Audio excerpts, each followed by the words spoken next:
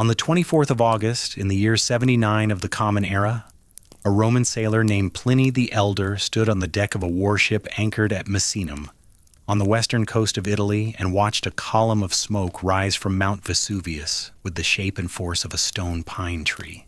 The cloud climbed miles into the atmosphere, spreading its dark canopy across the afternoon sun until the Bay of Naples lay in a twilight that had no business arriving for hours. Across the water in the prosperous seaside town of Pompeii, 17,000 people were going about the ordinary business of an August afternoon. Merchants were closing deals in the Forum. Bakers were pulling loaves from stone ovens. Children were playing in the narrow streets between houses painted in deep reds and yellows that caught the Mediterranean light. Within the next 18 hours, every one of those streets, every one of those houses, every loaf of bread and painted wall and sleeping dog would be buried beneath 20 feet of volcanic ash and superheated pumice, sealed in a tomb so complete that the world would not see them again for nearly 17 centuries. The destruction of Pompeii was not the beginning of Italy's story. It was not the middle, and it was certainly not the end. But it captures something essential about this narrow peninsula that stretches like a long sun-browned arm into the center of the Mediterranean Sea. Italy has always been a place where extraordinary beauty and extraordinary violence exist in the same breath, where civilizations rise to heights that reshape the entire human story, and then fall so completely that their ruins become buried under wheat fields and olive groves, forgotten until a farmer's plow strikes marble. The history of Italy is not one story.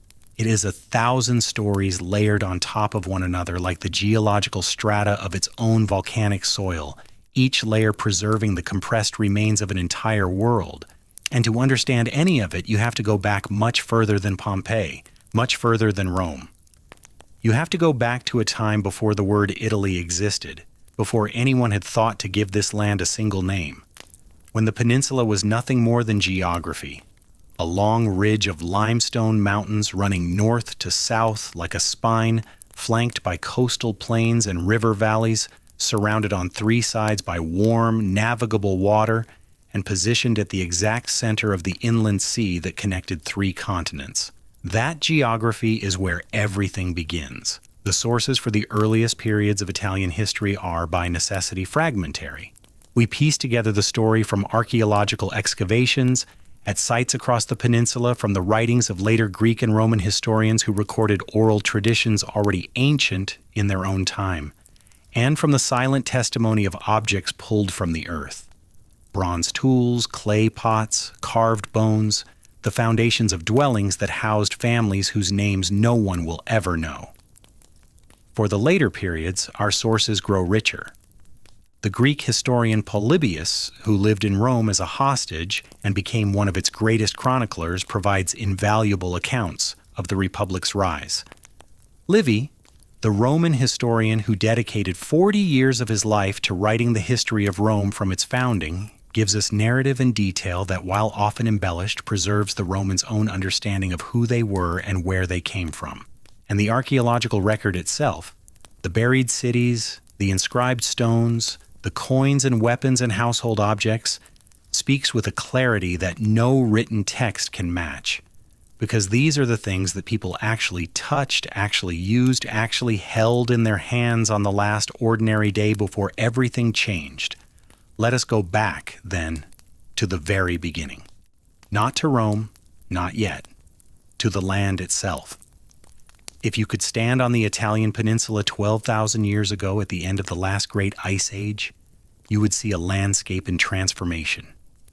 The glaciers that had covered the Alpine passes to the north were retreating, slowly, year by year, their meltwater carving the great lakes of northern Italy, No, Como, Garda, Maggiore, into the bedrock like enormous bowls filled with water so clear you could see the stones on the bottom 30 feet down.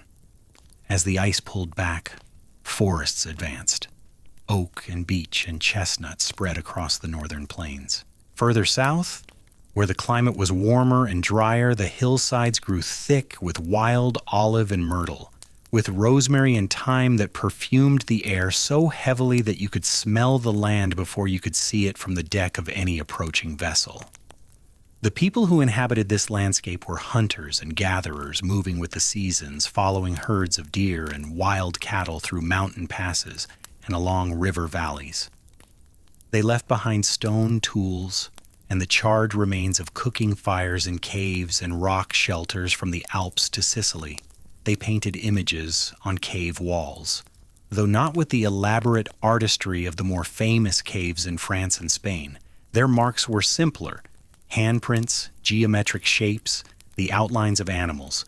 But they were here, and they were watching, and they were slowly learning the rhythms of a land that would one day hold the most powerful civilization the Western world had ever known. The Great Transformation began roughly 7,000 years before the Common Era, when the practice of agriculture arrived on the Italian peninsula. It came from the east, carried by migrants crossing the Adriatic Sea from the Balkans, and by cultural transmission along Mediterranean trading routes that were already ancient. The impact was quiet but total. Families that had moved with the seasons began to stay in one place. They cleared patches of forest and planted wheat, barley, and lentils in the rich volcanic soil of the coastal plains. They domesticated animals, sheep, goats, pigs, and eventually cattle, and built permanent dwellings of stone and timber clustered together in small villages on hilltops where they could see approaching danger and feel the cooling breeze that came off the sea in the long, hot summers. These early farming communities were modest in scale.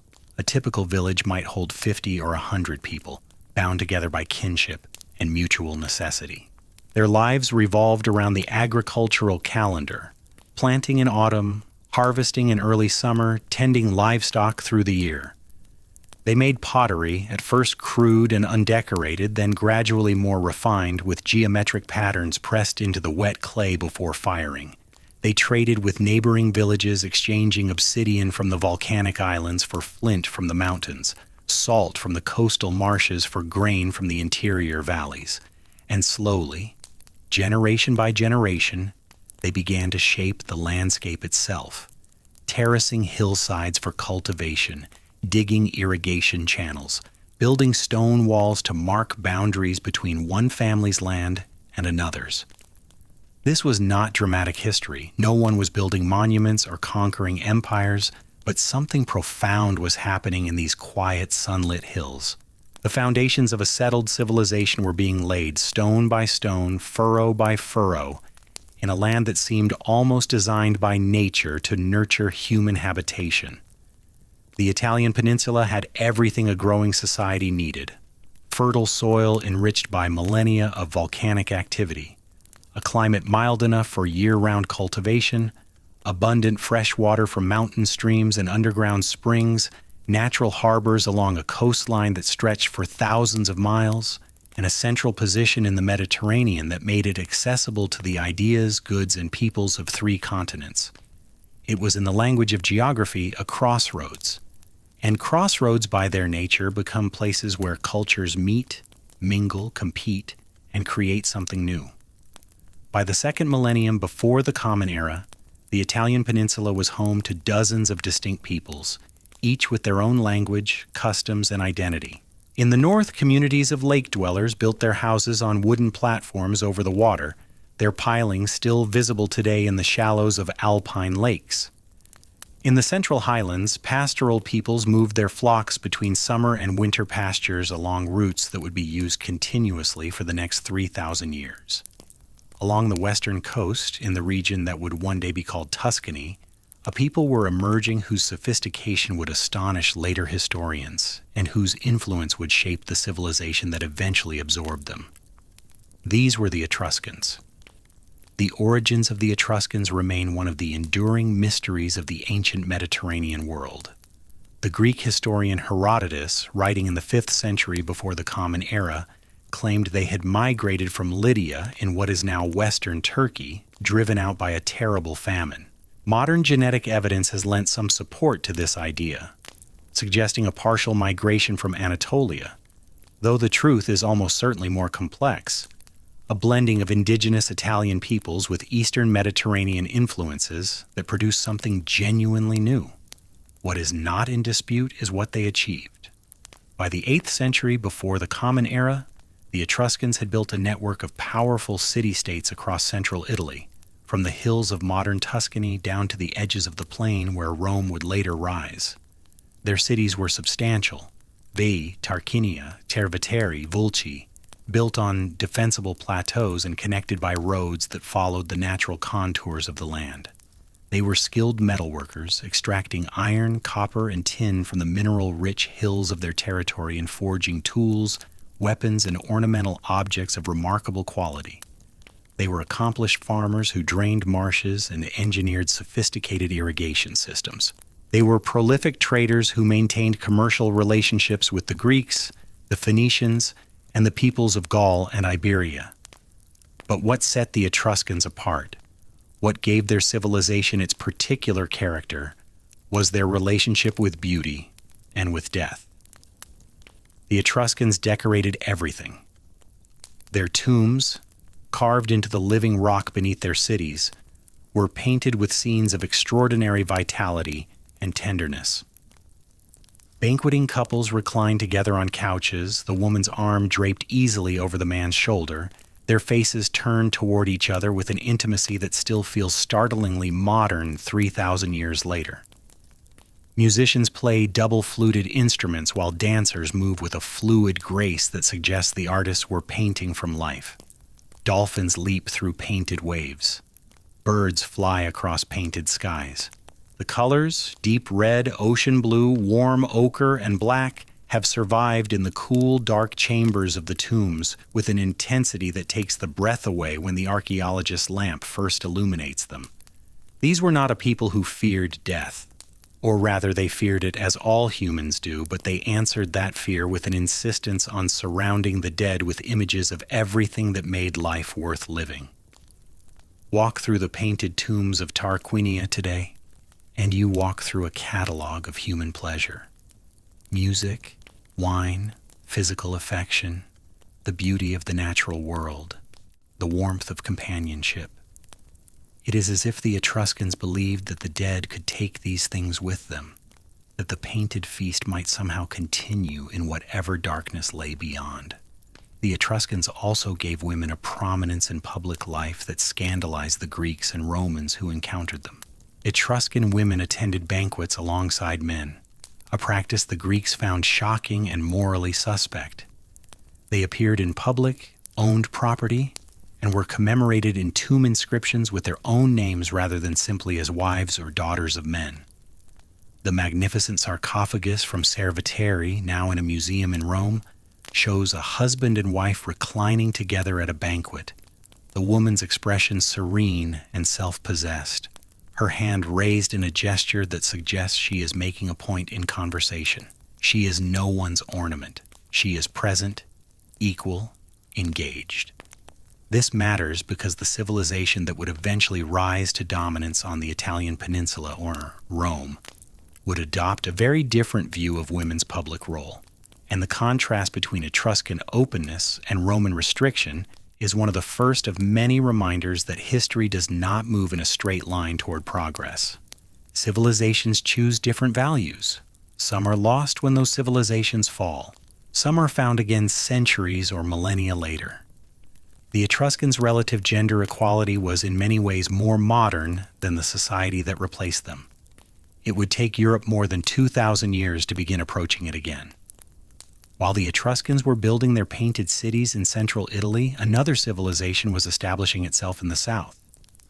Beginning in the 8th century before the Common Era, Greek colonists began arriving on the coasts of southern Italy and Sicily, founding cities that would become some of the most prosperous and culturally vibrant in the entire Greek world.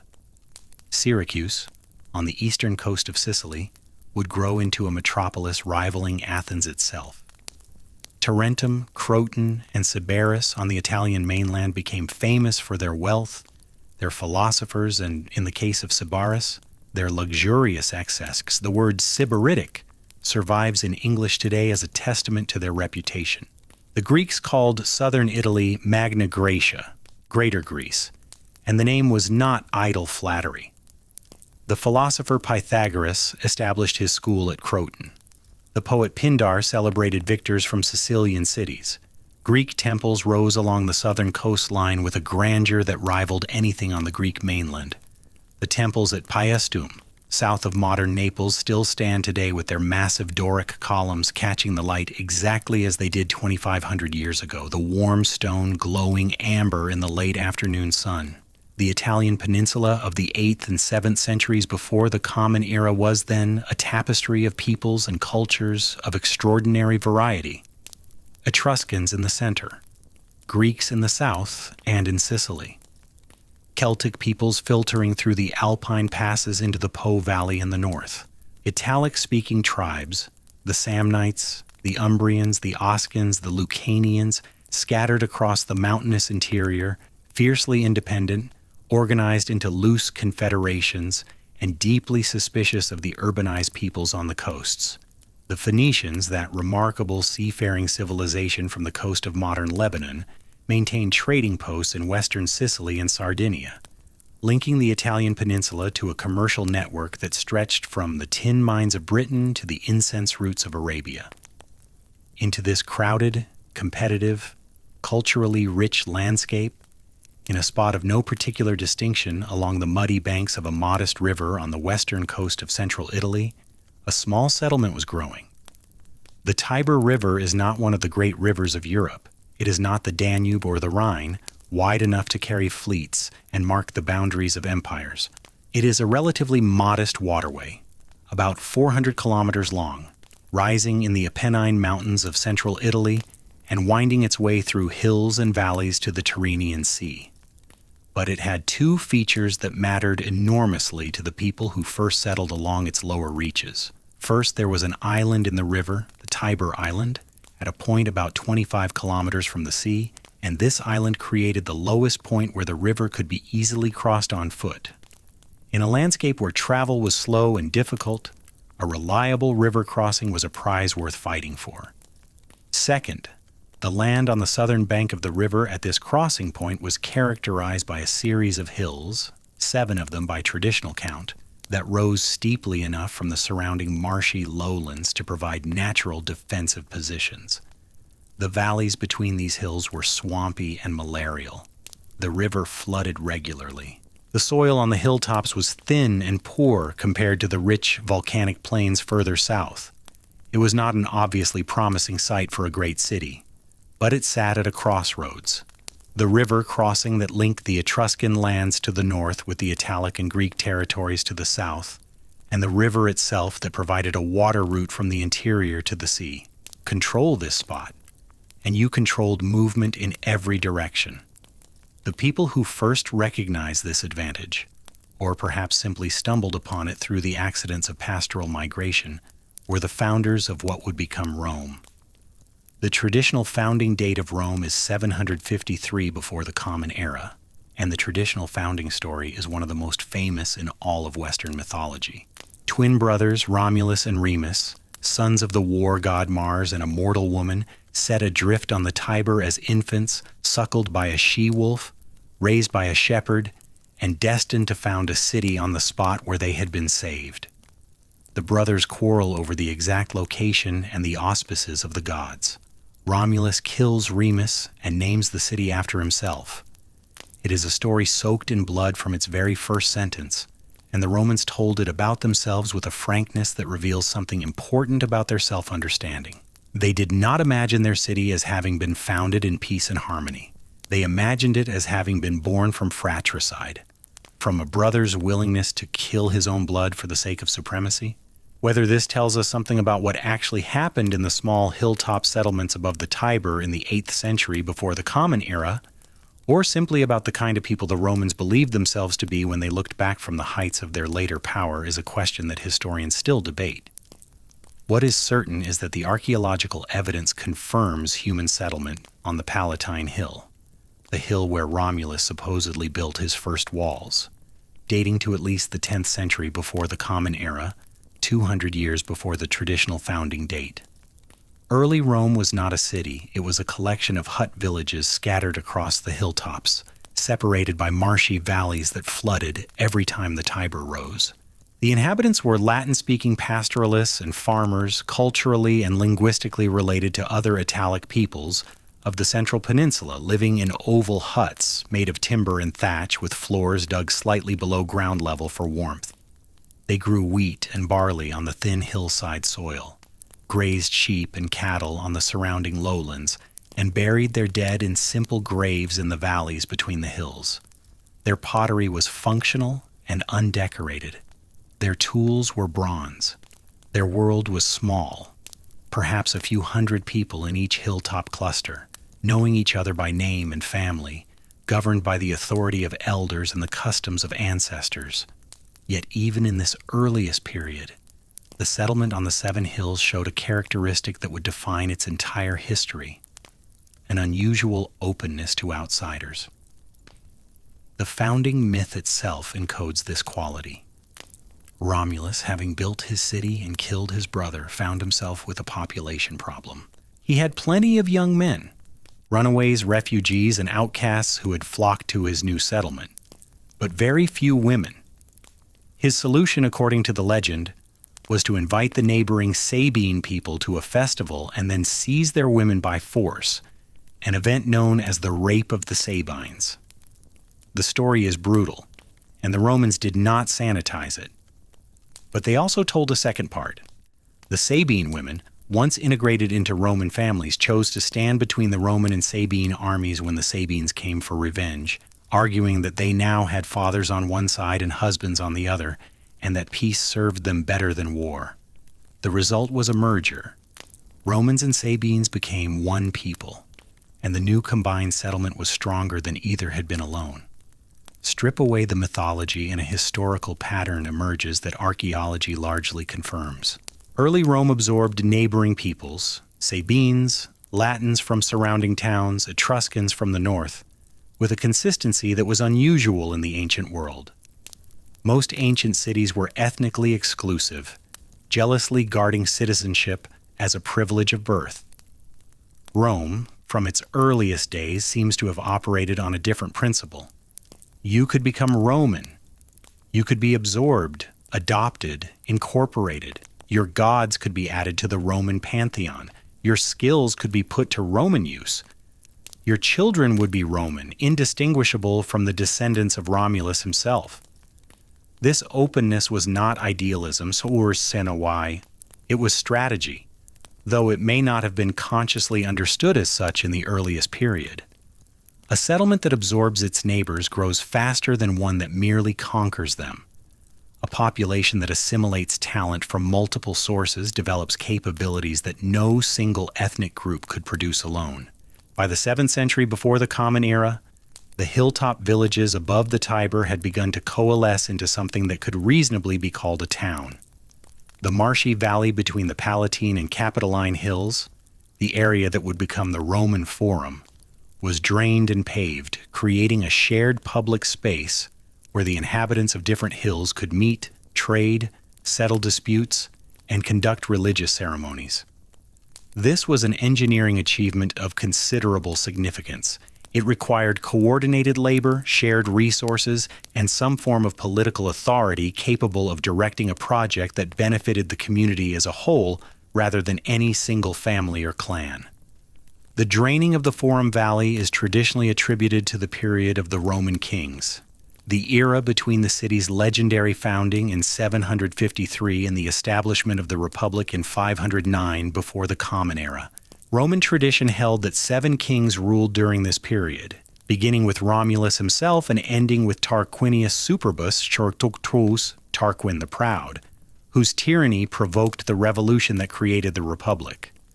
The last 3 of these kings were, according to tradition, Etruscan, and the archaeological evidence strongly supports significant Etruscan influence on Rome during the 7th and 6th centuries.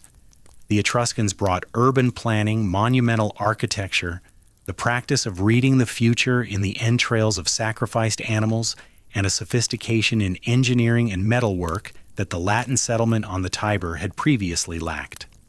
Under Etruscan influence, Rome transformed from a cluster of hilltop villages into a genuine city.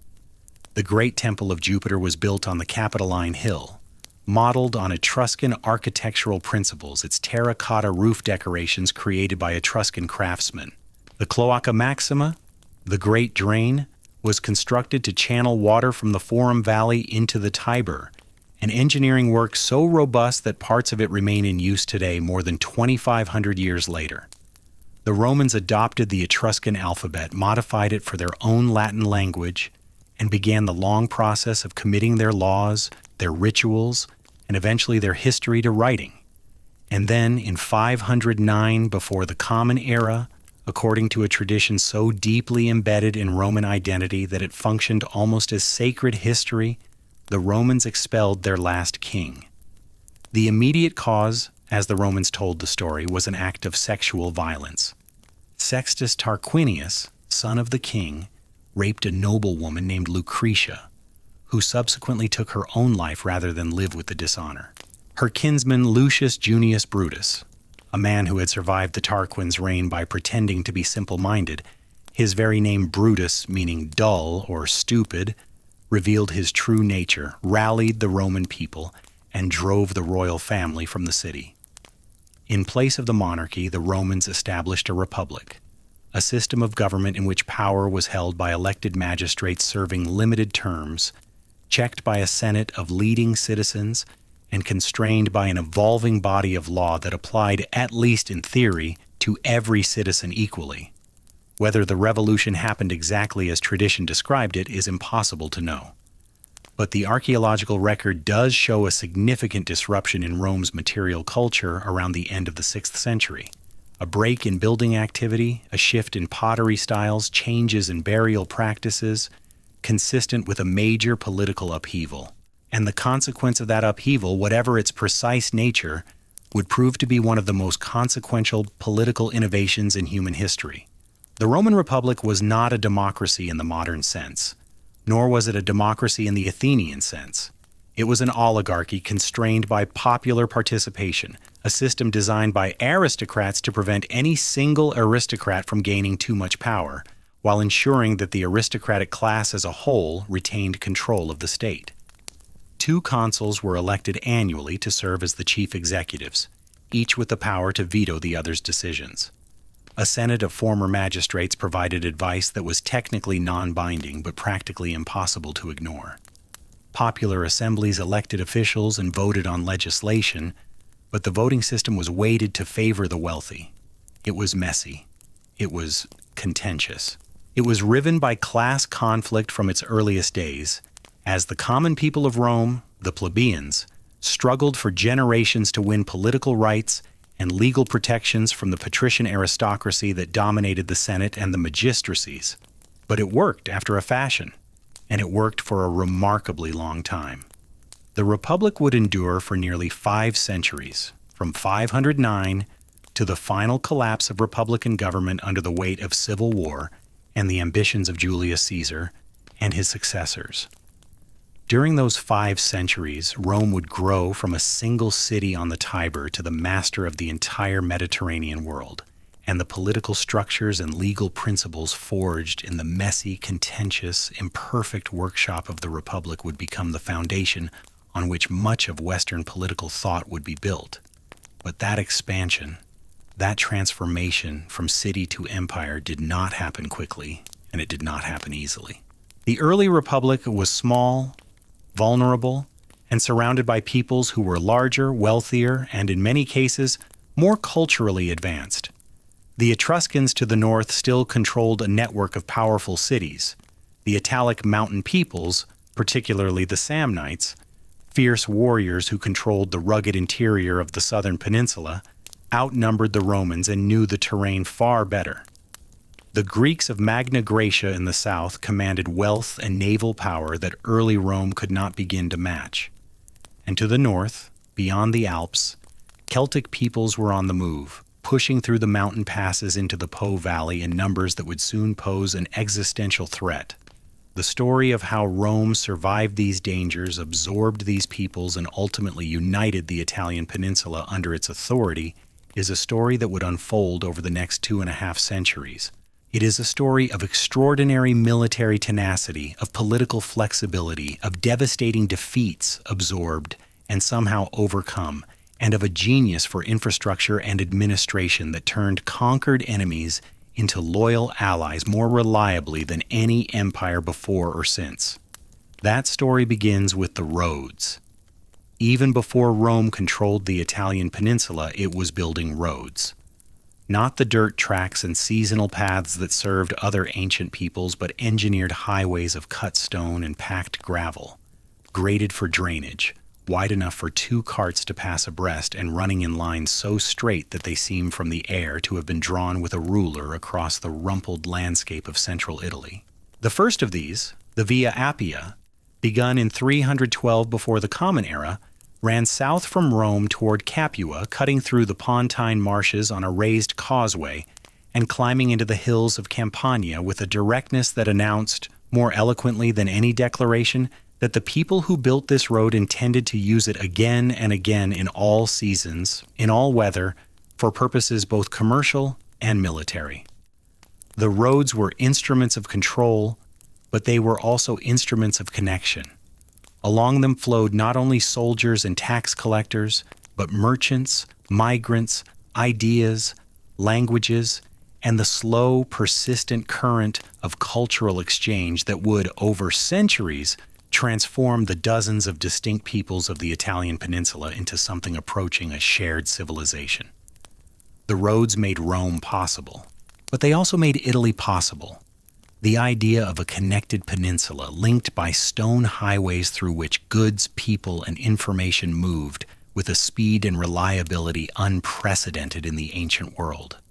And it was along these roads, in the wars and alliances and slow absorptions of the 4th and 3rd centuries before the Common Era, that the peninsula began, for the first time in its long history, to take the shape of a single story.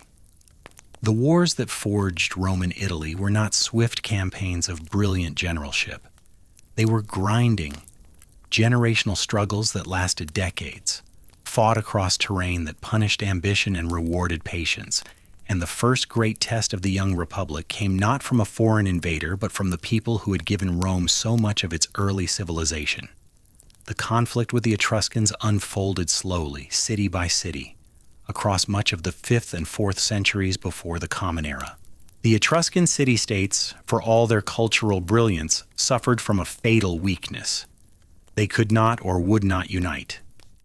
Each city jealously guarded its independence, and when Rome moved against one, the others often watched from behind their walls, calculating that a neighbor's fall might be to their own advantage. It was a miscalculation that would cost them everything. Veii, the nearest and most powerful Etruscan city barely 10 miles from Rome, fell in 396 after a siege that Roman tradition claimed lasted 10 years, a duration likely exaggerated to mirror the Greek siege of Troy. The fall of Veii doubled Roman territory overnight and announced to the peninsula that the city on the Tiber was no longer merely one power among many. It was something different, something hungrier. But history has a way of humbling ambition at its most confident moments. Just 6 years after the triumph at Veii, Rome suffered the most traumatic defeat in its early history. A defeat so searing that it left a permanent scar on the Roman psyche, shaping military and political decisions for centuries afterward. In 390 before the Common Era, a Celtic warband from the Po Valley, part of the great migratory wave that had been pushing through the Alpine passes for generations, descended into central Italy.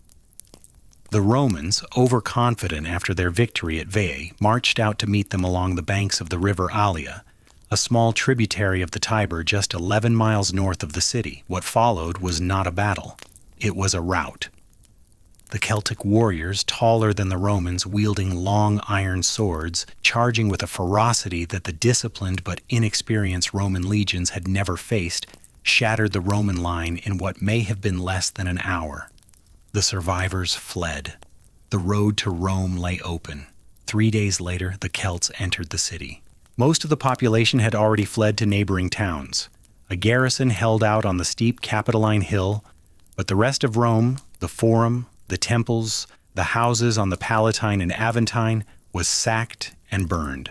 Roman tradition held that the garrison on the Capitol was saved from a nighttime assault only by the sacred geese of the Temple of Juno, whose honking alerted the defenders when the Celtic warriors attempted to scale the cliffs in darkness.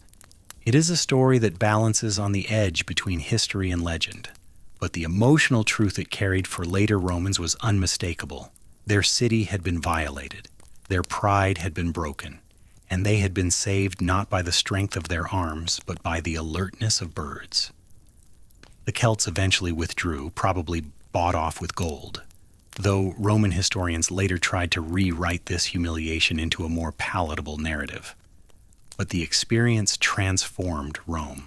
The city was rebuilt with stronger walls, the so-called Servian Wall, portions of which still stand today, its massive blocks of volcanic tufa fitted together without mortar, encircling the 7 hills in a defensive perimeter nearly 7 miles long. More importantly, the Roman military system was reformed. The old Greek-style phalanx formation, which had proved catastrophically rigid against the Celtic charge, was replaced by the manipular system, a more flexible tactical organization that allowed Roman units to operate semi-independently on the battlefield, adapting to terrain and responding to unexpected threats. The legionary soldier was re-equipped with the pilum, a heavy javelin designed to bend on impact so it could not be thrown back, and the gladius, a short stabbing sword devastatingly effective in the close-quarters combat that the new formation favored. The defeat at the Allia became paradoxically the engine of Roman military supremacy. A people who had experienced the total vulnerability of having their city burned around them developed an obsession with military readiness that would persist for centuries. The date of the battle, July 18th, was marked on the Roman calendar as a dies Ater, a black day, on which no public business could be conducted. The Romans did not forget. They built forgetting into the calendar itself, so that even the act of remembrance became an annual institution. The century that followed the Celtic sack was the crucible in which Roman power over the Italian peninsula was forged, and the most formidable opponents Rome faced during this period were not the Celts, who raided but did not settle in central Italy, nor the Etruscans, whose power was fading.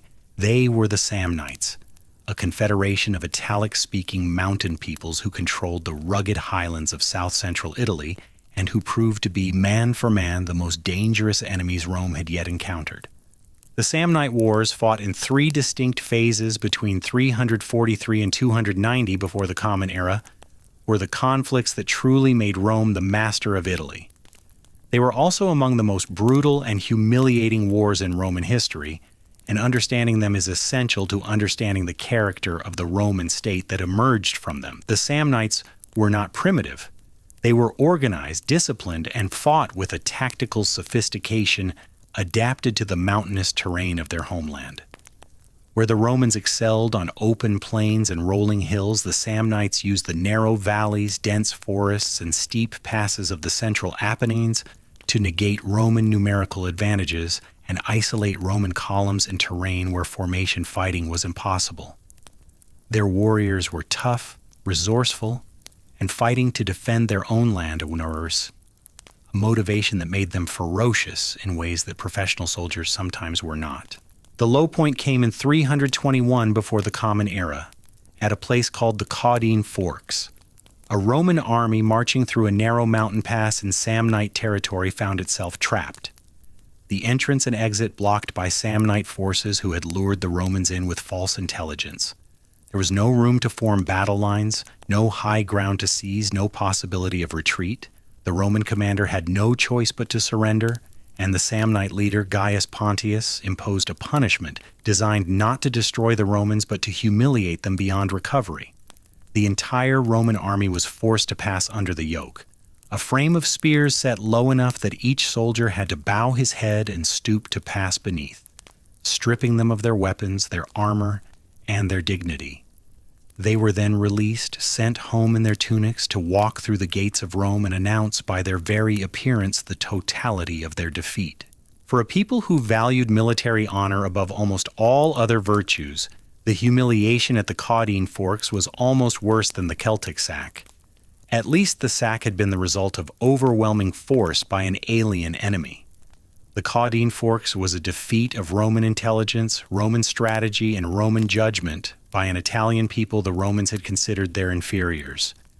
The shame was corrosive, and it fueled a determination to subjugate the Samnites that bordered on obsession. The final Samnite War, fought from 298 to 290, was the decisive struggle. The Samnites, recognizing that they could not defeat Rome alone, assembled a grand coalition around Samnites, Etruscans, Umbrians, and Celtic warbands from the north united by a shared fear of Roman expansion. It was the most dangerous military alliance Rome had yet faced, and the battle that decided the war, fought at Sentinum in the hills of Umbria in 295, was the largest battle yet fought on Italian soil. Roman tradition claimed that the consul Publius Decius Mus, seeing the Roman left wing wavering, performed the ancient ritual of devotio, consecrating himself and the enemy army to the gods of the underworld, and then charged alone into the Samnite lines, seeking and finding his own death, believing that his sacrifice would compel the gods to grant Rome victory. Whether or not Decius actually performed this ritual, the Romans won the Battle of Sentinum, and with it, they won Italy. The coalition shattered. The Samnites fought on for a few more years with the grim tenacity of a people who knew they were beaten but refused to stop. And when peace finally came in 290, Rome controlled the Italian peninsula from the Arno River in the north to the Greek cities of the south. Not as a territorial empire, not yet, but as the dominant power in a network of alliances and treaties that bound the peoples of Italy to Rome, with obligations of military service, economic cooperation, and political subordination that varied from city to city and people to people, but all pointed in the same direction, toward Rome. The system that Rome built to govern this patchwork of conquered and allied peoples was one of its most remarkable achievements, and one of the least dramatic to describe but most consequential in practice. Rather than imposing a uniform system of direct rule, which would have required an administrative apparatus that the Republic did not possess, and a level of coercion that would have provoked constant rebellion, Rome created a graduated hierarchy of statuses. Some conquered peoples received full Roman citizenship with all its rights and obligations. Others received a limited form of citizenship that included legal protections but not voting rights.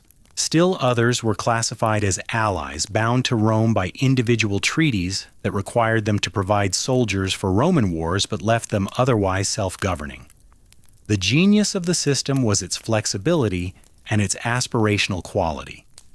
Communities that demonstrated loyalty to Rome could be promoted to higher status. The children of allies might become half-citizens, the children of half-citizens might become full citizens. There was always a ladder to climb, always a reward for cooperation, and the ultimate reward, full Roman citizenship, was valuable enough that most communities found it more advantageous to work within the system than to rebel against it. It was not equality, it was not justice, but it was effective. And it created, over generations, a web of shared interests and mutual obligations that held the Italian peninsula together through crises that would have shattered a system built purely on force. This system would face its greatest test sooner than anyone expected. In 280 before the Common Era, Rome's expansion brought it into conflict with the Greek cities of southern Italy, and those cities called for help from across the sea. The man who answered was Pyrrhus, king of Epirus, a Greek kingdom on the western coast of modern Greece and Albania. Pyrrhus was a relative of Alexander the Great and considered himself the finest general of his age, an assessment that was not entirely unjustified.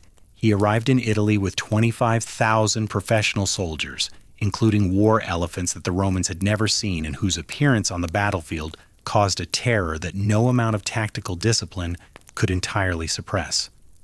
Pyrrhus defeated the Romans in two major battles, at Heraclea in 280 and Asculum in 279. But the victories were ruinous. At Asculum, Pyrrhus lost so many of his best soldiers, men who could not be replaced from his small kingdom across the sea that he reportedly said upon surveying the battlefield words that would echo through the centuries and into languages he never spoke. One more victory like this, he is said to have remarked, and he would be utterly ruined. The phrase Pyrrhic victory, a victory won at a cost so devastating that it is indistinguishable from defeat, entered the vocabulary of every European language and remains in daily use more than 2,000 years later. But what struck Pyrrhus even more than his own losses was what he observed about the Romans. After each defeat, the Roman Republic simply raised another army. The losses at Heraclea and Asculum, which would have been fatal to any Greek city-state, barely slowed the Roman war effort. The system of alliances that bound the Italian peoples to Rome meant that Roman manpower reserves were virtually inexhaustible. Every allied community was obligated to provide soldiers, and most did so willingly because the alternative was worse. Pyrrhus, a brilliant tactician accustomed to wars that were decided by single battles, found himself fighting a hydra. Cut off one head, and two more appeared. He withdrew from Italy in 275, defeated not by any Roman general's genius, but by the Roman system's depth. The lesson was not lost on the Mediterranean world. Rome could lose battles. It could lose armies. It could lose campaigns. What it could not do, apparently, was lose a war. The wellspring of manpower, the institutional resilience, the sheer stubbornness of a republic that simply refused to accept that a military setback was anything more than a temporary inconvenience. These qualities made Rome something new in the ancient world, not the most cultured civilization, not the wealthiest, not the most technologically advanced, but the most relentless. And in the arithmetic of ancient warfare, relentlessness eventually outweighed everything else. With Pyrrhus gone, Rome completed its absorption of the Greek cities of southern Italy, bringing the entire peninsula, from the Celtic territories of the Po Valley to the tip of Calabria and the shores of Sicily, more within its sphere of influence. For the first time in the long history of the Italian peninsula, something like political unity existed. It was not the unity of a nation. The peoples of Italy still spoke different languages, worshipped different gods, maintained different customs and traditions. A Samnite shepherd in the Central Highlands had little in common with a Greek merchant in Tarentum, and both would have been bewildered by the lake dwellers of the Alpine north. But they were all, in one way or another, connected to Rome. Roman roads linked their cities. Roman treaties governed their external relations. Roman legions, drawn partly from their own sons, defended their borders. And Roman law, however imperfectly applied, provided a framework within which disputes could be resolved without war. This was the Italy that now faced outward, toward a Mediterranean world that was about to be reshaped by the most consequential conflict of the ancient era. The year was 264 before the Common Era. Across the narrow Strait of Messina, on the island of Sicily, the Western Mediterranean's other great power had established itself with a commercial empire that stretched from North Africa to Spain. Carthage, a Phoenician colony founded on the coast of modern Tunisia, was everything Rome was not. Where Rome was agrarian, Carthage was mercantile. Where Rome relied on citizen soldiers, Carthage employed professional mercenaries recruited from across the Mediterranean and beyond. Where Rome built roads, Carthage built ships, a fleet of warships and merchant vessels that dominated the Western Mediterranean with a thoroughness that made the sea, for practical purposes, a Carthaginian lake. The collision between Rome and Carthage, the three wars known collectively as the Punic Wars, from the Latin word punicus, meaning Phoenician, would determine the future of the Mediterranean world. And for the Italian peninsula, the second of these wars would bring a destruction so thorough, a suffering so prolonged, and a test of the Roman system so extreme that the survival of Rome itself hung in a balance that tipped and swayed for 16 years. The First Punic War, fought from 264 to 241 before the Common Era, was primarily a naval conflict over the control of Sicily. Rome, which had never possessed a significant fleet, built one from scratch, copying a captured Carthaginian warship plank by plank and training crews with a speed that astonished the ancient world. The war was long, costly, and brutal. Roman fleets were destroyed by storms and Carthaginian seamanship multiple times, and the losses in ships and men were staggering, but the Republic's inexhaustible capacity to absorb punishment and rebuild proved decisive once again. Carthage, exhausted, ceded Sicily to Rome. It was Rome's first overseas possession, and it marked the moment when the Italian peninsula ceased to be merely a regional power and became something with the reach and the appetite of an empire. But the peace that followed was not truly peace. It was an intermission. And the man who would bring the curtain up on the second act was already, in the years after the First Punic War, preparing for a reckoning that would shake the Italian peninsula to its foundations. His name was Hannibal Barca, and he was 9 years old when his father, the Carthaginian general Hamilcar, took him to a temple in Carthage and made him swear an oath. The boy placed his hand on the sacrificial altar, still warm with the blood of offerings, and swore before the gods that he would never be a friend to Rome. It was an oath he would keep with a single-mindedness that still astonishes historians 2 millennia later, and its consequences for Italy would be measured not in treaties or territories, but in the ashes of burned farmsteads, the emptied villages of the southern peninsula, and a generation of Italian dead whose absence would reshape the demographics of the region for a century. Hannibal invaded Italy in 218 before the Common Era by doing what the Romans believed was impossible. He marched an army from Spain across southern Gaul and over the Alps in autumn, bringing his soldier and his war elephants through mountain passes already choked with early snow. The crossing took 15 days. Roughly half his men and nearly all his elephants perished in the mountains, killed by cold, by falls, by hostile mountain tribes, and by the sheer physical toll of forcing an army over terrain that nature had designed to be impassable. When Hannibal descended into the Po Valley with the remnants of his force, he had perhaps 26,000 soldiers left, a fraction of the army Rome could field from its vast network of Italian allies. What happened next was a masterclass in military genius that is still studied in war colleges around the world. At the Trebia River, Hannibal lured a Roman army into an ambush that destroyed it. At Lake Trasimene, he concealed his entire army in the morning fog along the lakeshore and annihilated a Roman force that marched blindly into the trap. And then, in August of 216, at a place called Cani, in the flat, sun-scorched plains of Apulia in southeastern Italy, Hannibal fought the battle that would become the most studied tactical engagement in the history of warfare. The Romans had assembled the largest army the Republic had ever fielded, perhaps 80,000 men drawn from across the Italian alliance. They intended to crush Hannibal through sheer numerical superiority. Hannibal had roughly 50,000 soldiers. He arranged his line in a shallow crescent with his weakest troops, Gallic and Spanish infantry, in the center, bowed forward toward the Roman line, and his best troops, African veterans armed with captured Roman equipment, on the flanks. When the Roman mass drove forward into the center, the crescent slowly gave way, bending inward, drawing the Romans deeper and deeper into what they believed was a breakthrough. Then the African infantry on both flanks pivoted inward, and the Carthaginian cavalry, having routed the Roman horsemen, swung around to seal the rear. The Roman army was surrounded. 80,000 men pressed together so tightly that many could not raise their arms to fight, packed into a shrinking rectangle of slaughter from which there was no escape. By the time the killing stopped, somewhere between 50 and 70,000 Roman and Allied soldiers lay dead on the field. It was the single bloodiest day in the history of the Roman Republic, and one of the bloodiest single days of combat in all of human history. The rings taken from the fingers of dead Roman knights were measured in bushels and sent to Carthage as proof of the magnitude of the victory. After Cannae, Hannibal expected Italy to collapse.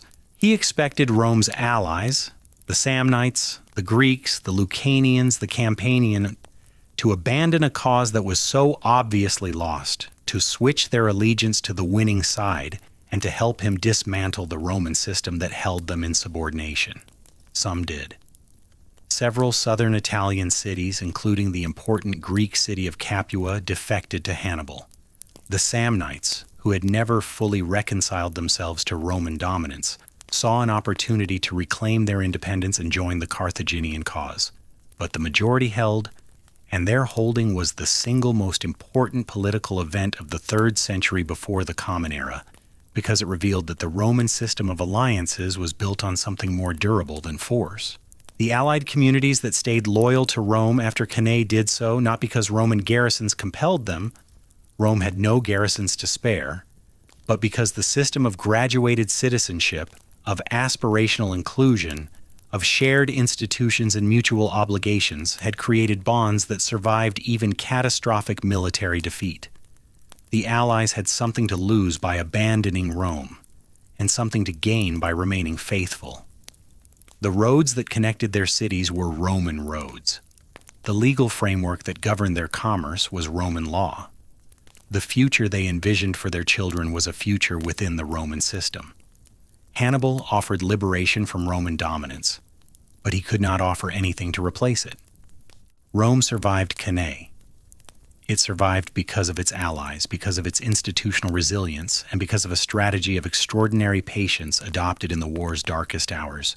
Rather than risk another pitched battle against Hannibal's tactical genius, Rome adopted a strategy of attrition, shadowing Hannibal's army, cutting off his supplies, recapturing allied cities that had defected, and slowly, year by year, grinding down his irreplaceable veterans in skirmishes, sieges, and the simple erosion of time, distance, and disease. Hannibal remained in Italy for 15 years, marching his army up and down the southern peninsula, winning engagements, but unable to force a decisive conclusion. The Italian countryside through which he marched was devastated. Farms burned, orchards cut down, villages emptied, populations displaced. The scars on the southern Italian landscape would take generations to heal, and some historians argue that parts of the southern economy never fully recovered, that the impoverishment of the Mezzogiorno, the Italian South, which persists in altered form to this day, has roots that reach back to Hannibal's long, destructive sojourn. The war ended not in Italy, but in Africa.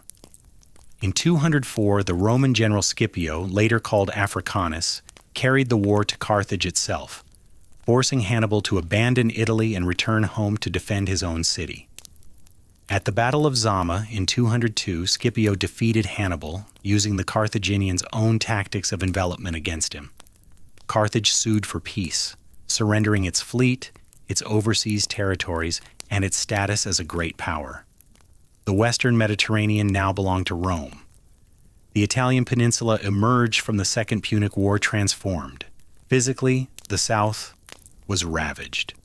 Economically, the balance of power within Italy had shifted decisively toward Rome and its closest allies, who had suffered less than the regions where Hannibal had campaigned. Politically, the war had demonstrated both the strength and the limits of the Roman alliance system. The allies who had remained loyal expected recognition and reward. The allies who had defected were punished. Capua was stripped of its political autonomy and much of its land, a warning to any community that might consider betrayal in the future. But the deepest transformation was psychological. Rome had faced annihilation. It had lost armies that would have destroyed any other ancient state.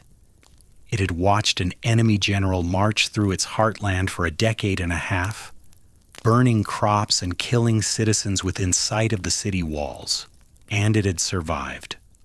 The republic that emerged from the Second Punic War possessed a confidence, or perhaps an arrogance, that would carry it to the conquest of the entire Mediterranean world within the next 70 years. Macedonia, Greece, Asia Minor, Syria, North Africa, Spain, all would fall to Roman legions commanded by men who had grown up hearing the stories of Cannae and Trasimene, who understood in their bones that Rome could endure anything, overcome anything. That defeat was merely a delay, and patience was the ultimate weapon. The city on the 7 hills above the Tiber, the modest settlement of shepherds and farmers that had drained a swamp to build its first public square, now commanded an empire that stretched from the Atlantic coast of Spain to the borders of Mesopotamia. And with that empire came wealth on a scale that the austere farmers of the early republic could never have imagined, and could never have survived. The wealth came first in the form of plunder.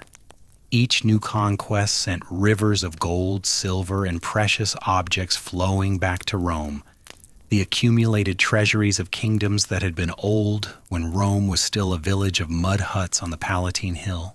When the Roman general Aemilius Paulus defeated the Macedonian king Perseus at the Battle of Pydna in 168 before the Common Era, the triumph he celebrated through the streets of Rome lasted 3 full days. On the first day, wagons carried captured statues and paintings so numerous that the procession stretched from one end of the city to the other. On the second, captured weapons and armor were displayed, along with gold and silver coin piled in vessels so large they required teams of men to carry them.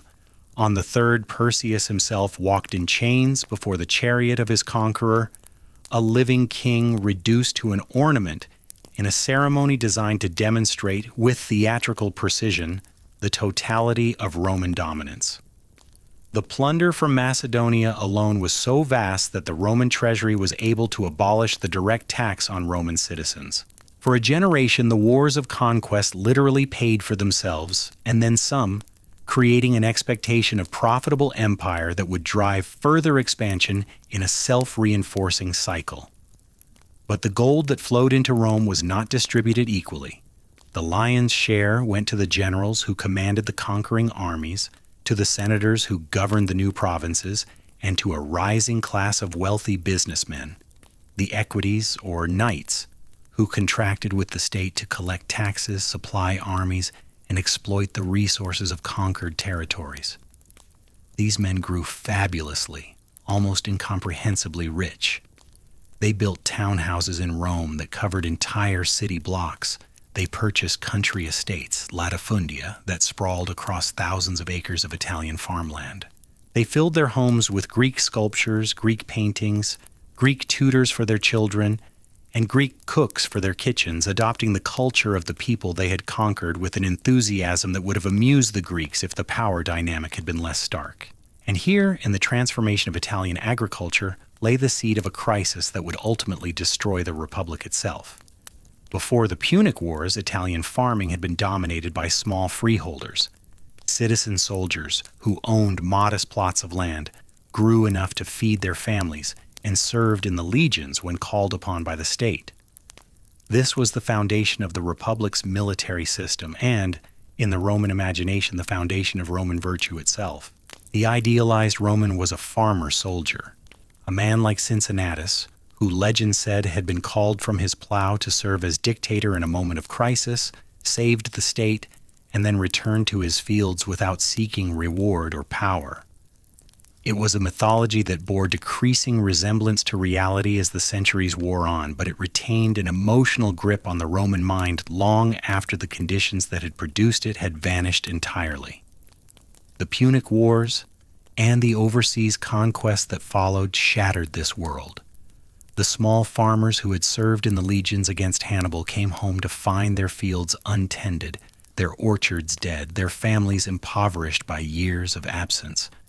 Many sold their land, cheaply, desperately, to the wealthy senators and equities who were using their war profits to accumulate vast agricultural estates.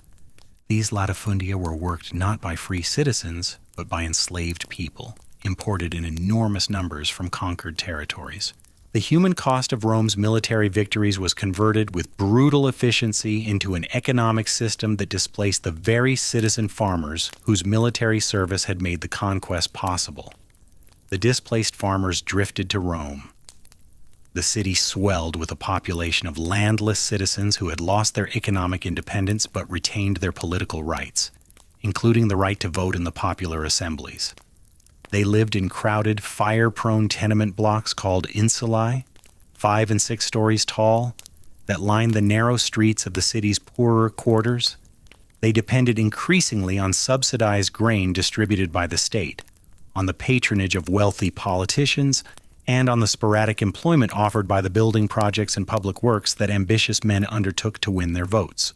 They were angry, they were volatile, and they represented a political force that the traditional institutions of the Republic, designed for a small city-state of farmer soldiers, not for an imperial capital of nearly 1 million souls, were entirely unequipped to manage. The crisis came to a head in 133 before the Common Era, when a young aristocrat named Tiberius Gracchus was elected tribune of the plebs and proposed a radical land reform.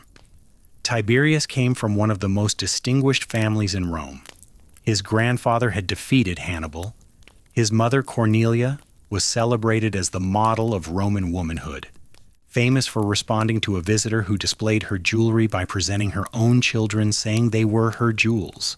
Tiberius had served with distinction in the legions, and he had seen firsthand what decades of dispossession had done to the Italian countryside. Fields that had once supported free farming families now stretched in vast slave-worked plantations, their former owners reduced to urban poverty. The military implications alone were alarming. As the pool of property-owning citizens shrank, so did the pool of men eligible for legionary service, since Roman law required soldiers to own a minimum amount of property. Tiberius's land reform proposed to enforce an existing but long-ignored law limiting the amount of public land any individual could hold, redistributing the excess to landless citizens in small allotments. It was not, by the standards of ancient land reforms, particularly radical, but it threatened the economic interests of the senatorial class, and the Senate's response to that threat would crack the Republic's political foundations in ways that could never be fully repaired. When the Senate could not defeat the law through normal political channels, they resorted to violence. Tiberius was beaten to death in a riot orchestrated by a group of senators who attacked him with clubs and the legs of broken benches on the steps of the Capitoline Hill.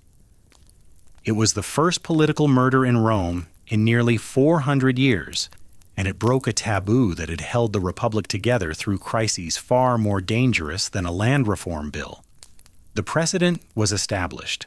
Political disputes in Rome could now be settled with blood. 10 years later, Tiberius's younger brother Gaius took up the same cause with broader ambitions, proposing not only land reform but also subsidized grain distributions, public works projects, and the extension of Roman citizenship to Rome's Italian allies. Gaius was more politically skillful than his brother, more radical in his vision, and ultimately no more successful in surviving the Senate's wrath. He died in 121, killed during a violent crackdown that left 3,000 of his supporters dead in the streets of Rome. The bodies were thrown into the Tiber, their property was confiscated, and the senatorial oligarchy congratulated itself on having preserved the Republic from demagogues and populists, apparently unable to see that the methods they had used to preserve it were precisely the methods by which it would be destroyed. The century that followed the murders of the Gracchi brothers was the century in which the Roman Republic tore itself apart. It is a story of extraordinary complexity, of competing generals and warring factions, of constitutional innovations and constitutional violations, of civil wars fought across the breadth of the Mediterranean world, and at its heart was a single, irreconcilable contradiction. The Republic had been designed to govern a city. It now governed an empire. The institutions that had worked for a community of farmers who knew each other by name could not function for a superpower of 50 million people spread across 3 continents. Something had to change. The only question was what form the change would take, and how much blood would be spilled in the process. The answer was a great deal. The first man to demonstrate that military force could override republican institutions was Lucius Cornelius Sulla, a patrician general of formidable ability and equally formidable cruelty. Sulla marched his legions on Rome itself in 88 before the Common Era, the first time in the city's history that a Roman army had been turned against its own capital. He seized power, fought a civil war against his rivals, and upon his final victory in 82 published lists of his enemies, the infamous proscriptions, declaring them outlaws whose property was forfeit and whose murder was not only permitted but rewarded. Thousands died. The streets of Rome became killing grounds where informers pointed fingers and soldiers drew swords, and the victims' estates were auctioned off to Sulla's supporters at prices that made a mockery of their true value. Sulla used his absolute power to restructure the Republic along conservative lines, strengthening the Senate, weakening the tribunes, and attempting to build institutional barriers against future strongmen. Then he did something that astonished the ancient world. He resigned. He gave up his dictatorship, retired to his country estate, and died within 2 years, reportedly of a disease that caused his flesh to putrefy while he was still alive, a detail that moralizing ancient historians recorded with undisguised satisfaction, as if nature itself had delivered the judgment that Roman politics could not. But Sulla's reforms did not hold. They could not hold because the fundamental problem remained unsolved. The Republic's institutions were too weak to govern the empire, and the armies that defended the empire owed their loyalty not to the state but to their individual commanders, who paid them, promoted them, and settled them on land when their service was complete. The legionary soldier of the late Republic was not the citizen farmer of the early Republic fighting for his home and his fields. He was a professional soldier, often landless, whose livelihood depended entirely on his general's success. When that general's political career was threatened, the army's livelihood was threatened too. The alignment of interests between ambitious commanders and desperate soldiers created a series of military strongmen, Sulla, Pompey, Caesar, each more powerful than the last, each demonstrating that the man who controlled the legions controlled the state. In the middle of this political turmoil, the Italian allies who had been promised so much and given so little finally lost patience. In 91 before the Common Era, the Italian peoples who had fought beside Rome for centuries, who had bled at Cannae and Zama, who had helped conquer the Mediterranean world, rose in coordinated revolt, demanding the Roman citizenship they had been repeatedly denied. The social war, from the Latin word soci meaning allies, was a conflict of devastating violence fought between peoples who had been bound together for generations. Former comrades met on battlefields across the Italian peninsula, using identical tactics and identical weapons because the Italian allies had been trained and equipped by the Roman military system they were now fighting against. The war lasted 2 years, and its resolution was one of history's great ironies. Rome won the military conflict but conceded the political one.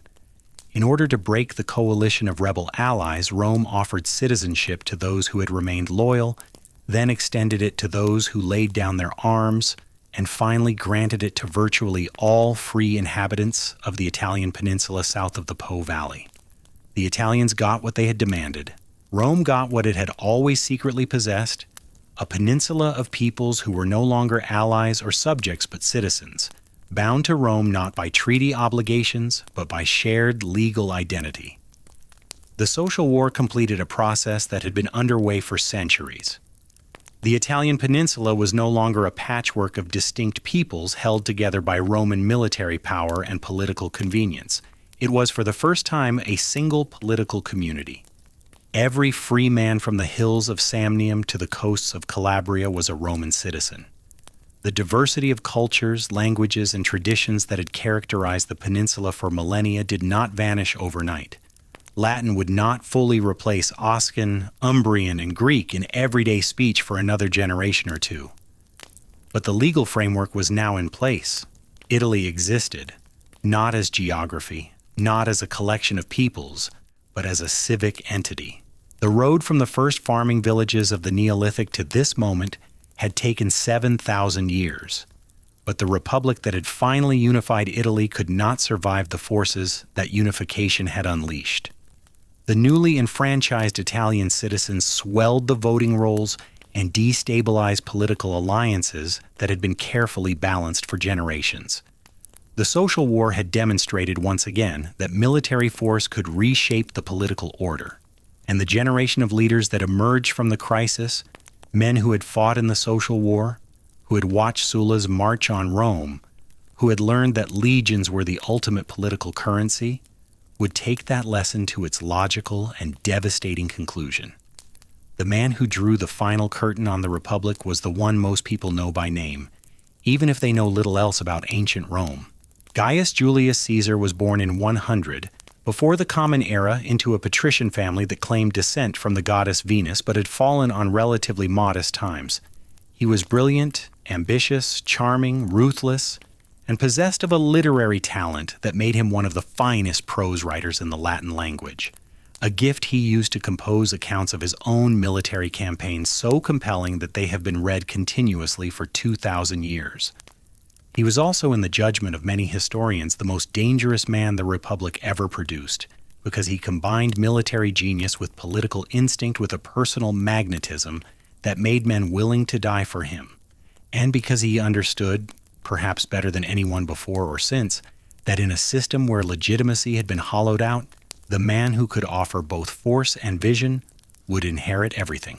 Caesar's conquest of Gaul, carried out over nearly a decade from 58 to 50 before the Common Era, gave him a battle-hardened army of fanatical loyalty and a reputation that rivaled any general in Roman history.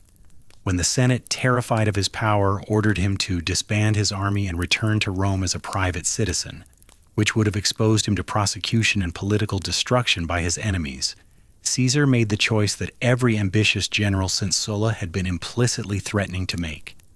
On the night of January 10th, 49 before the Common Era, Caesar led a single legion to the banks of a small river in northeastern Italy called the Rubicon.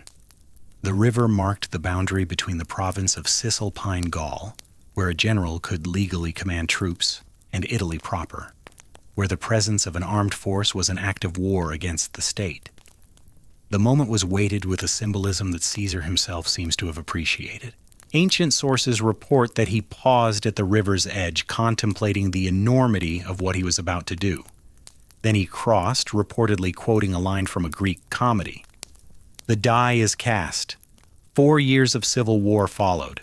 Caesar defeated his rival Pompey, crushed the last Republican armies in Africa and Spain, and returned to Rome as dictator, a title that had once been a temporary emergency measure, and now, in Caesar's hands, became something very close to monarchy. He reformed the calendar, redistributed land, extended citizenship to communities in Gaul and Spain, and governed with an energy and efficiency that the late Republic's paralyzed institutions had been unable to match. He was also, in the eyes of the senatorial aristocracy, a tyrant who had destroyed the Republic, and who needed to be destroyed in turn. On the Ides of March, the 15th day of the month, in 44 before the Common Era, a group of senators stabbed Julius Caesar to death on the floor of a meeting hall near the theater of Pompey. There were 23 stab wounds. The assassins, who called themselves liberators, believed they were saving the Republic. They had, in fact, guaranteed its final destruction. Caesar's death triggered another round of civil wars, more devastating, more prolonged, and more geographically expansive than any that had come before. His adopted heir, the 18-year-old Gaius Octavius, formed and broke alliances, fought and won battles, and demonstrated a political cunning that made even his adoptive father's achievements look impulsive by comparison. By 31 before the Common Era, after the defeat of his last rival Mark Antony, at the naval battle of Actium off the western coast of Greece, the young man who now called himself Augustus stood alone at the summit of the Roman world. He was 32 years old, and the system he constructed over the next 4 decades would govern the Mediterranean world for centuries and shape the political imagination of the West for millennia. Augustus was a genius of appearances. He understood that the Roman aristocracy had murdered Caesar not because he wielded absolute power. Sulla had done the same, but because he had been too obvious about it. Caesar had accepted the title of Dictator Perpetuo, dictator in perpetuity. He had placed his image on coins. He had allowed himself to be treated with honors that looked to sensitive Republican eyes like the trappings of a king. And in a culture that had defined itself for 5 centuries by the expulsion of its last king, the appearance of monarchy was intolerable, even when the reality of one-man rule had become unavoidable. Augustus solved this problem by inventing a political fiction so elegant that it survived for centuries. He claimed to have restored the Republic.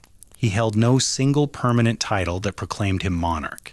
Instead, he accumulated a carefully curated collection of traditional Republican offices and honors. Tribune's authority here, proconsular power there, the honorific title Augustus, meaning revered one, bestowed by a grateful Senate. that collectively gave him absolute control over every lever of the state while maintaining the appearance of constitutional government. The Senate still met, magistrates were still elected, laws were still debated.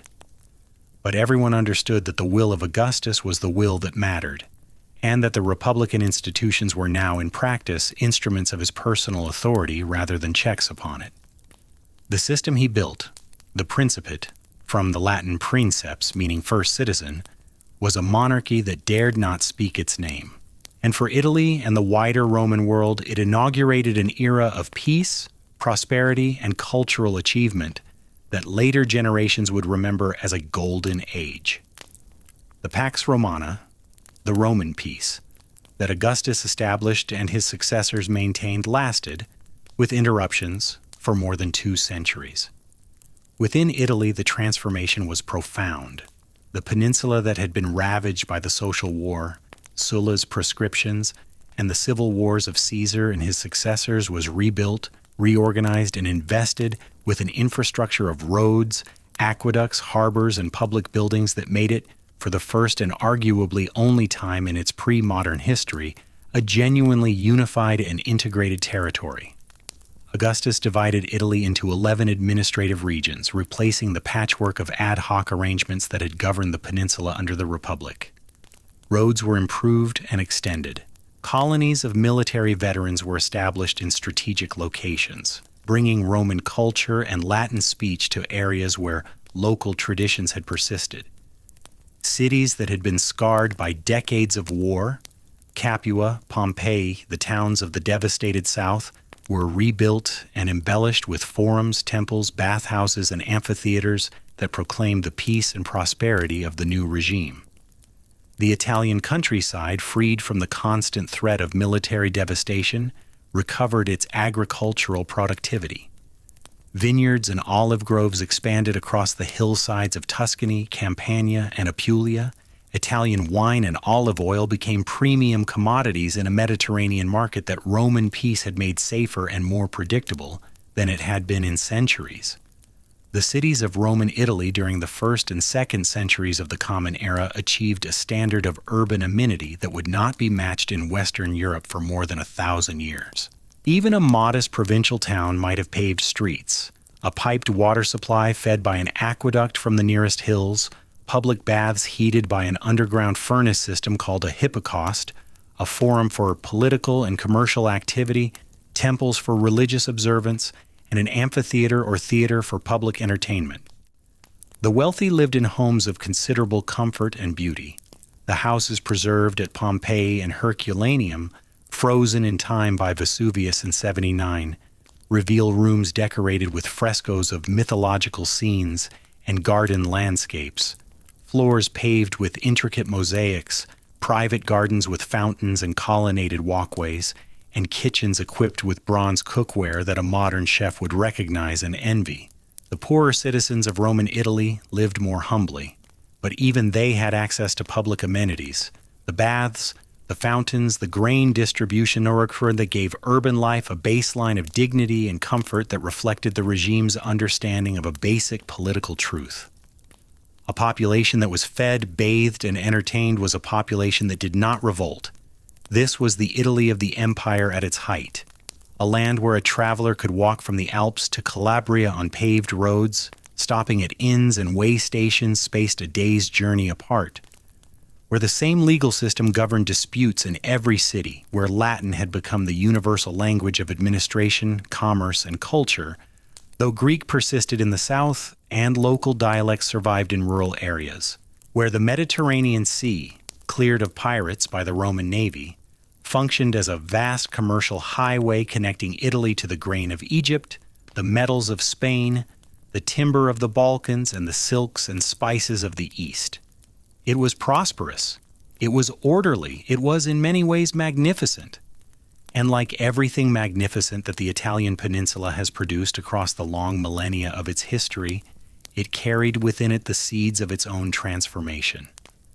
The cracks, when they appeared, were small at first, so small that a citizen of 2nd century Italy walking through the prosperous streets of a provincial town might not have noticed them at all. The first and most insidious was demographic. Italy, which had been the heartland of the empire, the source of its legions, the seat of its wealth, was slowly losing its primacy. The provinces were growing in population, in prosperity, in political confidence. Spain produced emperors. North Africa produced senators. The eastern provinces, with their ancient Greek-speaking civilizations and their command of the luxury trade routes, generated wealth that made even the richest Italian estates look provincial. The legions that defended the empire's vast frontiers were no longer recruited from Italian farms. They were filled with provincials, Gauls, Spaniards, Illyrians, Syrians, men from the Danube frontier and the African desert, who had never seen Rome and whose loyalty was to their commanding officers and to the abstract idea of empire rather than to the specific city on the Tiber that had created it. This shift was gradual, almost imperceptible within a single lifetime, but its cumulative effect was profound. Italy was becoming slowly what it had not been since before the Punic Wars, one region among many rather than the undisputed center of the world. The peninsula still produced grain and wine, still housed the Senate and the imperial court, still possessed the symbolic weight of being Rome. But the economic and military gravity of the empire was shifting outward toward the frontiers where the real challenges lay and the real wealth was being generated. The second crack was political.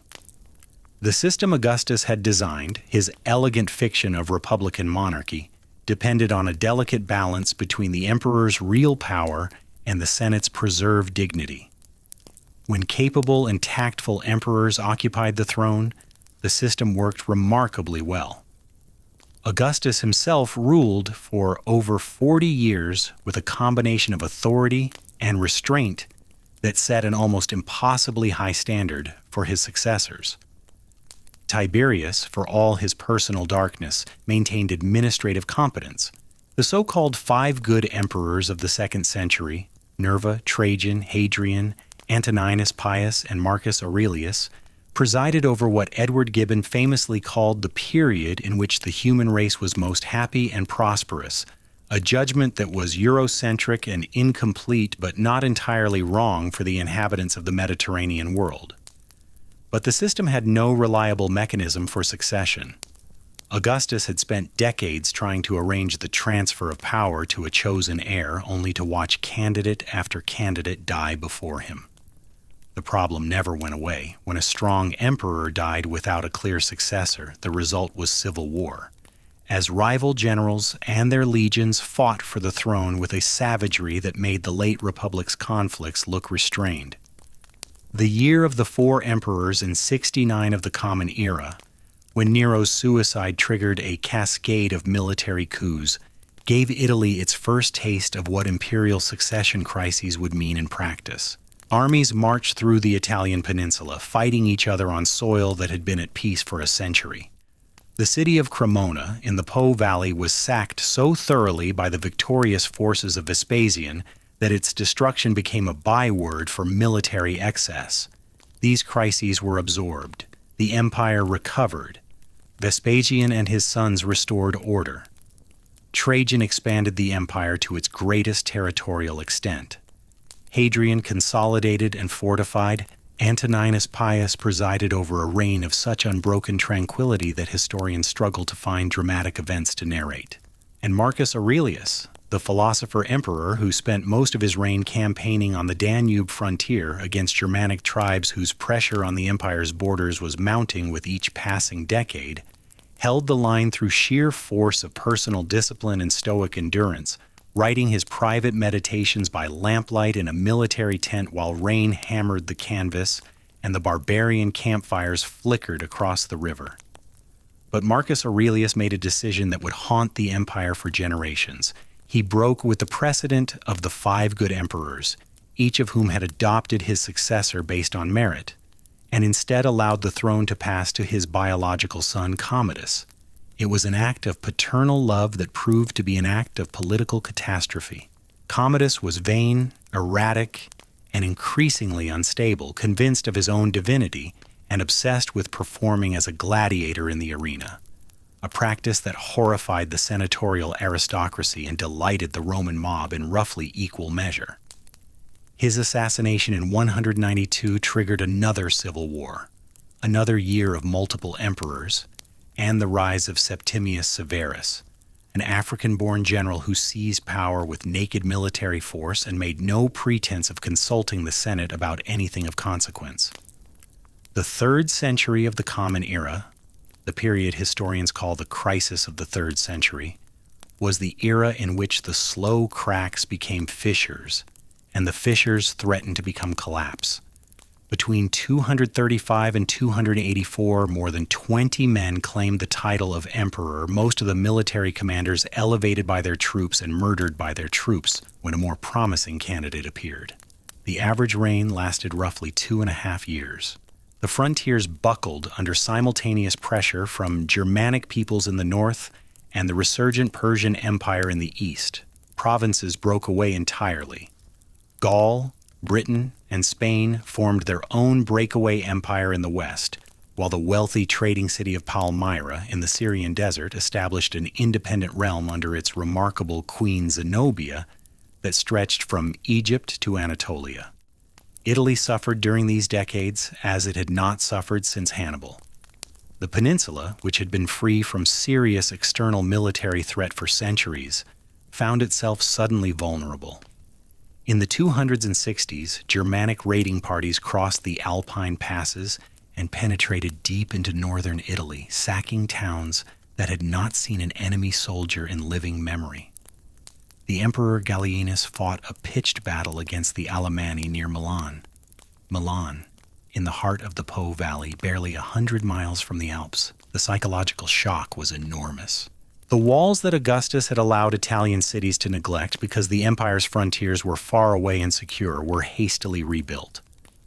The Great Aurelian Wall that still encircles the historic center of Rome was begun in 270, not as a monument, but as a desperate practical necessity, the first time in 6 centuries that the city had felt the need to defend itself behind stone.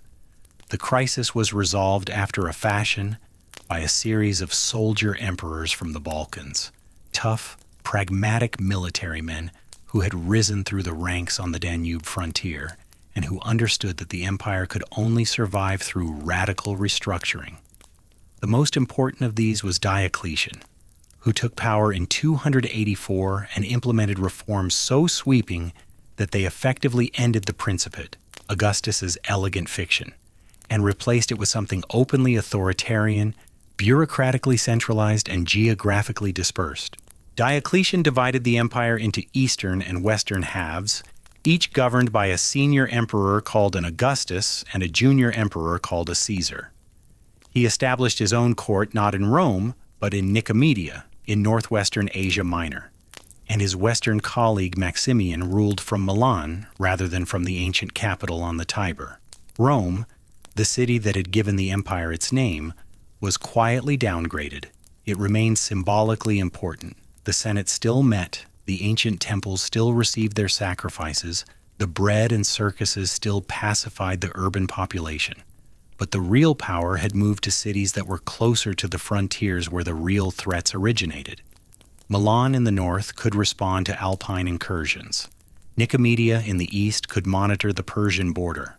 Rome, sitting in the middle of the Italian peninsula, was too far from anything that mattered militarily to justify the presence of the emperor in his court. This was a quiet revolution, with profound implications for Italy. For centuries, the peninsula's political centrality had been its defining advantage. The empire existed because of Rome, and Rome's physical location in Italy gave the peninsula a gravitational pull that ensured its prosperity and importance. When the imperial court moved away, that gravitational pull weakened. The wealth, the talent, the administrative energy that had naturally flowed toward the emperor's presence began flowing elsewhere. Italy was still rich, still civilized, still home to senators and scholars and some of the finest agricultural land in the Mediterranean world, but it was no longer the center. And for a place that had been the center of everything for half a millennium, the adjustment was disorienting in ways that would take centuries to fully manifest. The transformation deepened under Diocletian's successor, Constantine. Constantine is remembered primarily for two decisions that reshaped the Western world. The first was his embrace of Christianity, a religion that had grown from an obscure Jewish sect in the eastern provinces to a significant minority faith across the empire, periodically persecuted but never extinguished. Its organizational structure and moral authority expanding even as the traditional religious institutions of the Roman state declined. Constantine's conversion, or political calculation depending on how one reads the evidence, began the process by which Christianity would move from the margins of Roman society to its absolute center, eventually becoming the defining cultural force of the next millennium and beyond. The second decision was the founding of a new capital. In 330 of the Common Era, Constantine inaugurated the city of Constantinople, the city of Constantine, on the site of the ancient Greek colony of Byzantium, at the strategic crossroads where Europe met Asia and the Black Sea met the Mediterranean. It was an inspired choice of location. Constantinople sat astride the trade routes that connected the wheat fields of Egypt and the silk roads of Asia with the markets of Europe. It was naturally defensible, protected on three sides by water and on the fourth by massive walls that would prove virtually impregnable for over 1,000 years. And it was positioned at the center of the empire's most economically dynamic region, the Greek-speaking East, where the cities were older, the commerce was richer, and the cultural traditions were deeper than anything the Latin West could offer. For Italy, the founding of Constantinople was a blow more lasting than any barbarian raid. The empire now had two capitals, and the eastern one was clearly the future. Wealth, population, and administrative talent flowed eastward. The Senate of Constantinople rivaled and eventually surpassed the Senate of Rome in prestige. The great building projects of the 4th century, the churches, the forums, the palaces that proclaimed the power and piety of the Christian emperors, were concentrated in the east. Italy received attention, investment, and imperial visits, but increasingly as a matter of nostalgia and obligation rather than strategic necessity. The Western Empire, of which Italy remained the nominal heart, was becoming the poorer, less populated, more militarily vulnerable half of a divided world, and the pressure on its frontiers was about to become overwhelming. The peoples whom the Romans called barbarians, a Greek word originally meaning simply those who do not speak Greek, applied by the Romans to anyone beyond the boundaries of the civilized, urbanized Mediterranean world, had been a fact of life along the empire's northern frontiers for centuries. Germanic tribes, Goths, Vandals, Franks, Alemanni, Saxons, Burgundians, and dozens of others occupied the forests and plains beyond the Rhine and Danube rivers, living in tribal societies that were far more sophisticated than Roman propaganda admitted, but that lacked the political centralization, the literacy, and the urban infrastructure of the Roman world. Relations between Romans and barbarians were complex and varied. Sometimes they fought, sometimes they traded, sometimes they cooperated. Germanic warriors served in Roman armies in increasing numbers throughout the 4th century, and several rose to positions of extraordinary power within the imperial military hierarchy. What changed in the late 4th century was not the existence of these peoples, but the scale and desperation of their movements. In 376, the Goths, a large Germanic confederation that had settled north of the Danube in modern Romania, appeared at the empire's border in vast numbers, begging for permission to cross into Roman territory. They were fleeing the Huns, a nomadic people of Central Asian origin whose sudden westward expansion had shattered the Gothic kingdoms and sent ripples of displacement cascading across the European continent. The Romans, seeing an opportunity to recruit barbarian soldiers for their chronically undermanned legions, allowed the Goths to cross. But the Roman officials responsible for resettling them were corrupt and incompetent, stealing the food supplies meant for the refugees and reducing the starving Goths to selling their own children into slavery in exchange for dog meat. The Goths revolted, and in 378, at the Battle of Adrianople in the Eastern Balkans, a Gothic army destroyed the Eastern Roman field army and killed the Emperor Valens. It was, in the judgment of many historians, the beginning of the end. Not because a single battle decided anything, The Romans had recovered from catastrophic military defeats before, as they had demonstrated after Cannae and during the crisis of the 3rd century. But because the empire no longer possessed the reserves of manpower, the economic productivity, or the political cohesion to absorb and recover from such blows with its old resilience. The Western Empire in particular was entering a spiral of military weakness and fiscal crisis from which it would not recover. For Italy, the consequences arrived with the new century. On the last night of the year 406, a massive movement of Germanic peoples, Vandals, Alans, Suebi, crossed the frozen Rhine into Gaul, overwhelming the frontier defenses and spreading across the western provinces in a wave of migration and settlement that the imperial government could neither prevent nor control. Gaul, Spain, Britain, and North Africa, the empire's wealthiest western provinces, the territories whose tax revenues funded the army that defended Italy, were lost or severely disrupted within a single generation. And then in 410, the event that the Roman world had believed impossible for 800 years finally occurred. Alaric, king of the Visigoths, had spent years maneuvering within and against the Western Roman state, alternately serving as a Roman military commander and threatening war when his demands for land and titles were not met. His relationship with the Western Empire was not one of simple barbaric aggression. It was a negotiation between a Roman-educated Gothic leader who wanted a recognized place within the Roman system and a Roman government too weak to either accommodate or defeat him. When negotiation finally failed, Alaric marched on Rome. The siege lasted months. The city, which had grown to perhaps 500,000 inhabitants during the imperial period, starved. The grain ships from North Africa, which had fed Rome for centuries, were disrupted. The Tiber River, which had once carried the commerce of an empire, now carried the bodies of those who died of hunger and disease. And on the night of August 24th, 410, exactly 469 years to the day after Vesuvius buried Pompeii, though this coincidence was noted by no one at the time, someone opened the Salarian gate from inside, and Alaric's Goths poured into the Eternal City. The sack lasted 3 days. By the standards of ancient warfare, it was relatively restrained. Alaric, a Christian, ordered his men to respect churches and those who took sanctuary within them. But the psychological impact on the Roman world was incalculable. Rome had not been taken by a foreign enemy since the Gallic sack of 390 before the Common Era, 8 centuries earlier. The news spread across the Mediterranean world like a shockwave. Saint Jerome, writing from his monastery in Bethlehem, wept. Augustine of Hippo in North Africa began composing his monumental work, The City of God, a theological response to pagans who blamed the sack on Rome's abandonment of its traditional gods. The message was unmistakable. If Rome could fall, anything could fall. The world as people had understood it for centuries was ending. The decades that followed were a slow, confused, and at times almost surreal dissolution. The Western Roman emperors continued to exist, ruling from Ravenna on the northeastern coast of Italy rather than from Rome.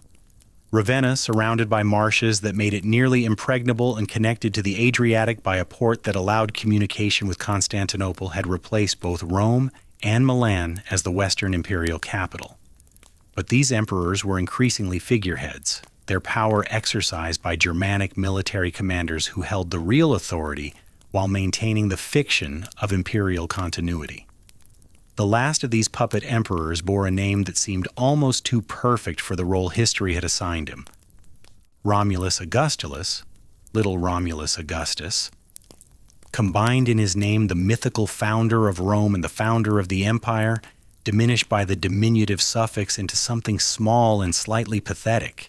In 476 of the Common Era, a Germanic chieftain named Odoacer, himself a former Roman military officer, deposed Romulus Augustulus and sent the imperial regalia to Constantinople, informing the Eastern emperor that the West no longer required a separate emperor.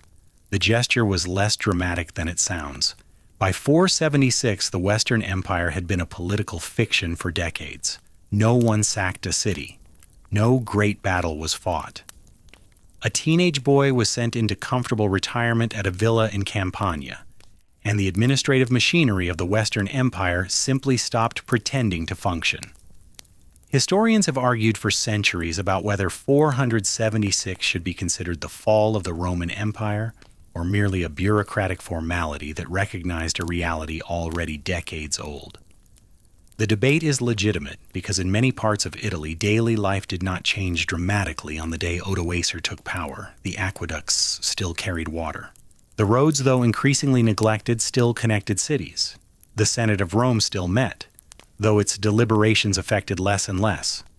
The great estates of the Italian countryside continued to produce grain and wine, their owners adapting to new political masters with the pragmatic flexibility that has characterized Italian elites across every era of the peninsula's history. But something had ended, even if its ending was gradual and contested and impossible to pin to a single date. The political framework that had unified the Italian peninsula for 7 centuries, first as the heartland of a republic, then as the seat of an empire, was gone. In its place was uncertainty. Italy's future would be determined not by the decisions of emperors in Rome or Ravenna, but by the ambitions of Gothic kings, Byzantine generals, Lombard warriors, and eventually a bishop in Rome, whose spiritual authority would prove more durable than any temporal power the peninsula had known. The kingdom that Odoacer established in Italy lasted barely 17 years before it was overthrown by a man who represents one of the most fascinating figures of the late ancient world. Theodoric the Great, king of the Ostrogoths, invaded Italy in 489 on the nominal authority of the Eastern Emperor in Constantinople, defeated Odoacer in a series of campaigns, and personally murdered his rival at a banquet in Ravenna in 493, splitting Odoacer from collarbone to hip with a single sword stroke, then reportedly remarking that the man seemed to have no bones. It was a display of personal violence that belonged to the world of Germanic warrior culture, delivered in a Roman banqueting hall that had hosted imperial dinners a generation earlier. The juxtaposition captured something essential about the Italy that was coming into being, a place where Roman and Germanic traditions would coexist, conflict, and gradually merge into something neither fully Roman nor fully barbarian. Theodoric ruled Italy for 33 years, and his reign represents a remarkable attempt to preserve Roman civilization under Gothic military protection. He maintained the Roman Senate, the Roman legal system, and the Roman administrative apparatus. He repaired roads, restored aqueducts, and commissioned building projects, including his own magnificent mausoleum in Ravenna, built of massive blocks of Istrian limestone, its dome carved from a single piece of stone weighing 300 tons, an engineering achievement that testified to both his ambition and his access to skills that were becoming increasingly rare in the post-Roman West. He patronized Roman scholars, including the philosopher Boethius, whose Consolation of Philosophy, written while imprisoned and awaiting execution on Theodoric's orders, would become one of the most widely read books in the medieval world. The tragedy of Theodoric's reign was that his vision of Roman-Gothic coexistence could not survive the pressures that bore upon it. The Goths were Arian Christians, adherents of a theological tradition that the Catholic Church, or in the Catholic Roman population of Italy, considered heretical. The religious divide reinforced the ethnic divide, preventing the kind of deep integration that might have produced a stable, lasting kingdom. And Constantinople had never accepted the loss of Italy. The Eastern Empire, what modern historians called the Byzantine Empire, though the people who lived in it called themselves Romans until the day their city fell, was wealthier, more populous, and more militarily capable than the Western kingdoms, and its emperors regarded the Germanic rulers of Italy as temporary usurpers occupying territory that rightfully belonged to the Roman state. The reconquest came under the Emperor Justinian, who in 535 sent his brilliant general Belisarius to reclaim Italy for the empire. What followed was not a swift liberation, but a grinding, devastating war that lasted nearly 20 years and left Italy more thoroughly ruined than anything since Hannibal's campaign 7 centuries earlier.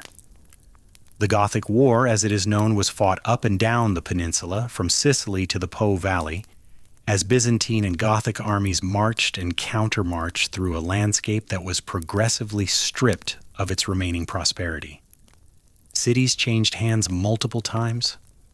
Rome itself was besieged 5 times during the conflict, and its population, which had still numbered perhaps 100,000 at the war's beginning, collapsed to a few tens of thousands by its end. The aqueducts that had supplied the city's water for centuries were cut by the besieging Goths and would not be fully repaired for 1,000 years. The great public baths, which had depended on the aqueducts, fell silent. The forums and temples that had defined Roman public life crumbled into disuse, their marble stripped for building material, their spaces colonized by vegetable gardens and makeshift housing.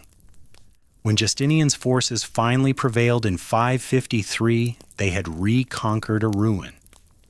The Italy that was reintegrated into the Roman Empire bore almost no resemblance to the prosperous peninsula that had slipped from imperial control 77 years earlier. The population had plummeted.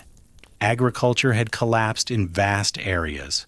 The urban infrastructure that had been the pride of Roman civilization, the roads, the baths, the aqueducts, the forums, was damaged beyond the capacity of the impoverished survivors to repair.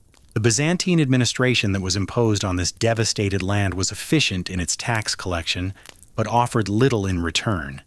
And the Italian population experienced the reconquest not as a liberation, but as a second conquest imposed by Greek-speaking bureaucrats from Constantinople who understood Italian conditions no better than the Goths had. The Byzantine hold on Italy lasted barely a generation before it was challenged by yet another Germanic people whose arrival would shape the peninsula's history for centuries to come. In 568, the Lombards crossed the Alps into northern Italy. They were the last of the great Germanic migrations, and they differed from their predecessors in important ways. Where the Goths had admired Roman civilization and attempted to preserve it, the Lombards were more recently removed from their tribal origins and less interested in accommodation. Their invasion was not a negotiated entry, but a violent occupation, and the territories they seized was the Po Valley and much of central and southern Italy were transformed more drastically than any region conquered by the earlier Germanic kingdoms. Place names across northern Italy still preserve the memory of their presence. Lombardy itself bears their name. And their arrival created a political fragmentation of the Italian peninsula that would endure in various forms for more than 1,300 years. The Lombards did not conquer all of Italy. The Byzantines retained control of Ravenna, Rome, Naples, the southern tip of the peninsula, and Sicily, creating a patchwork of Lombard and Byzantine territories that divided Italy into zones of influence that would become, over centuries, the basis for the peninsula's notorious political fragmentation. The line between Lombard and Byzantine Italy ran roughly through the center of the peninsula, and on either side of that line, different legal systems, different languages, different cultural traditions, and different relationships with the wider world would develop. The north would look toward the Alps and continental Europe. The south would look toward the Mediterranean and the Byzantine East. And in between, in a strip of territory connecting Rome to Ravenna that the Byzantines struggled to maintain, a power was growing that would eventually claim authority over all of Christendom. The Bishop of Rome, the Pope, had been a figure of significance in the Christian world since the earliest centuries of the faith. The theological claim that the Bishop of Rome held a special authority derived from the Apostle Peter, whom tradition identified as the first bishop of the city, and whom Jesus himself had designated as the rock upon which the church would be built, gave the papacy a prestige that no other Western bishopric could match. But prestige and power are different things, and for most of the Roman imperial period, the Pope's actual political influence had been limited by the presence of emperors, governors, and military commanders who held the real levers of authority. The collapse of imperial power in the West changed everything. As the Roman state withered, the Church, with its organizational structure, its literate clergy, its network of bishops and monasteries spread across every corner of the former empire, became the most stable and capable institution in Western Europe. When the aqueducts broke and the roads crumbled and the tax collectors vanished, the bishop remained. He was often the only person in a city who could read and write, who maintained contact with the wider world, who possessed the moral authority to negotiate with Gothic or Lombard warlords on behalf of a terrified civilian population. The church inherited, almost by default, many of the administrative and social functions that the Roman state had once performed.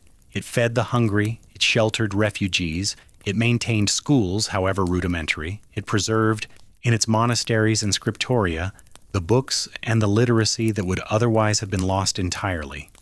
In Rome itself, this process reached its fullest expression. The Pope became, in practice, if not yet in formal title, the ruler of the city. When the Lombards threatened Rome, it was the Pope who negotiated. When famine struck, it was the Pope who organized the grain supply. When the great Roman buildings began to collapse from neglect and earthquake, it was the Pope who decided which stones would be reused, and for what purpose. And increasingly, those stones were used to build churches. The temples of Jupiter and Mars and Venus, abandoned by worshippers and neglected by a population that now prayed to a different god, were quarried for their marble and their columns, which reappeared in the naves and altars of Christian basilicas. The Pantheon, that miraculous feat of Roman engineering with its perfect concrete dome open to the sky, survived because it was converted into a church. Those buildings that were not converted were slowly consumed by time, by weather, by the patient recycling of a population that valued a good column more than a pagan memory. The physical transformation of Rome from imperial capital to Christian city was one of the most remarkable urban metamorphoses in history. The forums where senators had debated and emperors had triumphed became cattle pastures. The Forum of Nerva was known in the medieval period as the Field of Cows. The Colosseum, that vast amphitheater where 50,000 spectators had watched gladiators fight and die, became a quarry, its outer walls stripped of their travertine cladding, its arcades colonized by squatters and small workshops. The imperial palaces on the Palatine Hill, from which the very word palace derives, crumbled into romantic ruins overgrown with wild fig trees and ivy. And amid this landscape of magnificent decay, new structures rose, churches, monasteries, pilgrim hostels, built from the bones of the old city, their Christian mosaics glittering in apses that had been assembled from the fragments of pagan temples. Rome was dying as a political capital. It was being reborn as a spiritual one. And the institution that was orchestrating this rebirth, the papacy, was about to make a political alliance that would reshape the map of Europe and define the relationship between spiritual and temporal power for the next 1,000 years. The alliance began with a cry for help. By the middle of the 8th century, the Lombard kingdom in northern Italy had grown aggressive, expanding its territory at the expense of the remaining Byzantine possessions and pressing ever closer to Rome itself. The Byzantine emperor in Constantinople, consumed by his own crises, Arab invasions, internal revolts, theological controversies that convulsed the Eastern Church, could offer the Pope little more than distant sympathy and occasional letters of encouragement. The Lombard king Aistulf captured Ravenna in 751, ending more than 2 centuries of Byzantine administration in northeastern Italy, and turned his attention southward toward Rome with an appetite that made his intentions unmistakable. The Pope needed a protector. Constantinople could not or would not provide one, and so Pope Stephen II looked north, across the Alps, to a people who had been building power in the forests and river valleys of what is now France and Western Germany, with a momentum that was becoming impossible to ignore. The Franks were a Germanic people who had established themselves in the ruins of Roman Gaul during the 5th century and had, over 300 years, constructed the most powerful kingdom in Western Europe. Their current ruling family, the Carolingians, had risen from the position of royal stewards to effective rulers, commanding armies, dispensing justice, and governing territories while the nominal Frankish kings sat on their thrones as powerless figureheads. The man who led the Franks when Pope Stephen came calling was Pepin the Short, who had recently deposed the last figurehead king and claimed the throne for himself. With papal approval, a favor that created a debt both parties understood. In 754, Pope Stephen crossed the Alps in winter, an arduous and dangerous journey for a man of his age and station, and met Pepin at the royal palace of Pontillon. The meeting produced an agreement that would echo through the centuries. Pepin would march into Italy, defeat the Lombards, and restore the territories they had seized. In return, the Pope would legitimize Pepin's dynasty with the full weight of spiritual authority, anointing him as king by the grace of God. A sacred endorsement that no Germanic ruler had previously received, and that transformed the Frankish monarchy from a merely political institution into a divinely sanctioned one. Pepin kept his promise. He invaded Italy twice, in 754 and 756, defeated the Lombards and handed the conquered territories not back to the Byzantine emperor, their previous sovereign, but to the Pope. This gift, known as the Donation of Pepin, created the Papal States, a band of territory stretching across central Italy from Rome to Ravenna, over which the Pope would exercise temporal sovereignty for the next 1100 years. It was one of the most consequential land transfers in European history, and it was accomplished with a legal fiction so brazen that it still provokes debate among historians.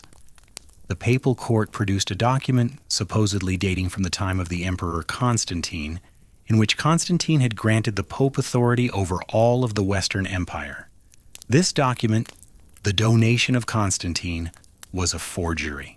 It would not be definitively proven as such until the 15th century, when the Italian humanist Lorenzo Valla subjected it to philological analysis and demonstrated that its Latin could not possibly date from the 4th century. But for 700 years, it served as the legal foundation for papal temporal power, and the territories it justified would make the Pope not merely a spiritual leader, but a political sovereign with armies, tax revenues, diplomatic relationships, and all the worldly complications that temporal power inevitably brings. The alliance between the papacy and the Frankish kingdom deepened in the next generation. Under Pepin's son, a man whose impact on European history was so profound that his name became synonymous with greatness itself. Charles, Carolus Magnus, Charles the Great, Charlemagne, inherited the Frankish throne in 768 and spent the next 4.5 decades building an empire that stretched from the Pyrenees to the Elbe, from the North Sea to central Italy. He conquered the Lombard kingdom in 774, taking the Iron Crown of Lombardy for himself and adding the title King of the Lombards to his growing collection. He campaigned against the Saxons, the Avars, the Moors of Spain, and virtually every people on his borders, extending Frankish power and with it Christian civilization. By persuasion where possible, by force where necessary, and by mass execution where resistance proved intractable. On Christmas Day in the year 800, in the old Basilica of St. Peter in Rome, Pope Leo III placed a golden crown on Charlemagne's head and proclaimed him Emperor of the Romans. The congregation erupted in acclamation. The ancient title, dormant in the West for more than 3 centuries, had been revived. The theological and political implications were enormous. The Pope was claiming the authority to create emperors, a power that no previous pope had ever exercised, and that the emperor in Constantinople, who considered himself the sole legitimate Roman emperor, regarded as an outrageous usurpation. And Charlemagne, by accepting the crown from the Pope's hands, was establishing a precedent that would entangle the relationship between spiritual and temporal authority in Western Europe for the next 700 years. Who had the greater power? The emperor who ruled by the sword, or the Pope who placed the crown on the emperor's head and could, by implication, remove it? For Italy, Charlemagne's coronation marked the beginning of a relationship with Northern European power that would define the peninsula's political life for centuries. Italy was now part of a Frankish empire whose center of gravity lay far to the north, in the forests and river valleys of Francia. The Italian peninsula was a valuable but peripheral possession, governed by Frankish administrators and subject to Frankish law, its affairs determined by decisions made in Aachen, Charlemagne's capital, rather than in Rome or Ravenna or Milan. The Lombard aristocracy was not destroyed. Many Lombard nobles retained their lands and their local authority.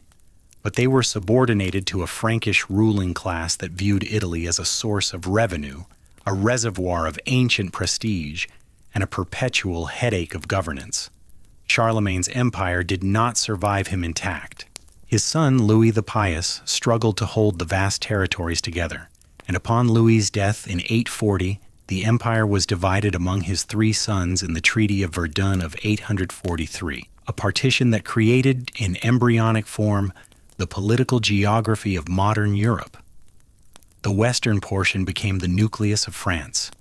The eastern portion became the nucleus of Germany. And the middle portion, a long, narrow strip running from the North Sea through the Rhineland and Burgundy down into Italy, was assigned to Lothar, the eldest son, along with the imperial title. This middle kingdom, known as Lotharingia, was a geographical absurdity, too long, too narrow, and too ethnically diverse to function as a coherent political unit. It fragmented within a generation, its northern portions absorbed by France and Germany, its Italian territories drifting into a state of political chaos that would persist with brief interruptions for the better part of 2 centuries. The Italian kingdom that emerged from the Carolingian breakup was a prize fought over by local strongmen, Frankish nobles, and ambitious princes from beyond the Alps, none of whom could establish lasting authority, and all of whom left the peninsula weaker and more divided with each succession crisis.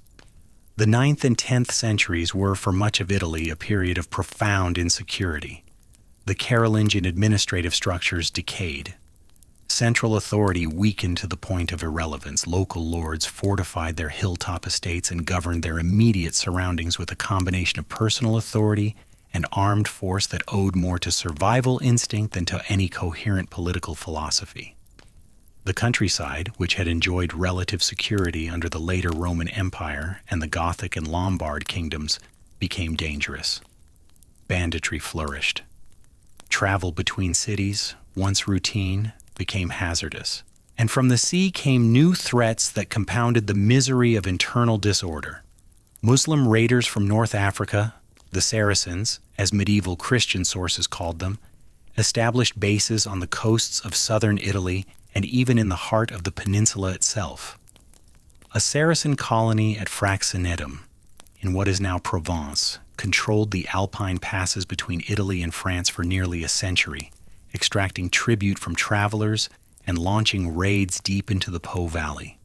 In 846, a Saracen fleet sailed up the Tiber and sacked the basilicas of St. Peter and St. Paul, both of which lay outside the Aurelian walls, an attack on the holiest sites of Western Christendom that sent shockwaves through the Christian world comparable to those produced by Alaric's sack 4 centuries earlier. Pope Leo IV responded by building a new wall around the Vatican Hill, creating the fortified enclave known as the Leonine City, whose walls can still be traced in the modern Vatican's boundaries. From the north came the Vikings, the Norse seafarers whose longships had already terrorized the coasts of Britain, Ireland, and Francia.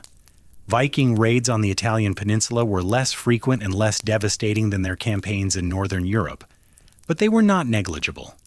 Norse raiders sacked the city of Luna on the Ligurian coast in 860, allegedly believing they had reached Rome, a mistake that, if the story is true, suggests that even the Vikings were drawn by the symbolic power of the Eternal City. Other Norse bands entered the Mediterranean through the Strait of Gibraltar and raided the coasts of southern Italy with a violence that added to the general sense of insecurity. And from the east, the Magyars, a nomadic people from the Central Asian steppe who had recently settled in the Carpathian Basin in modern Hungary, launched devastating cavalry raids across northern Italy throughout the early 10th century. Their horsemen were fast, mobile, and utterly without mercy, burning towns and monasteries, killing or enslaving the inhabitants, and withdrawing before any organized resistance could be mounted. The Battle of the Brenta River in 899, in which a Magyar army destroyed an Italian force near modern Venice, demonstrated the vulnerability of the Po Valley to steppe cavalry tactics and reinforced the imperative for local fortification that was already transforming the Italian landscape. It was during these centuries of insecurity that the Italian countryside acquired the character that still defines much of its landscape today. the fortified hilltop village, the castello or castle, became the basic unit of rural settlement. Communities that had lived in the lowlands since Roman times abandoned their vulnerable positions and climbed to the hilltops, clustering their houses around a fortified tower or a walled enclosure where they could retreat when raiders appeared on the horizon. The lord of the castle provided protection. In return, the surrounding peasant population provided labor, produce, and military service. The relationship was not formalized immediately. The elaborate feudal hierarchies of later medieval law would take generations to develop. But the basic exchange of protection for subordination, of security for freedom was established during these dark and frightening decades, and it would shape Italian social structures for centuries. The cities, meanwhile, were following a different trajectory, one that would ultimately prove far more consequential for Italy's future than the feudalization of the countryside. Italian cities had never died. This is a crucial distinction between Italy and much of the rest of Western Europe. In Britain, Gaul, and the Rhineland, the collapse of Roman administration had led to the abandonment or dramatic shrinkage of most urban centers. London, Paris, and Cologne shrank to small fractions of their Roman-era populations, and many smaller cities disappeared entirely, their ruins colonized by grass and woodland. In Italy, cities shrank, suffered, lost their aqueducts and their public baths and their forums, but they survived.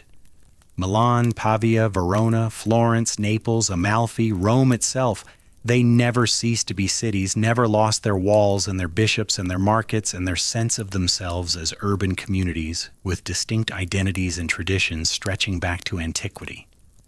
This continuity of urban life gave Italy an advantage that would prove decisive in the centuries ahead. The skills of urban civilization, commerce, literacy, record-keeping, craft production, the management of complex social relationships among people who were not bound together by kinship, survived in Italy when they had been largely lost elsewhere in the West.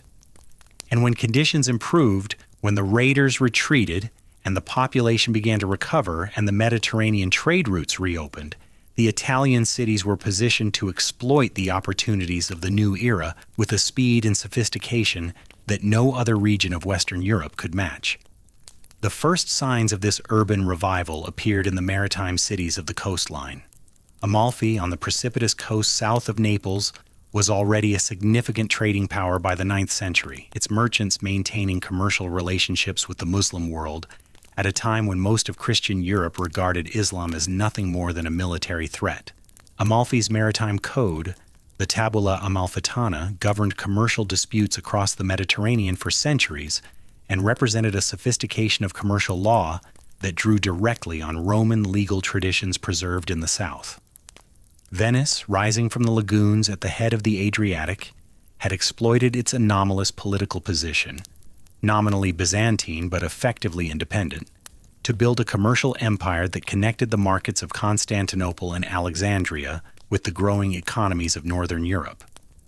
Pisa and Genoa, on the western coast, were developing the naval capabilities and commercial networks that would make them major Mediterranean powers by the 11th century. These maritime cities were not isolated phenomena. They were the leading edge of a broader economic transformation that was reshaping the Italian peninsula from the ground up. Population was growing. New land was being cleared and cultivated. The agricultural surplus that resulted from improved farming techniques, the heavy plow, the three-field rotation system, the water mill, generated the food supply necessary to support larger urban populations. And those urban populations, freed from the need to grow their own food, could specialize in craft production, trade, financial services, and the 1,000 other activities that make cities engines of economic growth. By the 11th century, this transformation was accelerating rapidly, and the Italian cities at the forefront of it were developing a form of political organization that had no precedent in medieval Europe, and that would eventually challenge the authority of both emperors and popes. The commune, the self-governing city, emerged gradually through processes that varied from city to city but followed a broadly similar pattern. As cities grew in wealth and population, their leading citizens, merchants, landowners, lawyers, and minor nobles found that the existing political structures, whether the authority of a local bishop, a feudal lord, or an imperial representative, were inadequate to manage the increasingly complex affairs of urban life. They began to organize themselves, at first informally and then with increasing institutional sophistication, into collective governing bodies that claimed the right to manage the city's affairs, collect taxes, administer justice, conduct diplomacy, and raise military forces. These communes were not democracies. Power was concentrated in the hands of the wealthiest and most prominent families, and the broader population, artisans, laborers, the urban poor, was typically excluded from political participation. But they represented something genuinely revolutionary in the context of medieval European politics. They were self-governing communities that derived their authority not from a king, an emperor, or a feudal lord, but from the collective will of their citizens. They made their own laws. They elected their own officials. They negotiated their own treaties. They fought their own wars. And in doing so, they created a political culture of civic engagement, institutional innovation, and competitive dynamism that would make the Italian city-states the most economically productive, culturally creative, and politically turbulent communities in medieval Europe. The communes also created a problem that would dominate Italian politics for the next 3 centuries. Each city regarded itself as sovereign, jealously guarding its independence against all rivals. And the most dangerous rival was often not a distant emperor or a foreign invader, but the neighboring city 20 miles down the road. Milan competed with Pavia. Florence competed with Siena. Pisa competed with Genoa. Venice competed with everyone.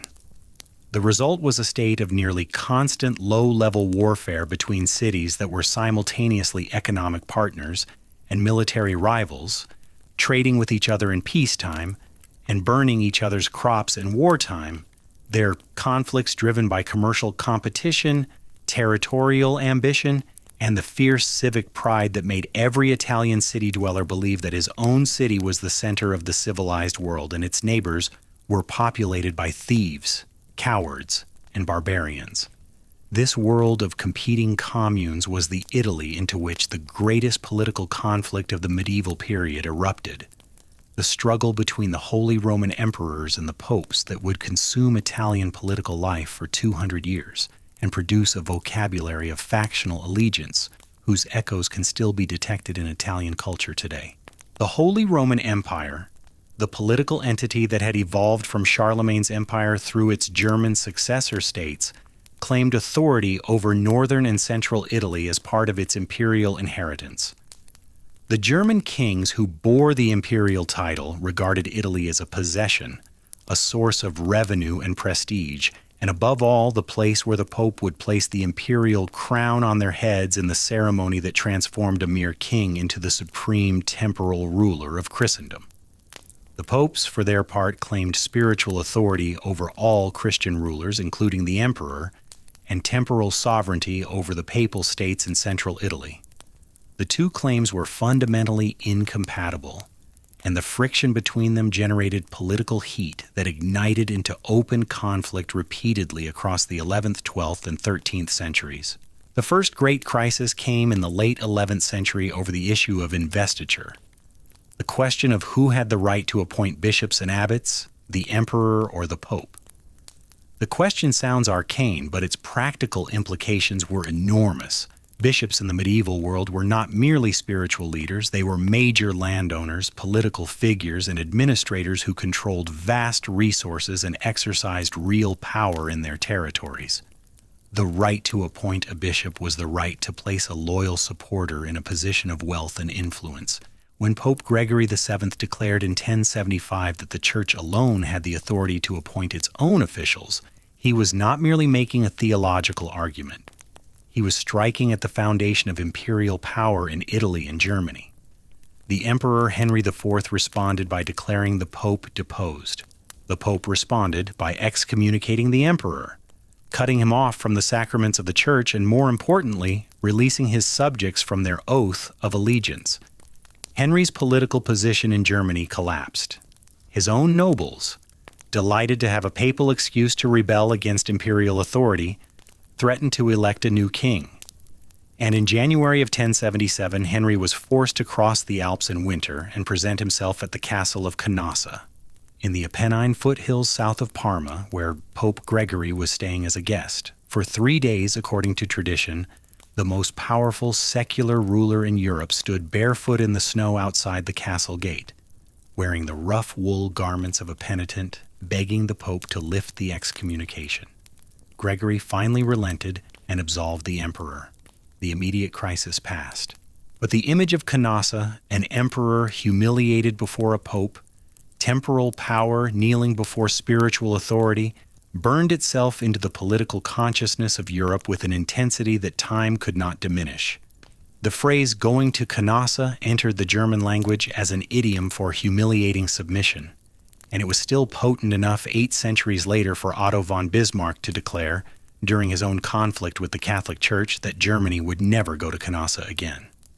The investiture controversy was eventually settled by compromise in 1122, but the deeper conflict between imperial and papal authority was not. It resurfaced with even greater violence in the 12th century when the Emperor Frederick Barbarossa, Frederick Redbeard, a Hohenstaufen ruler of formidable energy and ambition, attempted to reassert imperial control over the wealthy and increasingly independent cities of northern Italy. Frederick's Italian campaigns, spanning from the 1150s to the 1180s, brought the full weight of German military power down upon the Lombard communes. He demanded that the cities acknowledge imperial sovereignty, pay imperial taxes, and accept imperial officials in their governance. The cities, which had grown accustomed to self-rule and had no intention of surrendering their hard-won autonomy to a German king, resisted. Frederick responded with force. In 1162, he destroyed Milan, the largest and most defiant of the Lombard cities, so thoroughly that he ordered the ground plowed and sown with salt, a gesture of annihilation borrowed from the ancient Roman destruction of Carthage. The population was dispersed, the walls were leveled, the city that had been the commercial heart of the Po Valley was reduced to rubble and empty fields. But Milan's destruction, like Carthage's, proved to be a miscalculation. Rather than terrifying the other cities into submission, it unified them in opposition. In 1167, the Lombard cities formed the Lombard League, a military alliance that pooled their resources and coordinated their resistance against imperial power. The Pope, who saw Frederick as a threat to papal independence, supported the League with moral authority and diplomatic assistance, and in 1176, at the Battle of Legnano, north of Milan, the combined forces of the Lombard League defeated Frederick Barbarossa's imperial army in a pitched battle that demonstrated, for the first time in medieval European history, that organized urban militias could defeat feudal cavalry in open combat. The Peace of Constance, signed in 1183, recognized the autonomy of the Lombard cities within the framework of nominal imperial sovereignty. It was a compromise, but it was a compromise that favored the cities. They retained their self-government, their right to elect their own officials, their control over their own revenues, and their freedom to form alliances and make war. The emperor retained a theoretical overlordship that brought him honor but precious little practical power. The Italian communes had won their independence, not through any grand declaration of principle, but through the practical demonstration that they could defend themselves, and that the cost of subduing them exceeded the benefit of ruling them. The conflict between emperors and popes generated the two great political factions that would define Italian politics for generations. The Guelphs supported the pope and papal authority. The Ghibellines supported the emperor and imperial authority. The names themselves derived from German dynastic rivalries, Welf and Weiblingen, the battle cries of competing German noble houses, but in Italy they took on a life of their own, becoming labels of factional identity that persisted long after the original issues had been forgotten. In many Italian cities, the Guelph-Ghibelline divide mapped onto existing local rivalries between families, neighborhoods, and economic interests. A family that was Guelph in one generation might become Ghibelline in the next, not because its members had changed their views on papal authority, but because the family's local rivals were Guelph and opposition required a different flag. The factional violence that resulted from this division was intense, personal, and seemingly endless. Streets ran with blood over disputes that had long since lost their connection to any coherent political principle. Families were exiled, their towers demolished, their property confiscated, only to return when the political wind shifted, rebuild their towers, confiscate their enemies' property, and begin the cycle again. The towers themselves, tall, narrow stone structures built by wealthy families as both residences and defensive positions, became the physical expression of factional warfare. Cities bristled with them. San Gimignano in Tuscany still preserves 14 of its original 72 towers, their stone profiles rising against the sky like the raised fists of families determined to demonstrate that they could build higher, stand longer, and fight harder than their neighbors. It was in this atmosphere of factional violence, civic pride, commercial dynamism, and political fragmentation that the Italian city-states produced the cultural and economic achievements that would make the peninsula once again the most consequential place in the Western world. The wealth that fueled these achievements came primarily from two sources: trade and finance.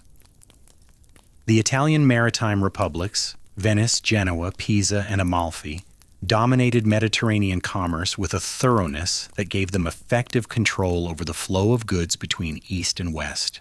Spices from the Indies, silk from China, cotton from Egypt, dyes from Persia, the luxury goods that drove long-distance trade in the medieval world, passed through Italian hands, and at every stage of their journey, Italian merchants took a profit.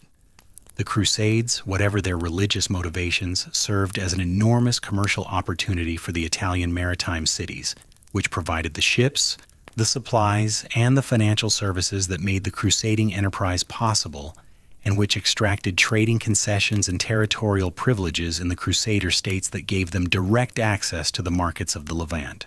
Venice, in particular, built a commercial empire of extraordinary reach and sophistication. By the 13th century, Venetian merchants maintained permanent trading stations in Constantinople, Alexandria, Acre, and dozens of other cities across the eastern Mediterranean. The Venetian galley fleets, state-owned vessels leased to private merchants, sailing on regular schedules along fixed routes, constituted the most efficient commercial transportation system in the medieval world. The Venetian gold ducat, first minted in 1284, became the standard currency of international trade, accepted from London to Beijing. And Venetian political institutions, the Doge, the Great Council, the elaborate system of committees and offices that governed the Republic, achieved a stability and longevity that made Venice the envy of political theorists for centuries. The Republic of Venice would endure for over 1,000 years, from its legendary founding in the 5th century to its extinction at the hands of Napoleon in 1797, the longest-lived republic in human history. The inland cities matched the maritime republics in commercial energy, if not in geographical reach. Florence, landlocked in the Tuscan hills, built its wealth not on maritime trade, but on textile production and banking. Florentine cloth, wool imported from England, dyed and finished with techniques that Florentine craftsmen had perfected over generations, commanded premium prices across Europe and the Mediterranean, and the profits from the cloth trade were reinvested in financial services that made Florence the banking capital of the Western world. Florentine banking houses, the Bardi, the Peruzzi, and later the Medici, lent money to kings, popes, and merchants across Europe, pioneering financial instruments, the bill of exchange, double-entry bookkeeping, maritime insurance, that laid the foundations of modern capitalism. The concentration of wealth in the Italian city-states created a demand for art, architecture, and learning that would, in time, transform the cultural history of the Western world.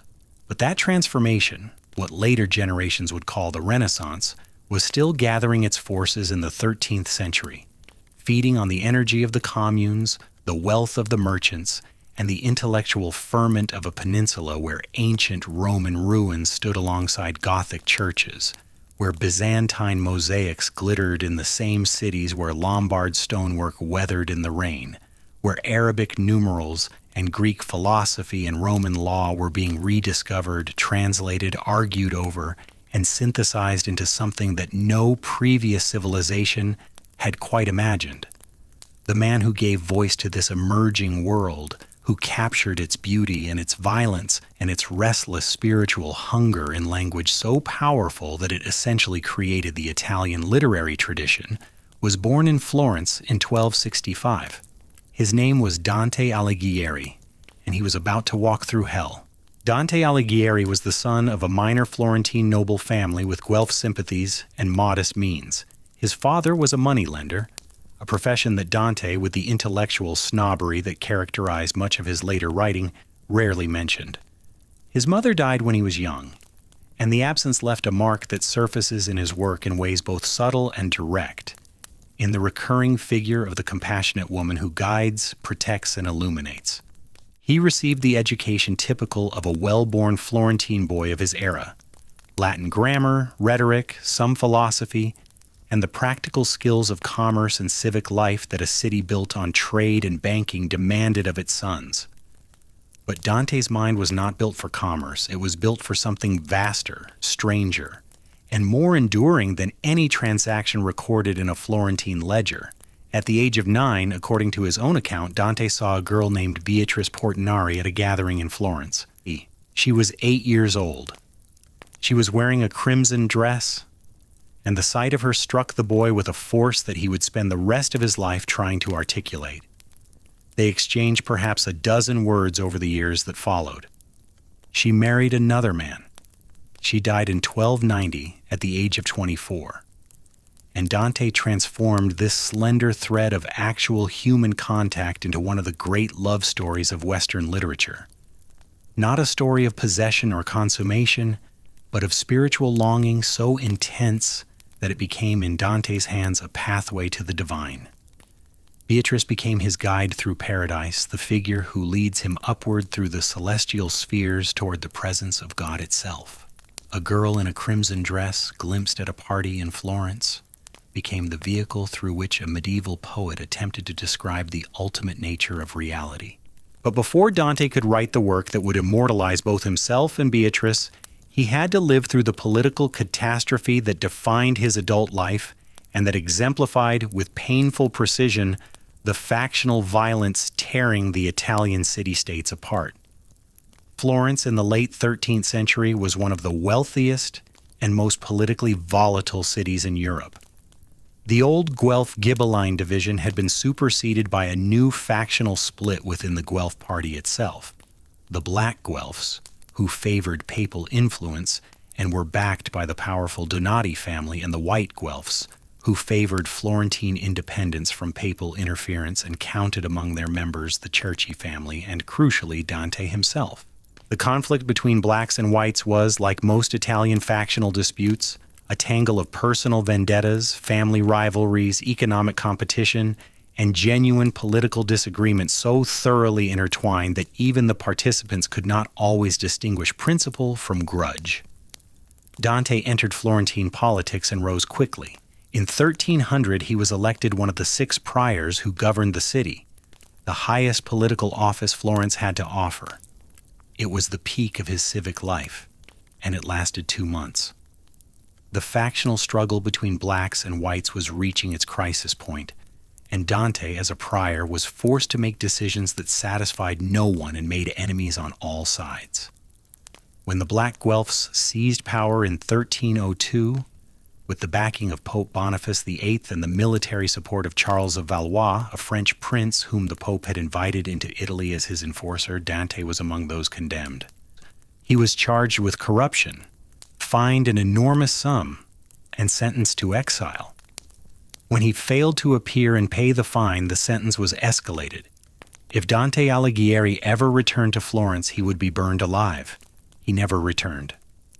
For the remaining 19 years of his life, Dante wandered the courts and cities of northern Italy, Verona, Ravenna, Lucca, possibly Paris, dependent on the hospitality of patrons, separated from his family, his property, his city, and everything that had defined his identity as a Florentine citizen. The bitterness of this exile pervades the Divine Comedy like smoke through fabric. The poem is populated with Florentines, many of them Dante's personal enemies, placed in the circles of hell with a specificity that suggests the poet remembered every slight, every betrayal, every vote cast against him in the factional struggles that had destroyed his life. When Dante puts words in the mouth of his own great-great-grandfather, the crusader Cacciaguida, encountered in the heaven of Mars, the old knight tells Dante what the exile will feel like. "You shall leave everything you love most dearly," Cacciaguida says, "and this is the arrow that the bow of exile shoots first. You shall learn how salty is the taste of another's bread, and how hard the path to climb and descend another's stairs. The Divine Comedy." The Commedia, as Dante titled it, the adjective divine being added by later admirers, was written during the years of exile, probably between 1308 and 1321. It is a poem of 14,233 lines divided into 3 books, Inferno, Purgatorio, and Paradiso, each containing 33 cantos, plus an introductory canto for a total of 100.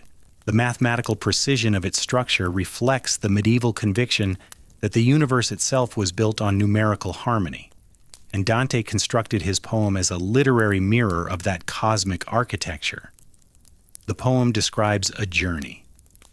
On the evening before Good Friday in the year 1300, the poet finds himself lost in a dark forest, a forest that represents simultaneously a personal spiritual crisis, the political chaos of Italy, and the universal human condition of sinfulness and confusion. He is rescued by the spirit of the Roman poet Virgil, who has been sent to guide him on a journey through the 3 realms of the afterlife, hell, purgatory, and paradise. The journey is both literal and allegorical, both personal and universal. Dante meets the damned, the penitent, and the blessed, and through his conversations with them, he explores the full range of human experience: love, hatred, ambition, treachery, courage, despair, faith, and the relentless hunger for meaning that drives human beings to their greatest achievements and their most terrible crimes. What made the comedy revolutionary was not its subject matter.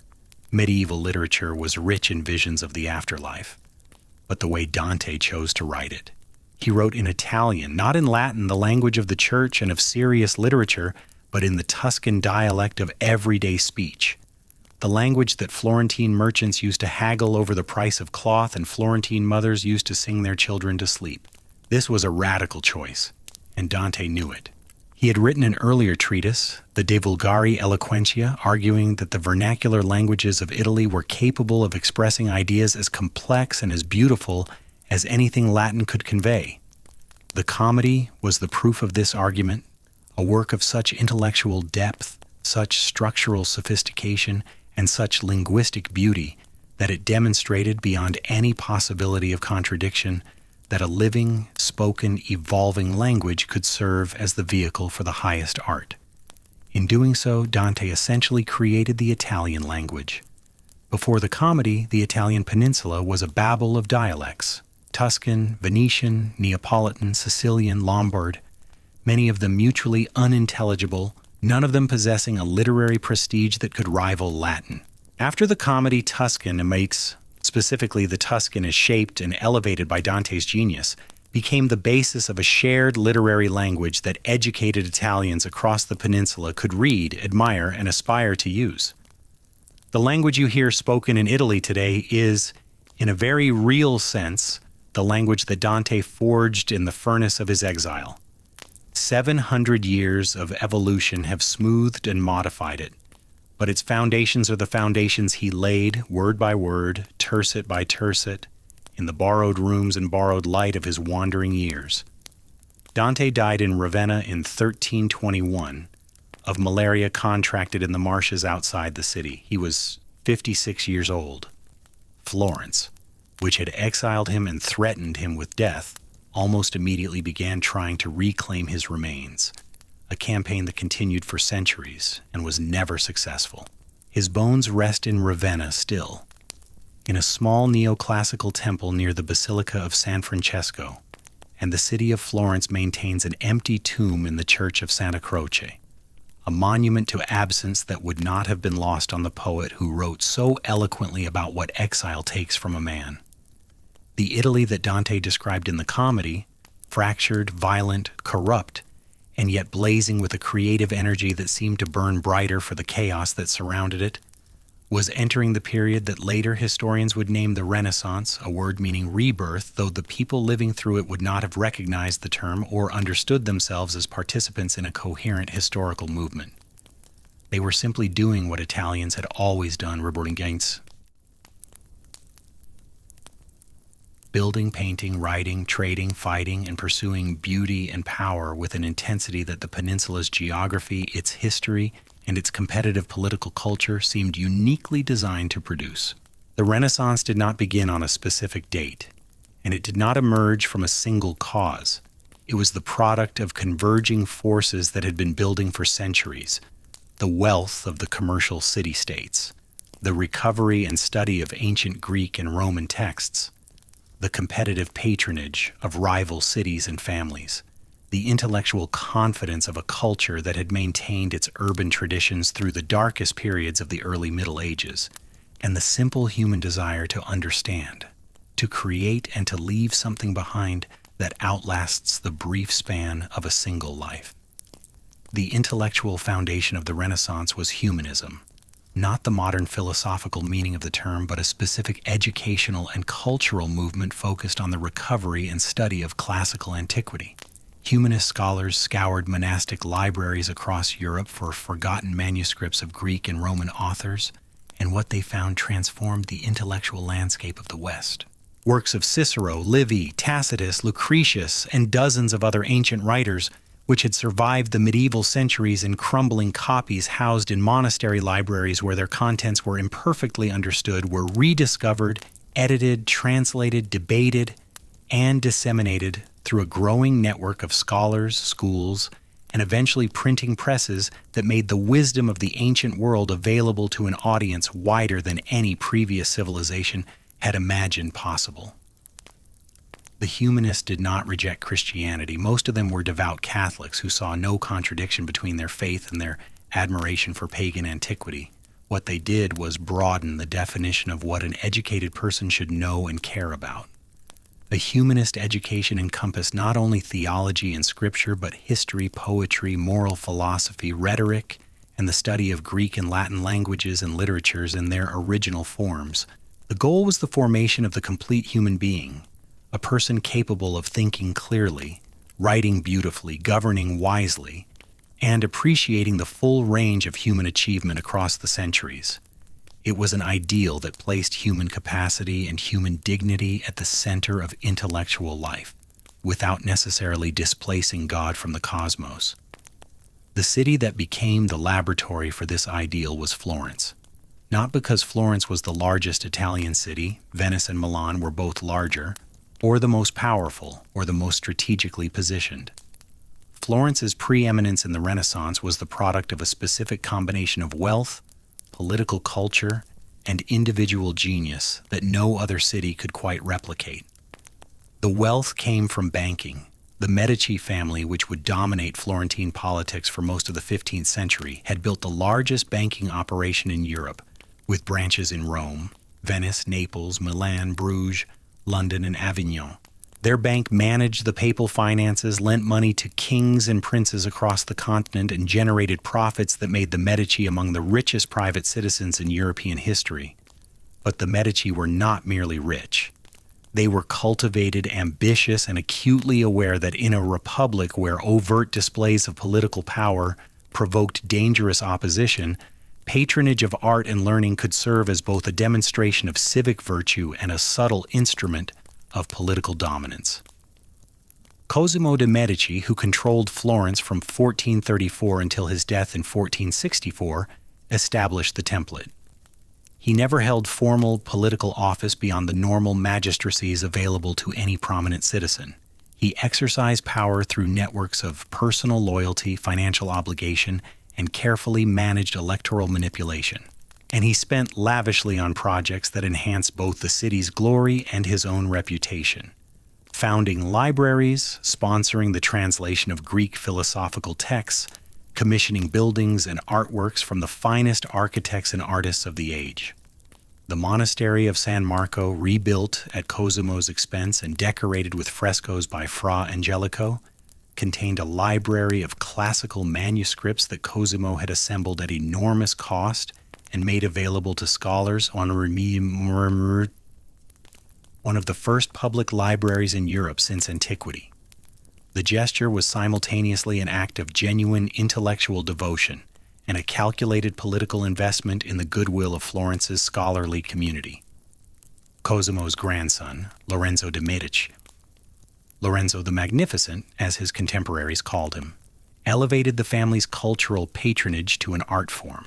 Lorenzo was himself a poet of genuine talent, a philosopher of respectable sophistication, and a politician of extraordinary skill who managed the treacherous waters of Italian diplomacy with a deftness that kept Florence at peace during some of the most turbulent decades of the 15th century.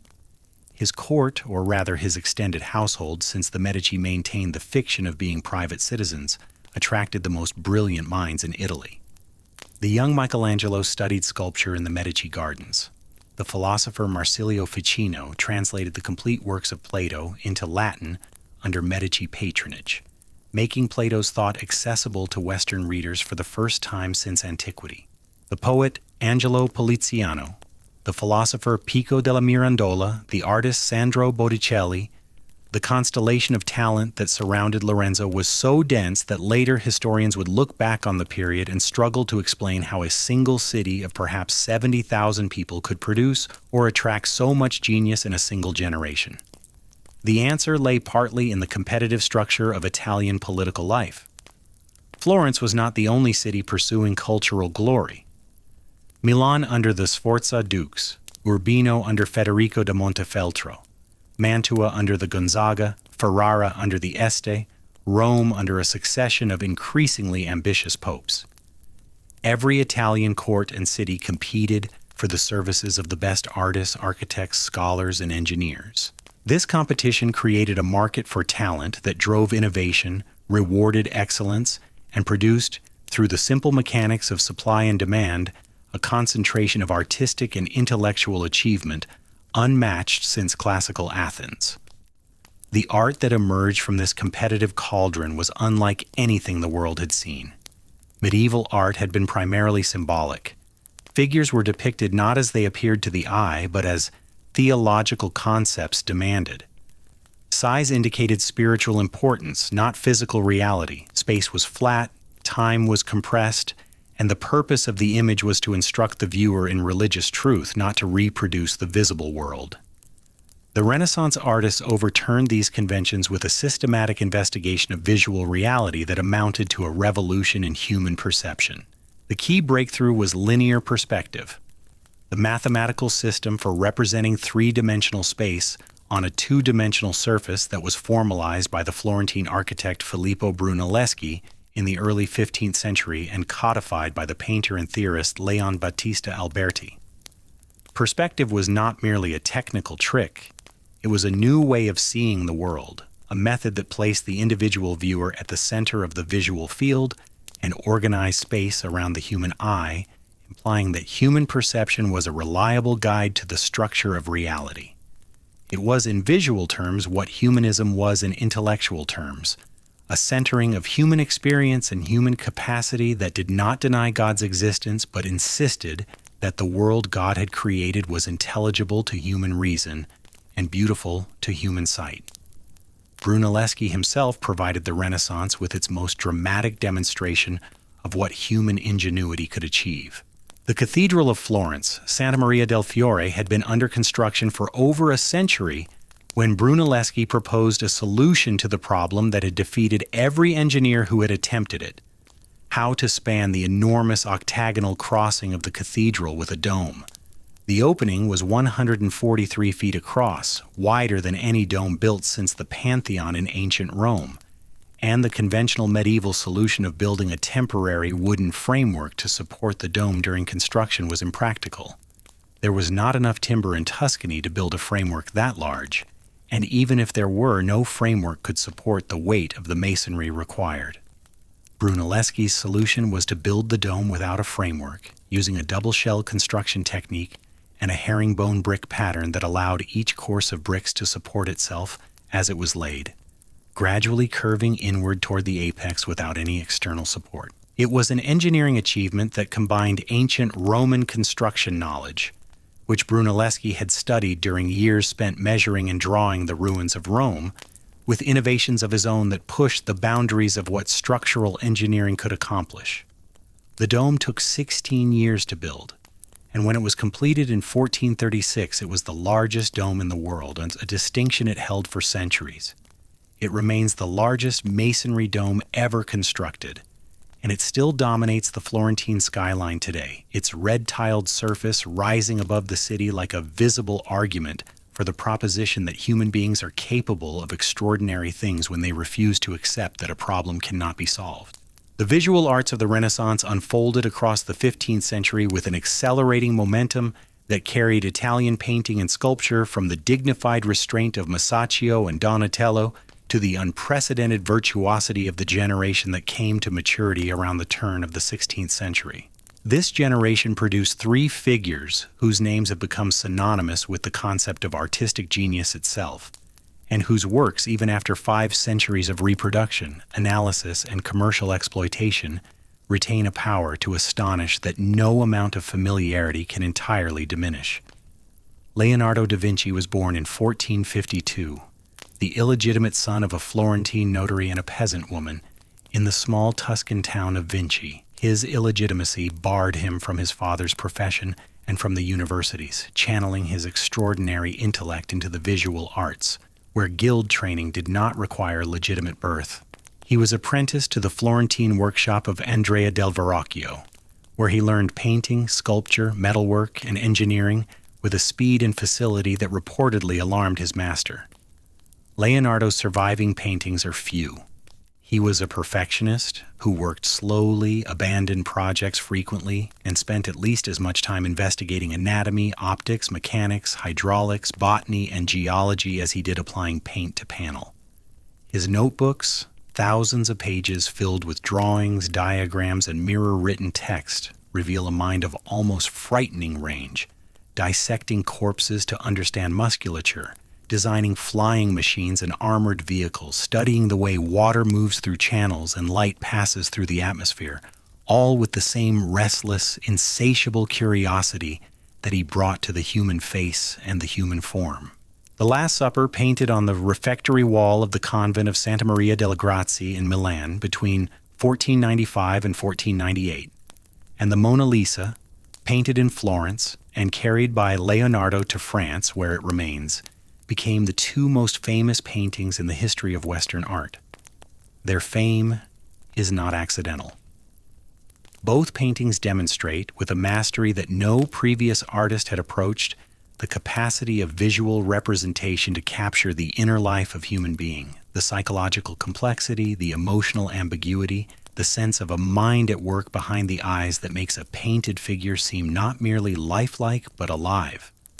The Mona Lisa's smile, which has launched 1,000 interpretations and 10,000 gift shop reproductions, is famous precisely because it cannot be definitively read. It exists in a state of perpetual ambiguity, shifting between amusement and melancholy, warmth and detachment, invitation and withdrawal, depending on the angle of the viewer's gaze and the state of the viewer's mind. Leonardo had discovered, or perhaps invented, the art of painting thought itself. Michelangelo Buonarroti, born in 1475 in the Tuscan town of Caprice, was Leonardo's temperamental opposite. Where Leonardo was serene, elegant, and perpetually distracted, Michelangelo was passionate, tormented, and obsessively focused. He was raised in Florence, trained in the workshop of Domenico Ghirlandaio, and discovered his true vocation in the Medici sculpture gardens, where he studied ancient Roman marbles and developed the conviction that sculpture was the supreme art, the art that most closely approached the divine act of creation by bringing form out of formless matter. His early works, the Pietà in St. Peter's, carved when he was 23, the colossal David, completed when he was 29, announced a mastery of the human form so complete that contemporaries struggled for language adequate to describe it.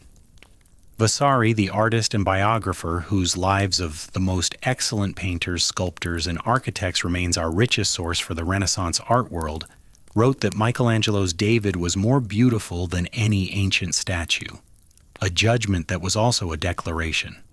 The moderns had surpassed the ancients, and the proof was standing in the Piazza della Signoria for all Florence to see. Michelangelo's ceiling frescoes in the Sistine Chapel, painted between 1508 and 1512 at the command of Pope Julius II, remain among the most overwhelming artistic achievements in human history. 300 figures populate the ceiling, depicting the creation of the world, the fall of man, and the story of Noah, surrounded by prophets, sibyls, and the ancestors of Christ, all rendered with a physical power and emotional intensity that transform the chapel into an argument about the nature of human existence. The central panel, Suar, God reaching out to touch the finger of Adam, transmitting the spark of life across a gap that is almost but not quite closed, has become the single most reproduced image in Western art, a visual shorthand for the relationship between the human and the divine that transcends its Christian context and speaks to something universal about the experience of being conscious, being mortal, and reaching for something beyond oneself. The third member of this extraordinary generation, Raphael Sanzio, born in Urbino in 1483, possessed neither Leonardo's intellectual restlessness nor Michelangelo's tortured intensity. What he possessed was a gift for harmony, a capacity to synthesize the achievements of his predecessors and contemporaries into compositions of such balance, clarity, and grace that they became, for subsequent centuries, the very definition of what painting should be. His school of Athens, painted in the Vatican apartments around 1510, depicting the philosophers of ancient Greece gathered in an idealized architectural setting, is perhaps the single most perfect visual expression of the humanist ideal. The conviction that human reason, human beauty, and human creativity are worthy of celebration, and that the ancient world and the Christian world can coexist in a shared space illuminated by the same clear golden light. Raphael died in 1520 at the age of 37. Rome mourned as if it had lost a prince. His body lay in state at the Vatican, the unfinished Transfiguration displayed at his head, and the crowds that came to pay their respects were so large that the papal court struggled to maintain order. It was the funeral not merely of a painter, but of an ideal. The ideal of beauty as a moral force, of art as a bridge between the human and the divine, of the Renaissance itself as a moment when Italy had shown the world what human beings were capable of when wealth, talent, freedom, and ambition converged in a single place and time. But even as Raphael was being laid to rest, the political ground beneath the Renaissance was shifting in ways that would transform Italy from a constellation of independent powers into a battlefield for foreign armies, and the peninsula's long, painful loss of political autonomy was already underway. The Italian Wars, which had begun in 1494 when King Charles VIII of France invaded Italy to press a claim to the Kingdom of Naples, had revealed a devastating truth that the brilliant, quarrelsome, self-absorbed Italian city-states had failed to recognize until it was too late. They were too small. The emergence of large, centralized nation-states, France, Spain, and eventually the Habsburg Empire, had changed the scale of European power politics in ways that made the independent Italian city-state, however wealthy and however cultured, militarily obsolete.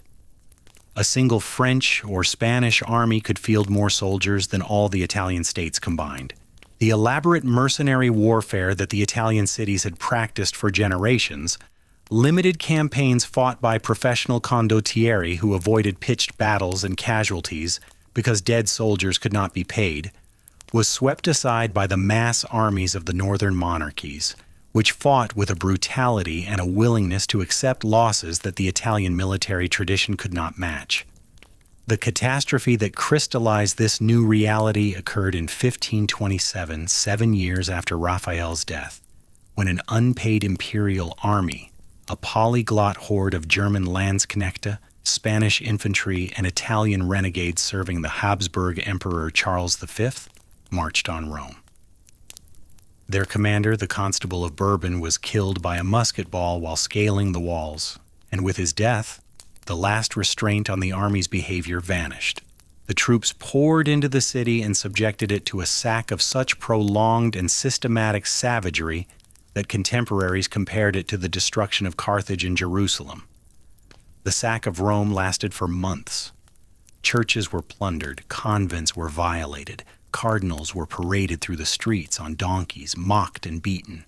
The Vatican Library was used as a stable. Soldiers played dice on the altar of St. Peter's. Raphael's tapestries were cut from the walls and sold. Corpses lay in the streets so long that the stench could be detected miles from the city. The Pope, Clement VII, watched the destruction from the fortified corridor connecting the Vatican to the Castel San Angelo, where he had fled with a handful of cardinals and guards as the walls were breached. The sack of 1527 was, for many historians, the end of the Renaissance, or at least the end of the confidence and optimism that had fueled its greatest achievements.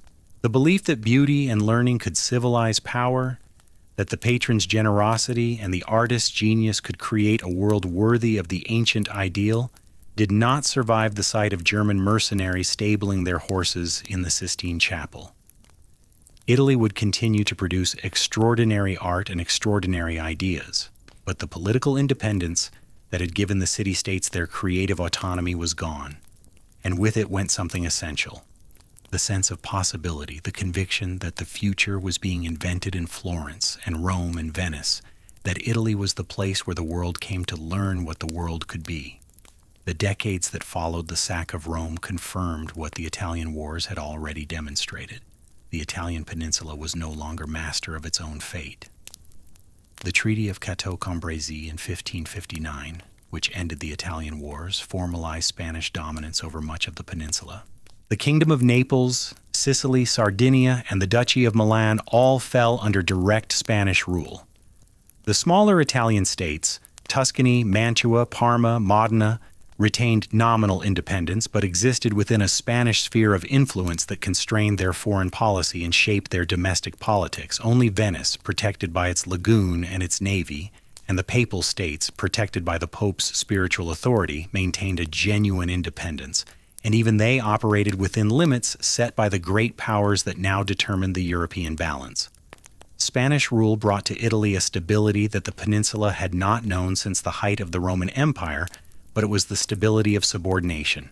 The restless political experimentation that had characterized the communes and the Renaissance courts gave way to a more rigid social hierarchy, enforced by Spanish viceroys in Naples and Milan, and by local aristocracies that increasingly defined themselves by birth rather than by achievement.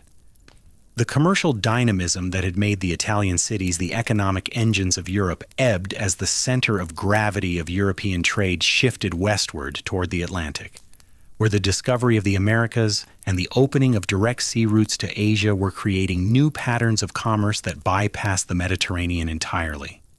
The Italian peninsula, which had been at the center of the Western world for 2,000 years, was becoming peripheral.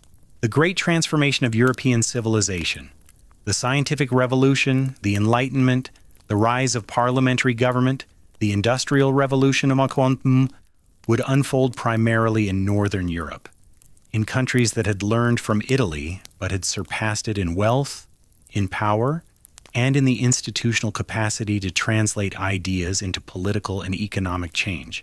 Italy would contribute to these transformations when Galileo's telescope, Volta's battery, Beccaria's arguments against torture and capital punishment, but it would do so as a collection of subordinate states within a European order it no longer shaped. The long sleep of the Italian peninsula under Spanish and then Austrian dominance would last for nearly 3 centuries. It was not a sleep without dreams.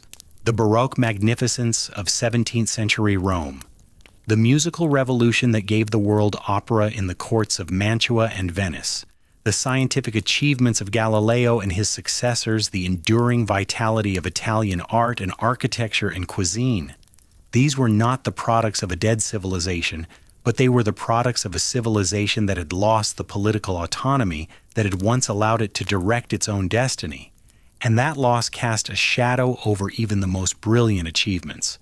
The awakening, when it came, would be ignited by forces from beyond the Alps, by the ideas of the French Enlightenment, by the armies of the French Revolution, and by a Corsican-born general whose passage through Italy would shatter the old order so completely that the peninsula's political landscape would never look the same again.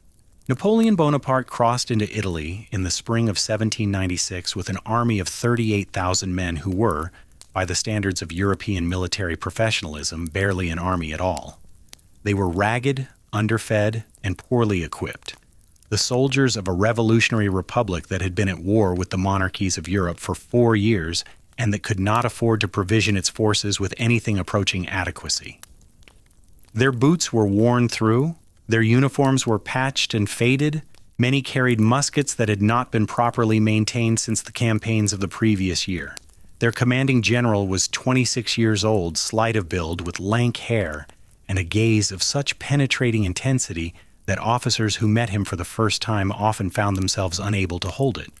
He had been given command of the army of Italy as a political favor, and the senior officers who served under him regarded his appointment with a mixture of contempt and disbelief. Within 12 months, that contempt had been replaced by something closer to awe. Napoleon's first Italian campaign was a masterpiece of military art that is still studied for the precision of its execution and the audacity of its conception. He defeated the Piedmontese army in a series of rapid engagements that knocked the kingdom of Sardinia out of the war within 3 weeks. He then turned on the Austrians, who controlled Lombardy and much of northern Italy, and in a campaign of brilliant maneuver fought across the bridges, rivers, and mountain passes of the Po Valley, defeating Austrian army after Austrian army with a speed that left his enemies perpetually off balance, and his own soldiers convinced that they were following a general touched by destiny. At Lodi, he personally led a charge across a bridge swept by Austrian cannon fire, an act of reckless bravery that earned him the devotion of his troops and the nickname the Little Corporal. At Arcole, he seized a regimental flag and advanced into enemy fire at the head of a column that had stalled under withering musketry. At Rivoli, he destroyed the last Austrian attempt to relieve the besieged fortress of Mantua with a tactical virtuosity that demonstrated, to anyone still in doubt, that the young Corsican was a military genius of the first order. The political consequences of Napoleon's Italian victories were as revolutionary as his tactics. Wherever his armies marched, the old political order collapsed. The Austrian administration in Lombardy was swept away. The ancient Republic of Venice, which had endured for over 1,000 years, was extinguished with a casualness that still shocks. Napoleon simply handed Venetian territory to Austria as a bargaining chip in peace negotiations, disposing of the oldest republic in Europe as if it were a provincial estate to be traded between landowners. The Doge's palace, which had housed a continuous republic since the early medieval period, fell silent. The Golden Book, in which the names of Venice's noble families had been recorded for centuries, was closed for the last time. A civilization that had built an empire defeated the Ottomans, produced Titian and Vivaldi and Casanova, and maintained its independence through a millennium of shifting alliances and careful diplomacy, was erased from the political map in the time it took a French diplomat to draft a treaty. In place of the old states, Napoleon created new political entities: the Cisalpine Republic in Lombardy, the Ligurian Republic in Genoa, the Roman Republic in the Papal States, that were modeled on the French Republic and governed by constitutions that proclaimed the principles of the French Revolution: liberty, equality, fraternity, the sovereignty of the people, the abolition of feudal privileges, ecclesiastical courts, and the legal distinctions between noble and commoner that had stratified Italian society for centuries. Jewish ghettos were opened, religious orders were suppressed, church property was confiscated and sold, the elaborate hierarchy of titles, precedences, and inherited privileges that had governed Italian social life since the late Middle Ages was, at least on paper, swept away. The impact on Italian intellectual life was electric. For generations, Italian thinkers had been absorbing the ideas of the Enlightenment, the writings of Voltaire, Rousseau, Montesquieu, and their Italian counterparts, and chafing under the constraints of political systems that seemed designed to prevent those ideas from ever being put into practice. The arrival of the French armies seemed, to many educated Italians, like the fulfillment of a promise that philosophy had been making for decades. The old order was corrupt, inefficient, and unjust. The new order, whatever its imperfections, offered the possibility of rational government, legal equality, and civic participation. Young Italian lawyers, doctors, professors, and merchants threw themselves into the new republican institutions with an enthusiasm that reflected both genuine idealism and the practical recognition that the French were the winning side and that careers were available for the talented and ambitious. But the enthusiasm was not universal, and it did not last. The French armies that brought liberty also brought taxation, conscription, and the systematic plundering of Italian artistic treasures. Napoleon's agents stripped Italian churches, palaces, and galleries of paintings and sculptures that had been in place for centuries, crating them for shipment to Paris, where they would adorn the Louvre and proclaim to visiting Europeans the cultural supremacy of the French Republic. The Apollo Belvedere, the Laocoon paintings by Raphael and Titian and Veronese, masterworks that had defined the Italian artistic heritage, were loaded onto wagons and hauled over the Alps with an efficiency that would have impressed the Roman legions. The confiscation was presented as a liberation of art from the tyranny of aristocratic and ecclesiastical ownership, a democratization of beauty for the benefit of all humanity. To the Italians who watched their heritage disappear northward, it looked rather more like theft. The common people of Italy, particularly in the rural south, had even less reason to celebrate. The French revolutionary principles that inspired urban intellectuals meant nothing to peasants whose lives were governed by the rhythms of agriculture, the authority of the local priest, and the customs of ancestors. The suppression of religious orders and the confiscation of church property threatened institutions that provided the only social services many rural communities had ever known: hospitals, schools, poor relief, the spiritual comfort of familiar rituals in familiar churches. When the French attempted to impose conscription, requiring Italian peasants to fight and die in wars that served French strategic interests rather than Italian ones, the resistance was fierce and sometimes violent. In southern Italy, peasant uprisings against French rule took on the character of religious crusades, with rural populations rallying behind the banner of the church and the Bourbon monarchy that the French had deposed. The Sanfedismo, the Holy Faith movement, that swept through the Kingdom of Naples in 1799 was a convulsion of popular fury against everything the French represented, and the reprisals that followed when the French-backed Neapolitan Republic collapsed after barely 5 months were savage on both sides. Napoleon's relationship with Italy evolved as his own power grew. The revolutionary republics he had created in the 1790s were reorganized, consolidated, and eventually absorbed into a Napoleonic empire that bore increasingly little resemblance to any republic. The Cisalpine Republic became the Italian Republic in 1802 with Napoleon as its president. In 1805, it became the Kingdom of Italy with Napoleon as its king. He crowned himself with the Iron Crown of Lombardy,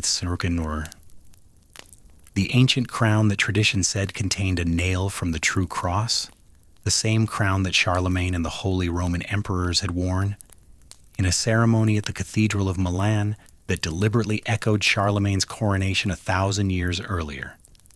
The symbolism was unmistakable.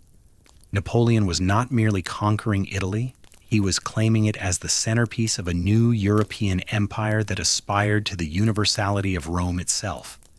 The Napoleonic Kingdom of Italy, together with the territories that were directly annexed to France, Piedmont, Liguria, Tuscany, Rome itself, gave the Italian peninsula its first experience of unified, centralized administration since the Roman Empire. The Napoleonic Code, introduced across French-controlled Italy, replaced the bewildering patchwork of local legal systems with a single rational body of law that guaranteed property rights, established civil marriage and divorce, abolished primogeniture, and codified the principle of equality before the law.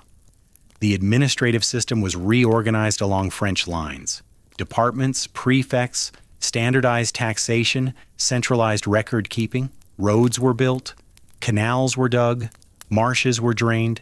The infrastructure investments of the Napoleonic period, though motivated primarily by military and fiscal considerations, left lasting improvements that Italian communities would benefit from for generations.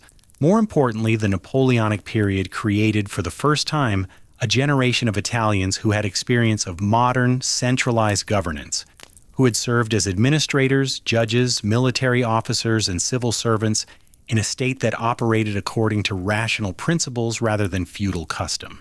These men would become the nucleus of the movement for Italian unification. They had seen what a unified state could accomplish.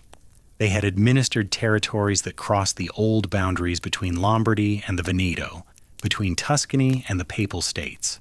They had worked alongside Italians from every region of the peninsula and discovered that the differences between a Piedmontese and a Neapolitan, while real, were not insuperable. The idea of Italy as a nation, not merely a geographical expression, as the Austrian Chancellor Metternich would later dismissively call it, but a political community with a shared identity, a shared language, and a shared destiny, was no longer an abstract concept debated by philosophers. It was a lived experience, however brief, however imperfect, however dependent on the power of French bayonets. When Napoleon fell, the old order returned. The Congress of Vienna in 1814 and 1815, convened by the victorious powers to redraw the map of Europe after 25 years of revolutionary and Napoleonic warfare, restored the Italian peninsula to something very close to its pre-revolutionary condition. The Kingdom of Sardinia, ruled by the House of Savoy, recovered Piedmont, Liguria, and the island of Sardinia. The Austrian Habsburgs reclaimed Lombardy and the Veneto, governing them directly, and installed members of the Habsburg family or its allies as rulers of Tuscany, Parma, and Modena. The Papal States were restored to the Pope. The Kingdom of the Two Sicilies, encompassing southern Italy and Sicily, was returned to the Bourbon dynasty that had ruled it before the French invasion. Venice remained under Austrian control. The Republic was not restored. It would never be restored.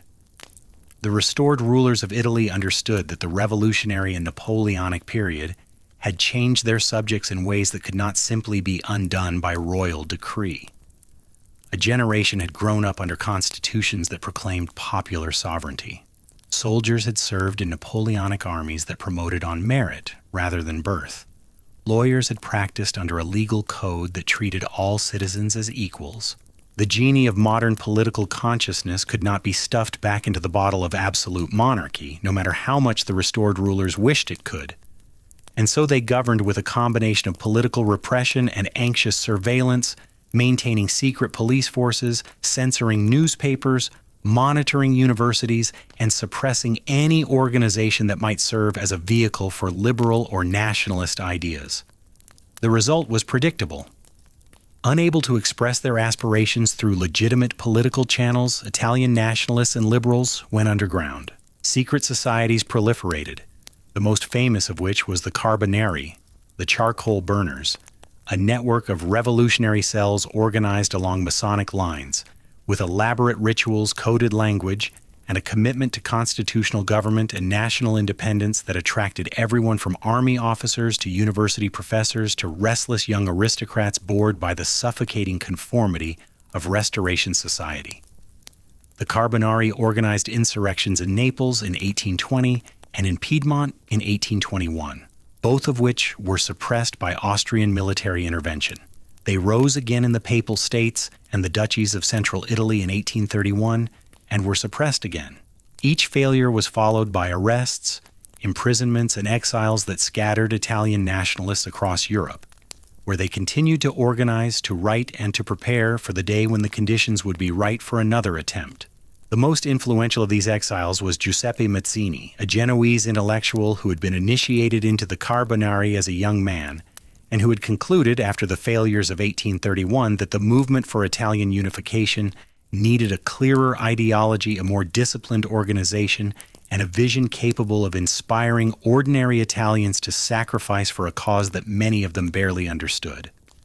Mazzini founded a new organization, Young Italy, dedicated to the creation of a unified Italian republic through popular insurrection.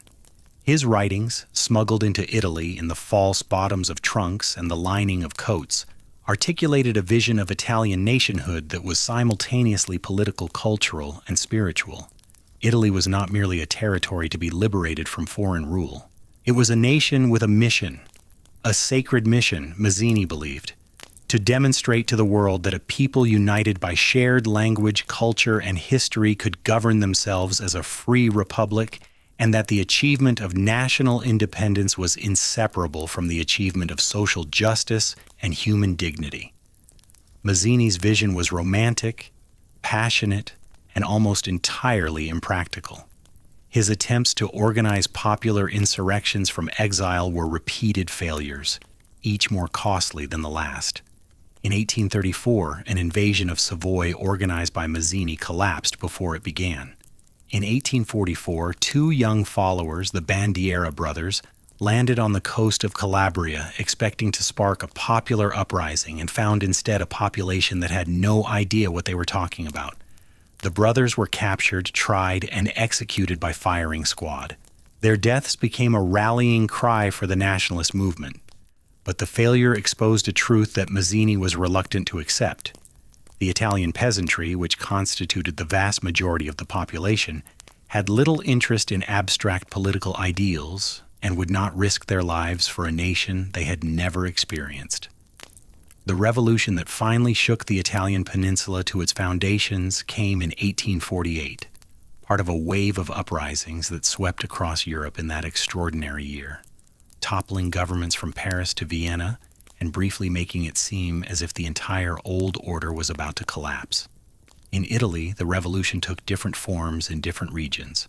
In Milan, the population rose against the Austrian garrison in 5 days of street fighting, the Cinque Giornate, the 5 days, that drove the Austrians from the city through the sheer fury of popular resistance, barricades built from furniture and paving stones, civilians fighting professional soldiers with improvised weapons, and an anger accumulated across 30 years of foreign domination. In Venice, the lawyer Daniele Manin proclaimed the restoration of the Republic of St. Mark, and the Venetian population rallied to the cause with an enthusiasm that recalled the city's ancient republican traditions. In Rome, the Pope fled the city after the assassination of his prime minister, and Mazzini himself arrived to lead a short-lived Roman republic that attempted, for a few extraordinary months, to put his ideals of democratic self-government into practice. The revolutions of 1848 all failed. The Austrian army, once it had recovered from the initial shock, reconquered Lombardy and the Veneto with methodical efficiency. The Roman Republic was destroyed by a French army sent by Louis Napoleon Bonaparte, the nephew of the great Napoleon, who had calculated that restoring the Pope would win him Catholic support at home. Venice held out the longest, enduring a siege and bombardment that reduced the city to starvation and cholera before surrendering in August of 1849. The restored authorities reimposed their control with varying degrees of severity, and the Italian peninsula returned outwardly to the condition it had been in before the storm. But 1848 had changed everything.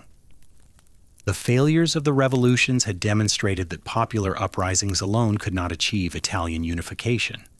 The Austrian Empire was too strong, the Italian population too divided, and the revolutionary movements too poorly coordinated to succeed through insurrection.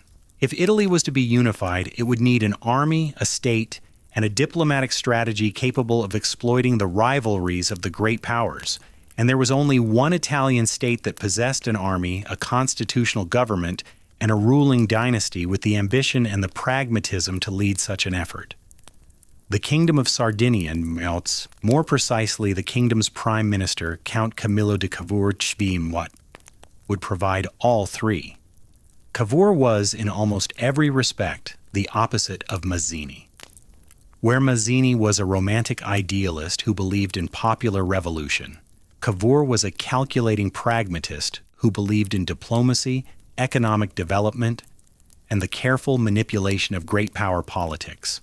Where Mazzini dreamed of a unified Italian republic, Cavour worked toward a unified Italian monarchy under the House of Savoy, not because he was a devoted monarchist, but because the monarchy was the institution that existed, that commanded an army, and that could serve as the vehicle for a project that pure idealism had repeatedly failed to accomplish. He was short, stout, bespectacled, and entirely lacking in the charismatic qualities that made Mazzini and later Garibaldi objects of popular adulation. But he possessed a political intelligence of the highest order, a grasp of European power dynamics that rivaled Metternich's, and an ability to pursue multiple objectives simultaneously while giving each of his interlocutors the impression that their interests were his primary concern. Cavour's strategy for Italian unification rested on a single essential premise, that Piedmont Sardinia could not defeat Austria alone. Austrian military power in northern Italy was too strong for any Italian state to challenge independently. Therefore, Piedmont needed a great power ally, and the only plausible candidate was France. Napoleon III, who had made himself Emperor of the French in 1852, had his own reasons for wanting to weaken Austria, and Cavour exploited these reasons with a diplomatic skill that bordered on artistry. The Plombières Agreement of 1858, negotiated secretly between Cavour and Napoleon III at a French spa town, laid the groundwork. France would join Piedmont in a war against Austria, and in return would receive the territories of Nice and Savoy. Northern Italy would be unified under the Sardinian crown. Central and southern Italy would be reorganized into separate kingdoms under French influence. The Pope would retain a reduced papal state. Italy would become a federation of monarchies rather than a unitary state. A solution that served French interests by preventing the emergence of a strong unified power on France's southern border.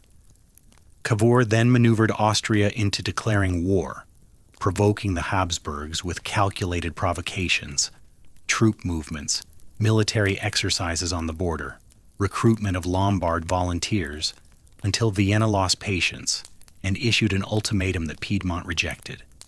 The War of 1859 brought French and Piedmontese armies together against Austria in the bloody battles of Magenta and Solferino, the latter so horrifying in its carnage, 40,000 casualties in a single day, that a Swiss businessman named Henry Dunant, who witnessed the aftermath, was moved to found the International Red Cross.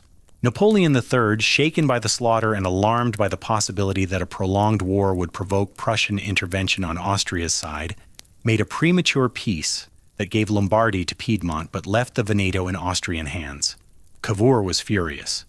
The diplomatic plan had been only half executed, but events in central Italy were moving faster than diplomacy could control. The populations of Tuscany, Parma, Modena, and the Romagna, the northern portion of the Papal States, had risen against their rulers in the wake of the Austrian defeats, and the provisional governments that replaced them were demanding annexation to Piedmont. Cavour, recovering from his initial rage, recognized that the popular movements were accomplishing what his diplomacy had not: the unification of central Italy under the Sardinian crown without the need for further French involvement or French claims on Italian territory. Through a combination of managed plebiscites, diplomatic pressure, and the judicious distribution of promises and threats, the central Italian states were absorbed into an expanding Piedmontese kingdom that was rapidly beginning to look like an Italian one. What happened next was the most dramatic and improbable episode of the entire unification, and it was accomplished not by Cavour's diplomacy but by the personal courage and romantic audacity of a man who was, in many ways, the living embodiment of everything Cavour distrusted. Giuseppe Garibaldi was a sailor's son from Nice, a city that Cavour had just handed to France.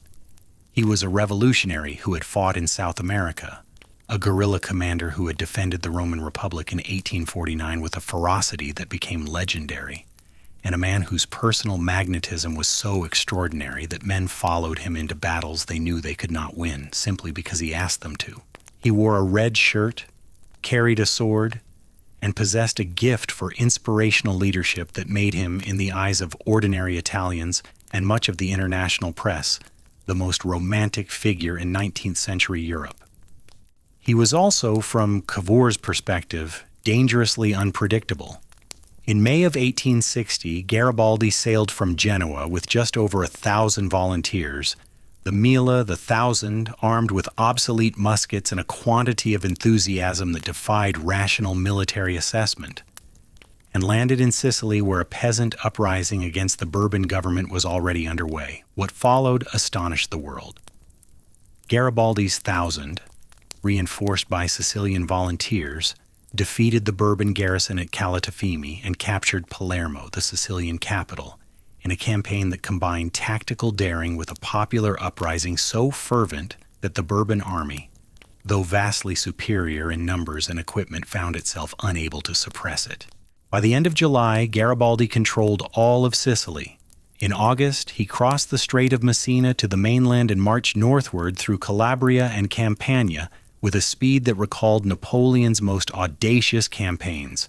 On September 7th, 1860, Garibaldi entered Naples, the largest city in Italy, riding in an open carriage through streets lined with crowds that threw flowers and wept with an emotion that was genuine, even if many of the celebrants had only the vaguest idea of what Italian unification actually meant for their daily lives.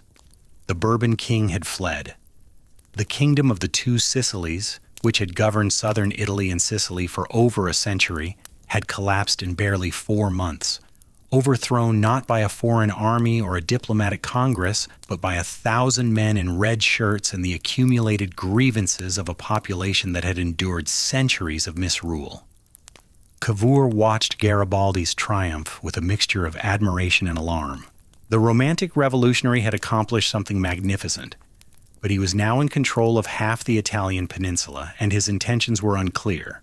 Garibaldi had declared himself dictator of the two Sicilies in the name of King Victor Emmanuel of Sardinia, but his Republican sympathies were well known, and there was a real possibility that he might march on Rome, which would provoke French military intervention in defense of the Pope, or attempt to establish an independent southern state under his own authority. Cavour acted with characteristic decisiveness. He sent the Piedmontese army south through the Papal States, defeating the Pope's small army at Castelfidardo, and positioned himself to meet Garibaldi before the revolutionary could do anything rash. The meeting between Garibaldi and Victor Emmanuel took place on the road near Tieno, north of Naples, on October 26, 1860. Garibaldi, who might have held out for a republic or for personal power, instead rode forward, removed his hat, and greeted the king with the words that would echo through Italian history. "I salute the first king of Italy." It was an act of self-abnegation that was either magnificent or naive, depending on one's perspective, and that handed the South, with all its problems, its poverty, its vastly different social structures and cultural traditions, to a northern monarchy that understood it hardly at all. On March the 17th, 1861, the Kingdom of Italy was formally proclaimed with Victor Emmanuel II as its king and Turin as its capital. The new nation encompassed the entire Italian peninsula and the islands of Sicily and Sardinia, with two significant exceptions. Rome, still under the protection of a French garrison that Napoleon III maintained to ensure the Pope's temporal sovereignty, and the Veneto, still under Austrian control. The Veneto was acquired in 1866 as a prize of Italy's alliance with Prussia in the Austro-Prussian War, a war in which the Italian army performed so poorly that the territory was handed over not because Italy had won it militarily, but because Prussia had won the war and insisted on it as part of the peace settlement. The humiliation was real, but the result was what mattered. The Austrian flag came down over Venice, and the city of the Doges, silent and decaying, and more beautiful in its melancholy than most cities are in their prime, became Italian. Rome came last. For nearly a decade after unification, the Italian government had to endure the anomaly of a capital. First Turin, then Florence. That was not Rome. While the city that every Italian nationalist regarded as the natural and necessary seat of the nation remained under papal control, protected by French troops. The opportunity came in 1870, when the Franco-Prussian War forced Napoleon III to withdraw his garrison from Rome. On September 20th, Italian troops entered the city through a breach in the Aurelian Wall near the Porta Pia, meeting only token resistance from the papal forces. The Pope, Pius IX, retreated to the Vatican and declared himself a prisoner, refusing to recognize the Italian state and forbidding Catholics from participating in Italian political life. a prohibition that would persist in various forms for nearly 60 years, and that would deprive the new nation of the political engagement of its most devoutly Catholic citizens at precisely the moment when it most needed broad participation. Rome became the capital of Italy on July 1st, 1871. The dream of centuries, the aspiration of Dante and Machiavelli and Mazzini had been realized. Italy was one. But the Italy that had been unified was not one in any sense beyond the legal and the geographical. The new kingdom was a patchwork of regions that had been governed by different states under different legal systems, speaking different dialects for centuries. The famous remark attributed to the Piedmontese statesman Massimo d'Azeglio captured the challenge with devastating precision. "We have made Italy," he said, "now we must make Italians." The task was immense. The literacy rate in the new kingdom was barely 25% nationally, and in the south it was far lower. The Italian language, the Tuscan-based literary language descended from Dante, was spoken as a daily tongue by perhaps 2.5% of the population. Everyone else spoke regional dialects that were, in many cases, mutually unintelligible. A Piedmontese farmer and a Sicilian fisherman, both now citizens of the same kingdom, could not understand each other's speech. The economic disparities were equally stark. The north, particularly Lombardy and Piedmont, had begun to industrialize, with textile factories, railroads, and a growing commercial middle class. The south remained overwhelmingly agricultural, dominated by large landed estates worked by a peasantry whose conditions had changed little since the feudal period. The land reform that Garibaldi's revolution had promised the southern peasants never materialized. The estates remained intact. The peasants remained poor. And the disillusionment that followed would poison the relationship between southern Italy and the national government for generations. The new Italian state, modeled on the Piedmontese constitutional monarchy, was a parliamentary system with a severely restricted franchise. Barely 2% of the population had the right to vote. The political class that governed unified Italy was drawn overwhelmingly from the liberal, educated, property-owning elite of the northern and central regions. They were men of considerable ability and genuine patriotic commitment, but they governed a country they only partially understood, imposing northern administrative models on southern communities with different traditions, different social structures, and different expectations of what government should do.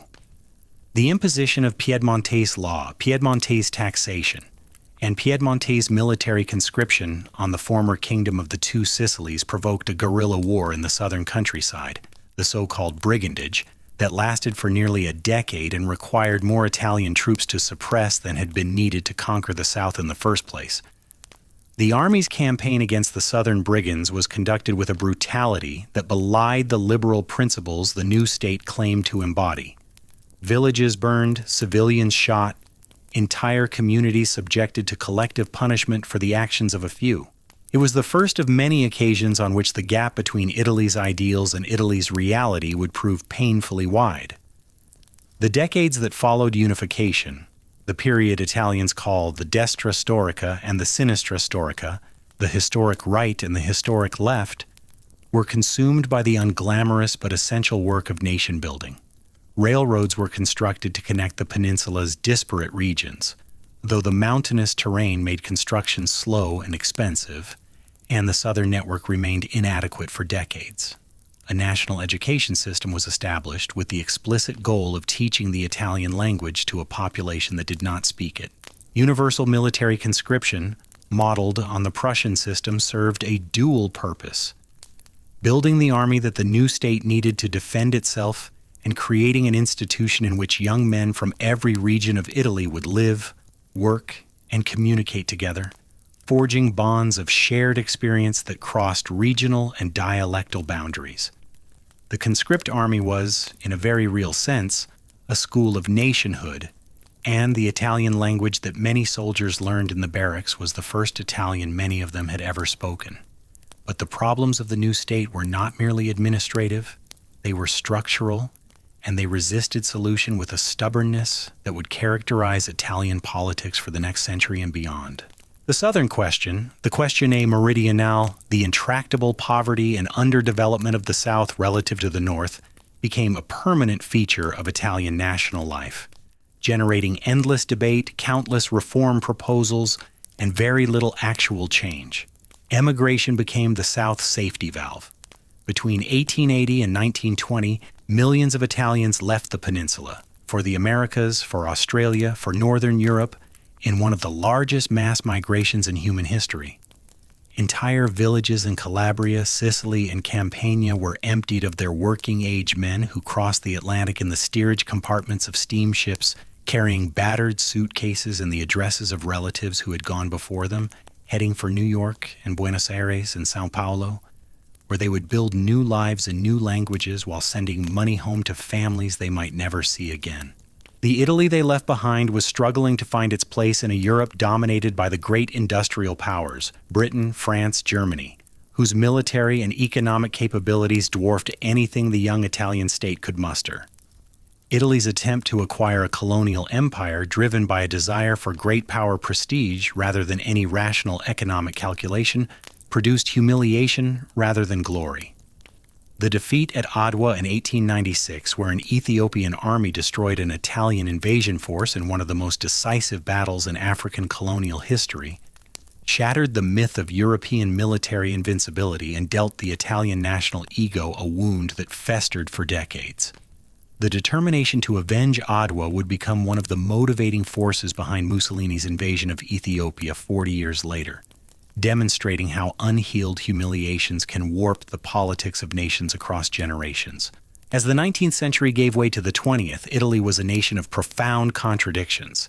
Its northern cities, Milan, Turin, Genoa, were industrializing rapidly, their factories producing the textiles, machinery, and automobiles that were integrating the Italian economy into the European industrial system. Fiat was founded in Turin in 1899. Pirelli had been making rubber products in Milan since 1872. The Italian financial system, though prone to crisis, was channeling capital into industrial development with increasing effectiveness.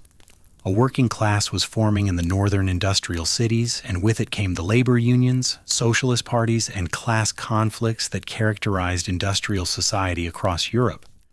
Meanwhile, the South remained locked in patterns of rural poverty that had changed little in centuries, and the political system that was supposed to govern this divided country was itself riven by the fundamental tensions that had attended Italy's birth, and the tension between North and South, between church and state, between the liberal elites who had made the nation and the masses who had been largely excluded from its making, between the aspiration to great power status and the reality of limited resources, between the dream of what Italy should be and the stubborn, complicated, magnificent, infuriating reality of what Italy was. It was into this Italy, ambitious, insecure, divided, and desperately seeking a sense of national purpose that its brief and contested history had not yet provided, that the 20th century arrived with promises of glory and modernity that would exact a price beyond anything the peninsula had paid since the darkest days of the Gothic War. Italy entered the First World War in May of 1915, nearly a year after the conflict had begun, and it entered through the back door of secret diplomacy rather than the front gate of parliamentary consent. The Treaty of London, negotiated clandestinely between the Italian government and the Entente powers, Britain, France, and Russia, promised Italy enormous territorial gains in exchange for joining the war against its former allies in the Triple Alliance, Austria, Hungary, and Germany. The territories promised were those that Italian nationalists had coveted since unification: the Trentino, the South Tyrol, Trieste, Istria, and a stretch of the Dalmatian coast, the so-called Terre Irridente, the unredeemed lands, where Italian-speaking populations lived under Habsburg rule. The price would be paid in blood, on battlefields that would test the young nation's cohesion as nothing had tested it since the brigandage wars of the 1860s. The Italian front of the First World War was fought along the northeastern border with Austria-Hungary, in terrain that seemed designed by a malevolent god to maximize human suffering.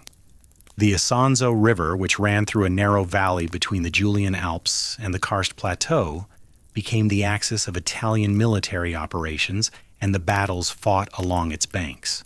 11 major offensives between June 1915 and September 1917, each known simply by its number, the First Battle of the Isonzo through the 11th, became synonymous with futility, slaughter, and the grinding attrition that characterized the Western Front but received far less attention from English-speaking historians.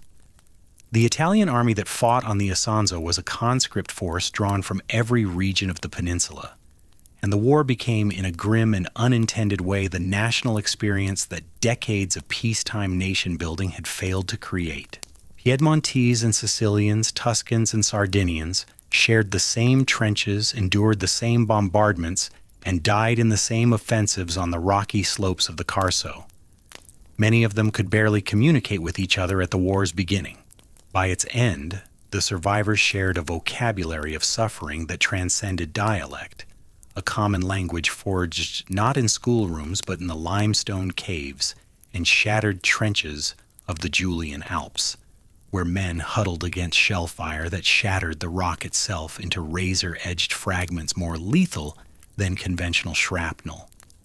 The commander of the Italian forces, General Luigi Cadorna, was a man of rigid discipline and limited tactical imagination who responded to each failed offensive by ordering another, and who dealt with the mounting evidence of his soldiers' exhaustion and demoralization not by adapting his strategy, but by enforcing discipline with a severity that shocked even his allies. Cadorna reintroduced the ancient Roman practice of decimation, selecting soldiers by lot from units that had retreated without orders and executing them as an example to the rest. The exact number of Italian soldiers executed by their own army during the war remains disputed, but it was among the highest of any combatant nation, and the knowledge of it spread through the ranks with a corrosive effect on morale that no amount of patriotic rhetoric could counteract. The catastrophe came on October 24, 1917, at a place called Caporetto, Kobarid, in modern Slovenia. A combined Austro-Hungarian and German force employing new infiltration tactics that bypassed strong points and struck deep into the Italian rear, shattered the Italian line along a 30-kilometer front. The breakthrough was so rapid and so complete that entire Italian divisions were surrounded and captured before they understood what was happening. Within days, the retreat had become a rout. The Italian army fell back over 100 kilometers, abandoning the Veneto and establishing a new defensive line along the Piave River, barely 30 kilometers from Venice. 300,000 Italian soldiers were taken prisoner, 10,000 were killed. The equipment losses were staggering. Thousands of artillery pieces, millions of rounds of ammunition, vast quantities of supplies that the retreating army could not carry and could not destroy. Caporetto was Italy's Cannae, a defeat so total that it threatened to knock the nation out of the war entirely. British and French divisions were rushed to Italy to stabilize the front, and Cadorna was finally replaced by General Armando Diaz, a more humane and tactically flexible commander who understood that an army's willingness to fight depended on something more than the threat of execution. Diaz rebuilt the shattered Italian forces through the winter of 1917 and 1918, improving conditions in the trenches, rotating units out of the line more frequently, and employing a defensive strategy that conserved manpower while waiting for the right moment to counterattack.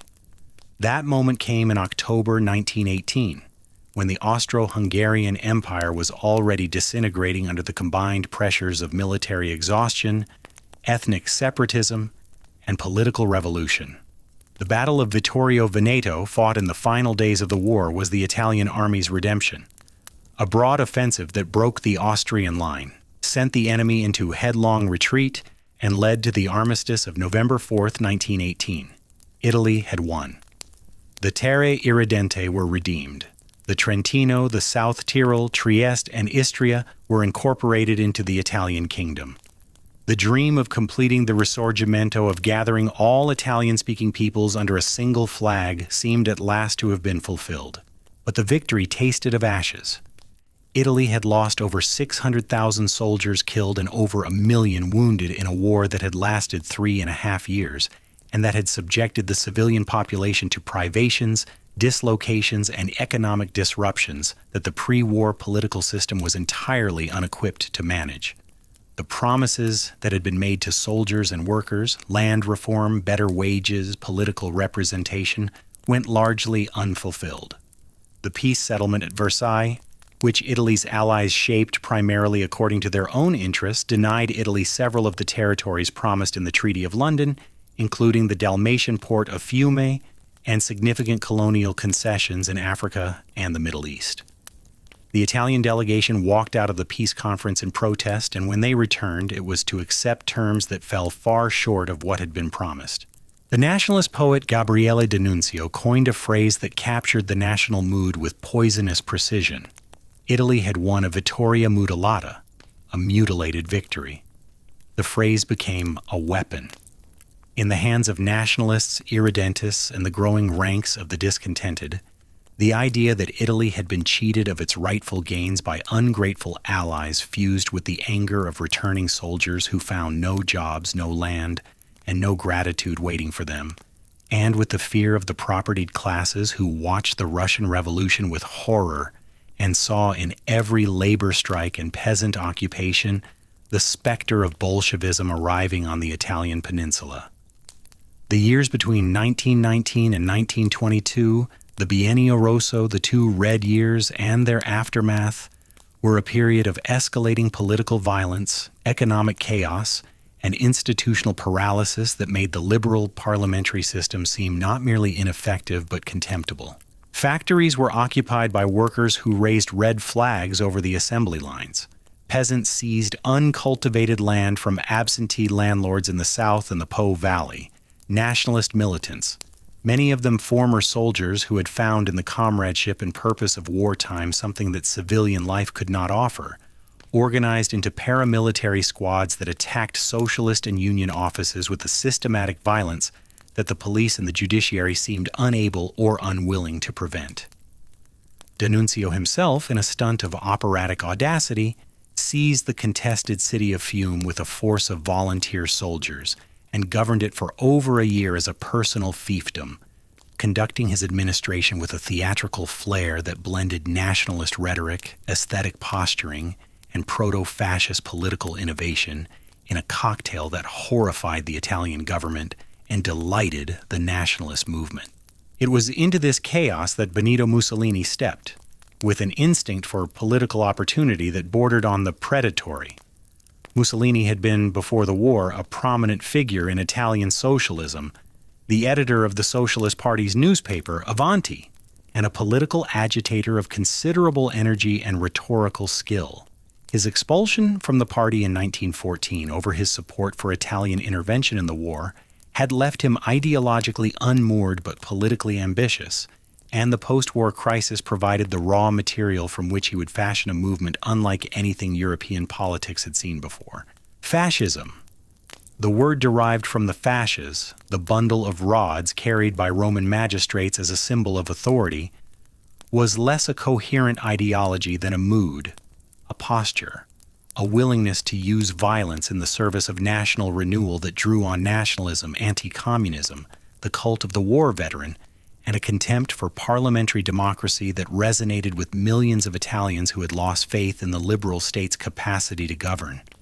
The fascist squads, the squadristi, identifiable by their black shirts and their clubs and castor oil, which they forced opponents to drink in quantities sufficient to cause days of agonizing intestinal distress, terrorized the Italian left with a systematic brutality that the authorities tolerated because it served their interests.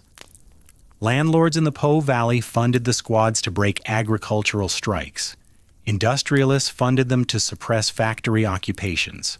Politicians of the liberal establishment tolerated them because they feared socialism more than they feared fascism, and because they believed, or with a naivety that subsequent history would punish with devastating thoroughness, that Mussolini could be co-opted, managed, and eventually discarded once the socialist threat had passed.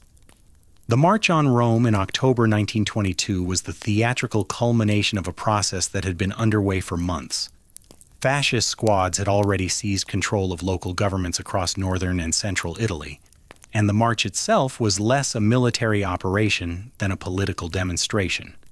30,000 black shirts converging on the Capitol in a display of force that was, in military terms, easily containable. The Italian army could have dispersed them with minimal effort. King Victor Emmanuel III, who had the constitutional authority to declare martial law and order the army to act, chose not to.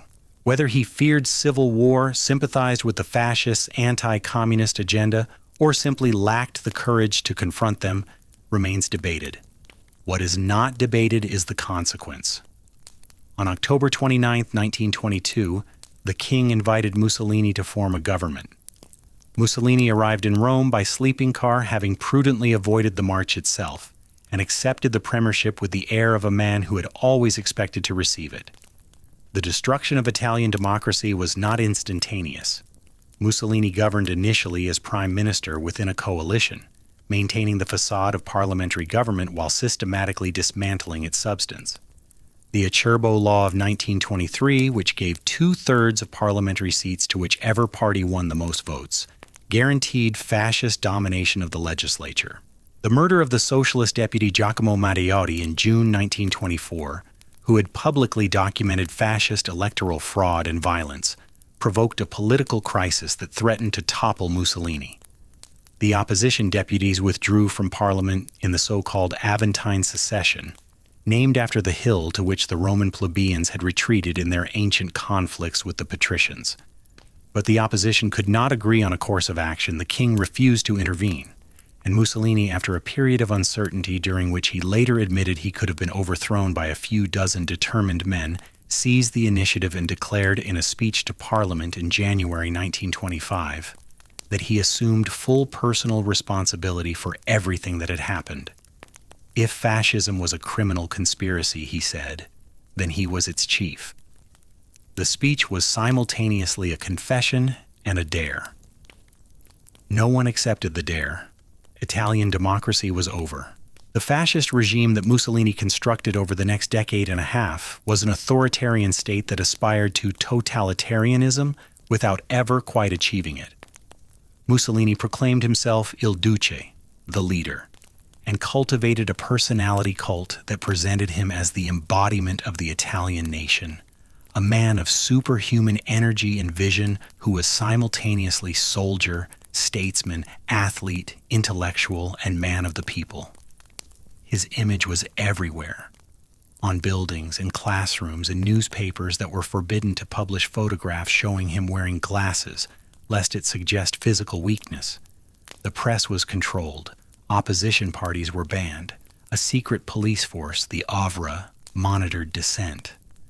Political opponents were arrested, tried by special tribunals, and sentenced to internal exile and mima, confino, in remote southern villages or on desolate islands where the isolation was punishment enough.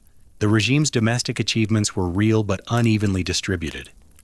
The draining of the Pontine marshes south of Rome, which created thousands of acres of farmland and several new towns, was a genuine engineering accomplishment that employed thousands of workers and addressed a public health problem that had plagued the region since antiquity. The construction of highways, public buildings, and the renovation of Rome itself, Mussolini ordered the demolition of entire medieval neighborhoods to create the broad avenues and monumental vistas that he believed appropriate to the capital of a new Roman Empire. Modernized the Italian infrastructure at the cost of destroying irreplaceable historical fabric, the Lateran Pacts of 1929, which settled the 60-year conflict between the Italian state and the papacy, recognized Vatican City as an independent sovereign entity, established Catholicism as the state religion, and provided financial compensation for the loss of the papal states. The reconciliation between church and state was Mussolini's most significant domestic achievement and won him the support, or at least the acquiescence, of the Catholic Church at a moment when its opposition might have fatally undermined his regime.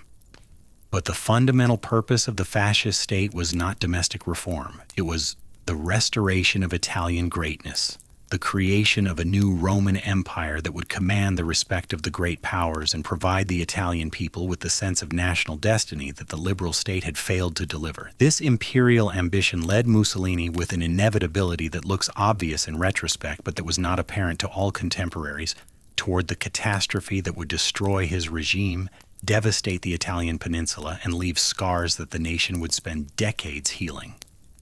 The invasion of Ethiopia in 1935 was the first act.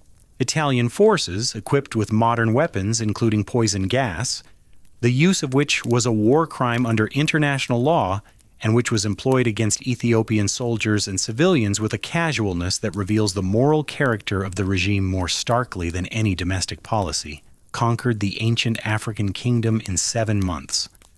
Mussolini proclaimed the Italian Empire from the balcony of the Palazzo Venezia in Rome, and the crowd that filled the piazza below cheered with an enthusiasm that represented for many ordinary Italians the high point of the fascist era. Italy had avenged Adwa. Italy had an empire. Italy was at last a great power. The illusion did not survive contact with the reality of European power politics. Mussolini's alliance with Adolf Hitler's Germany, formalized in the Rome-Berlin Axis of 1936 and the Pact of Steel of 1939, bound Italy to a regime whose military capabilities, territorial ambitions, and capacity for violence were of an entirely different order than anything Mussolini commanded. Italy entered the Second World War in June 1940 as France was falling to the German blitzkrieg, Mussolini calculating that the war would be short, that Germany would win, and that Italy could acquire territorial gains in the Mediterranean at minimal cost. The calculation was wrong in every particular. The Italian military, undermanned, under-equipped, and led by officers whose strategic competence had been compromised by 2 decades of fascist political interference, suffered a series of humiliating defeats that exposed the gap between the regime's propaganda and the nation's actual military capability.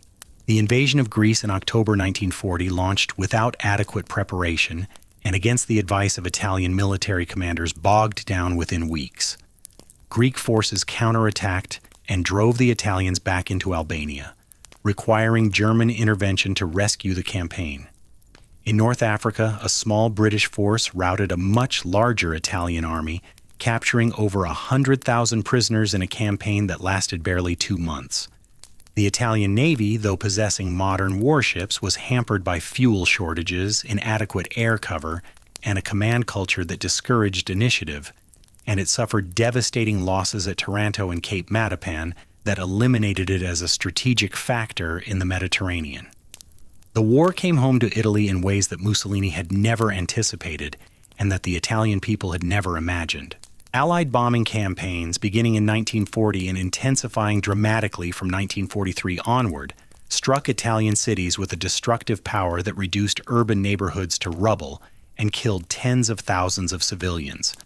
Milan, Turin, Genoa, Naples, Palermo, and dozens of smaller cities were bombed repeatedly. Their industrial districts, rail yards, and port facilities targeted in raids that inevitably killed civilians in the surrounding residential areas.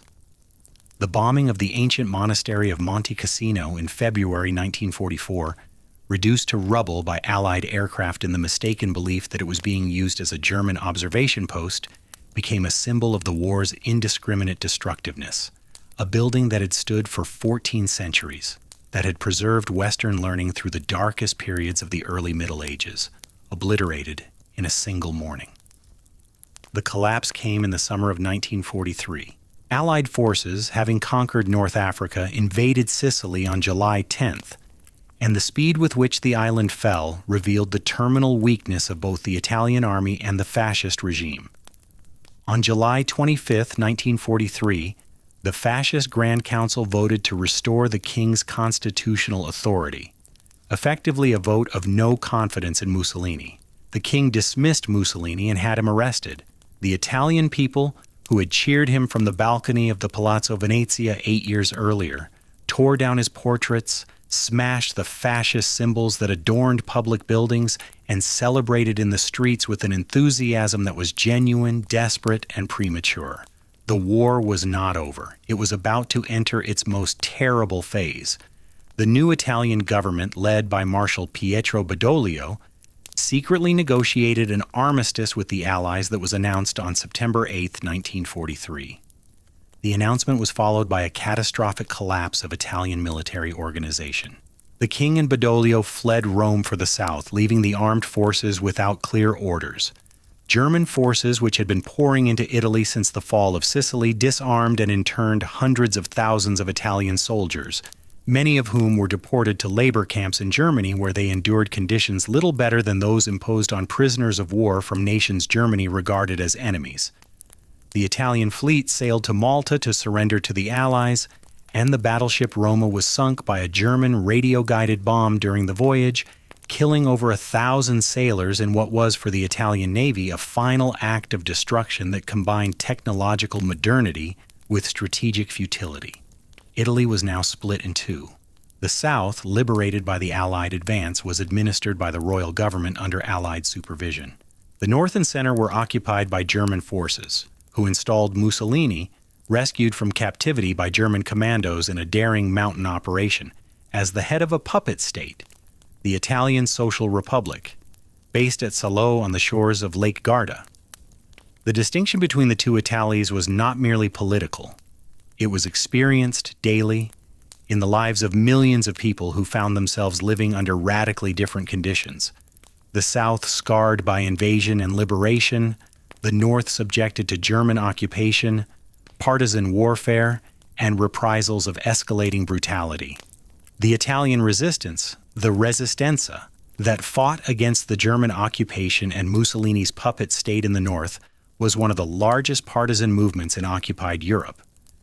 Its fighters were drawn from across the political spectrum: communists, socialists, liberals, Catholics, monarchists, and former soldiers who had refused to serve the Social Republic, and they conducted a guerrilla campaign of sabotage, ambush, and intelligence gathering that tied down significant German forces and contributed materially to the Allied campaign. The partisans fought in the mountains of Piedmont and the Veneto, in the hills of Tuscany and Emilia-Romagna, and in the cities, where urban resistance networks sheltered escaped prisoners of war, hid Jews from deportation, and transmitted intelligence to the Allies at the constant risk of capture, torture, and death. The German response to partisan activity was savage. The massacre at the Fosse Ardeatine in Rome, where 335 Italian civilians and political prisoners were shot in reprisal for a partisan attack that killed 33 German soldiers, was one of the war's most infamous atrocities. The victims marched into caves on the outskirts of the city, shot in groups of 5, the caves then sealed with explosives. At Marzabotto in the Apennine Hills south of Bologna, SS troops killed nearly 800 civilians, men, women, children, and infants, in a systematic sweep of the surrounding countryside that lasted for days. At Sant'Anna di Stazzema, in the mountains of Tuscany, over 500 civilians were massacred in a single morning. These were not isolated incidents. Across occupied Italy, the pattern repeated itself. Partisan action followed by disproportionate reprisal against civilian populations, creating a cycle of violence that left scars on communities that have never fully healed. The Jewish population of Italy suffered grievously during the occupation. Before the war, Italy's Jewish community had been one of the oldest in Europe, with a continuous presence dating back to the Roman Republic. Italian fascism, though it adopted anti-Semitic racial laws in 1938 under German pressure, had not initially pursued the physical destruction of the Jewish population. The German occupation changed everything. Beginning in the autumn of 1943, German forces and their Italian collaborators rounded up Jews across occupied Italy for deportation to the extermination camps. The raid on the Roman ghetto on October 16, 1943, in which over 1,000 Roman Jews were seized and transported to Auschwitz, took place within sight of the Vatican. Of the deportees, only 16 survived the war. Across Italy, approximately 8,000 Jews were deported, and the majority perished in the camps.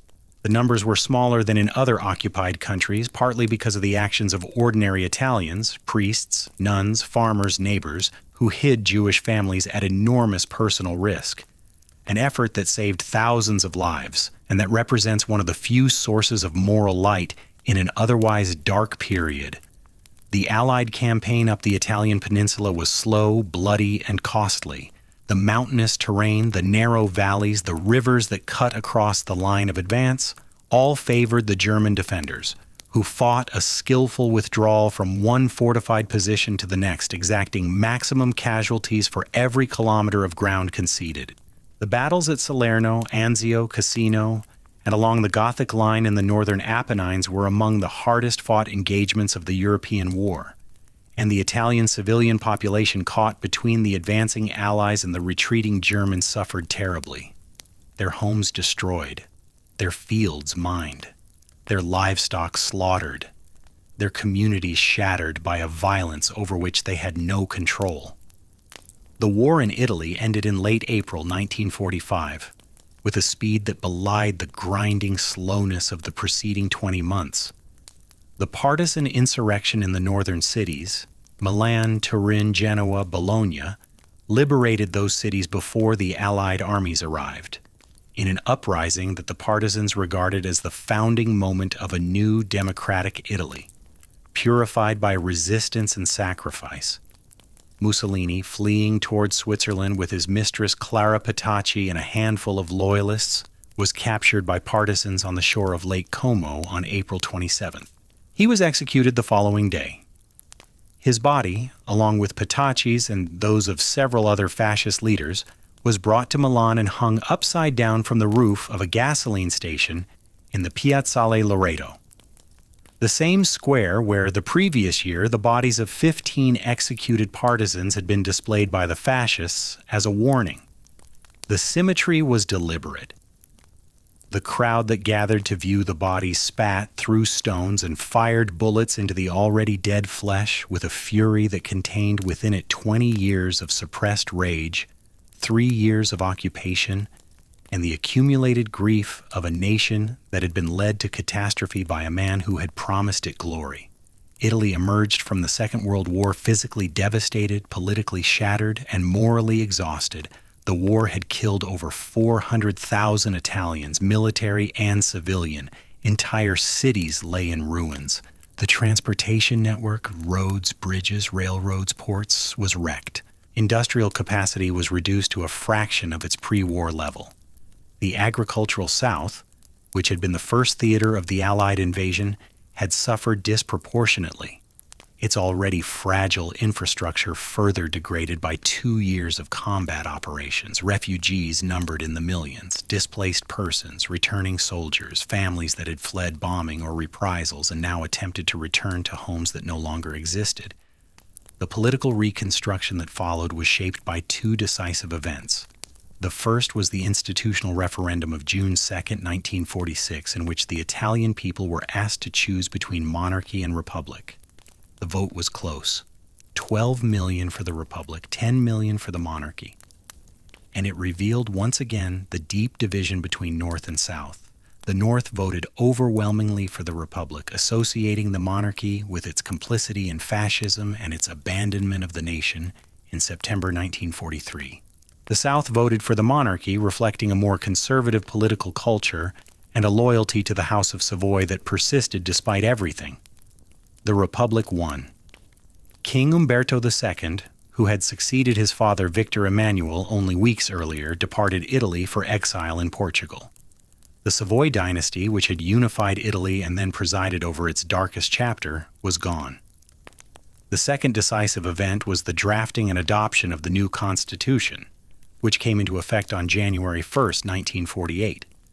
The Constituent Assembly that drafted it was a body of remarkable talent and genuine idealism, its members drawn from the 3 political traditions that had defined the resistance: Christian democracy, socialism, and communism, and united, however temporarily, by the shared determination to build a democratic state that would never again allow the concentration of power that had made fascism possible. The constitution they produced was one of the most progressive in Europe. It guaranteed fundamental rights and freedoms, established an independent judiciary, created a bicameral parliament elected by universal suffrage, including, for the first time in Italian history, women's suffrage, and enshrined in its opening article a principle that reflected both the nation's aspirations and its awareness of how far reality fell short. Italy, the Constitution declared, is a democratic republic founded on labor. The economic recovery that followed, the miracolo economico, the economic miracle, was one of the most remarkable transformations in modern European history. Between the late 1940s and the early 1970s, Italy was transformed from a predominantly agricultural country, still scarred by war and burdened by the structural poverty of the South, into one of the world's major industrial economies. The growth rates were staggering. Industrial production doubled, then doubled again. Gross domestic product per capita increased by more than 300% in a single generation. The factories of the North, Fiat in Turin, Pirelli in Milan, Olivetti in Ivrea, became engines of mass production that employed hundreds of thousands of workers, many of them migrants from the South who traveled north, in the same spirit of desperate hope that had driven their grandparents across the Atlantic half a century earlier. The social transformation that accompanied the economic miracle was equally profound. A population that had been overwhelmingly rural became overwhelmingly urban. Millions of Italians moved from the countryside to the cities, from the south to the north, from traditional village communities governed by the rhythms of agriculture and the authority of the parish priest to modern industrial cities where life was governed by the factory whistle and the union meeting. The old Italy of peasant farms and hilltop villages did not disappear, but it ceased to be the dominant reality of Italian life. In its place emerged a consumer society, automobiles, televisions, washing machines, refrigerators, that brought material comfort to a population that had known genuine privation within living memory. The Fiat 500, that tiny, affordable automobile that put an entire nation on wheels, became the symbol of the miracle.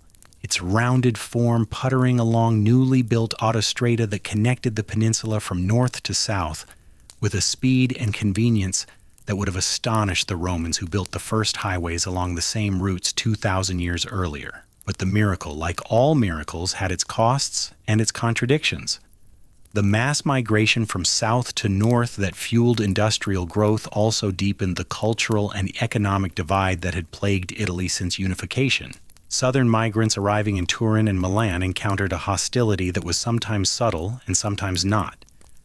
Landlords who refused to rent to Southerners, factory foremen who mocked their dialects, a pervasive northern prejudice that regarded the Mezzogiorno as a separate and inferior civilization.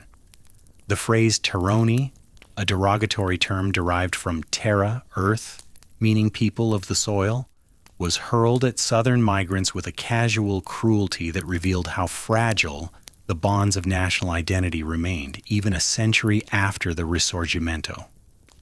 The South itself, drained of its youngest and most ambitious citizens, fell further behind, its development dependent on state transfers and public works programs that created employment without creating the self-sustaining economic growth that might have closed the gap.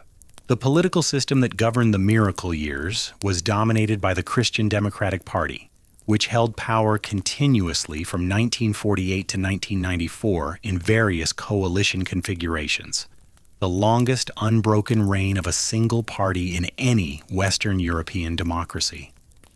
The Christian Democrats governed through a system of patronage, compromise, and institutional accommodation that kept Italy democratic, kept it firmly within the Western alliance during the Cold War, and kept the Italian Communist Party, Mindumor, largest in Western Europe, commanding roughly a third of the popular vote, permanently in opposition. The system worked, after a fashion, but it worked through mechanisms that corroded the institutions it was supposed to serve. Political appointments were distributed according to party affiliation rather than competence. Public contracts were awarded to connected firms rather than qualified ones. The boundary between the state and the parties that governed it became so blurred that the two were, in practice, indistinguishable. The darker shadow that fell across post-war Italian politics was terrorism. The late 1960s and 1970s, the Anni di Piombo, the years of lead, Hinort, were a period of political violence that tested Italian democracy as severely as anything since the fascist period. Left-wing extremist groups, most notoriously the Red Brigades, waged a campaign of kidnapping, assassination, and armed attack against the institutions of the Italian state, convinced that revolutionary violence could bring about the socialist transformation that parliamentary politics had failed to deliver. Right-wing extremist groups, sometimes with murky connections to elements within the security services, carried out bombings of public spaces, train stations, piazzas, banks, designed to create a climate of fear that would justify an authoritarian crackdown. The bombing of the Piazza Fontana in Milan in December 1969, which killed 17 people, and the bombing of the Bologna railway station in August 1980, which killed 85, were the most devastating of these attacks, and the investigations that followed them were mired in obstruction, disinformation, and institutional complicity that have never been fully resolved. The darkest moment came on March 16, 1978, when the Red Brigades kidnapped Aldo Moro, the former prime minister and the architect of a historic compromise between the Christian Democrats and the Communists that threatened to reshape Italian politics entirely. Moro was held for 54 days while the Italian state agonized over whether to negotiate. It did not. Moro's body was found in the trunk of a car on Via Caetani in Rome, parked symbolically halfway between the headquarters of the Christian Democratic Party and the Communist Party. He had been shot 11 times. The murder shocked the nation and ultimately weakened the Red Brigades, whose violence had alienated the very working class they claimed to represent. But the scars of the Anni di Piombo ran deep, and the questions they raised about the integrity of Italian institutions, about what elements within the state knew, tolerated, or even encouraged, have never been fully answered. The political system that had governed Italy since 1948 collapsed with stunning rapidity in the early 1990s, brought down not by revolution or invasion, but by a judicial investigation. The Mani Pulite, Clean Hands investigation, launched by a pool of Milanese prosecutors in 1992, exposed a system of political corruption so pervasive and so deeply embedded that it implicated virtually every major party and hundreds of politicians, businessmen, and public officials. Kickbacks on public contracts, illegal party financing, bribery at every level of government. The system that Italians called Tangentopoli, Bribesville, was not a deviation from normal politics. It was normal politics, and the revelation of its true scale destroyed the political parties that had governed Italy for nearly half a century. The Christian Democrats, the Socialists, and their allied parties simply ceased to exist. Their leaders indicted, convicted, or fled abroad, their organizations dissolved by the weight of their own corruption. The political vacuum was filled by new forces: Silvio Berlusconi's Forza Italia, the Northern League, the post-fascist Alleanza Nazionale, that promised renewal but delivered in many cases new versions of old problems. Berlusconi himself, a media mogul who controlled 3 of Italy's 6 national television networks, entered politics in 1994 with a campaign that combined personal charisma, entertainment industry production values, and a populist message that resonated with an electorate disgusted by the old political class. He would dominate Italian politics for nearly 2 decades, serving as prime minister 3 times, surviving countless legal challenges, and embodying for his supporters the entrepreneurial energy and personal freedom that they believed Italy needed, and for his critics, the conflation of wealth, media power, and political authority that threatened the foundations of democratic governance. The Italy that entered the 21st century was in many ways unrecognizable from the country that had emerged from the Second World War.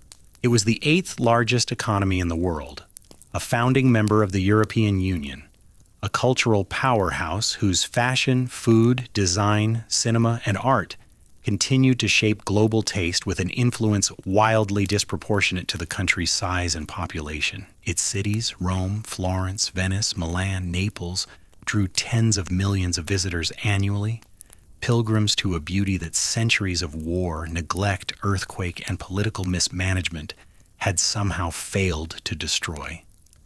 The Italian language, Dante's language, was spoken and studied around the world.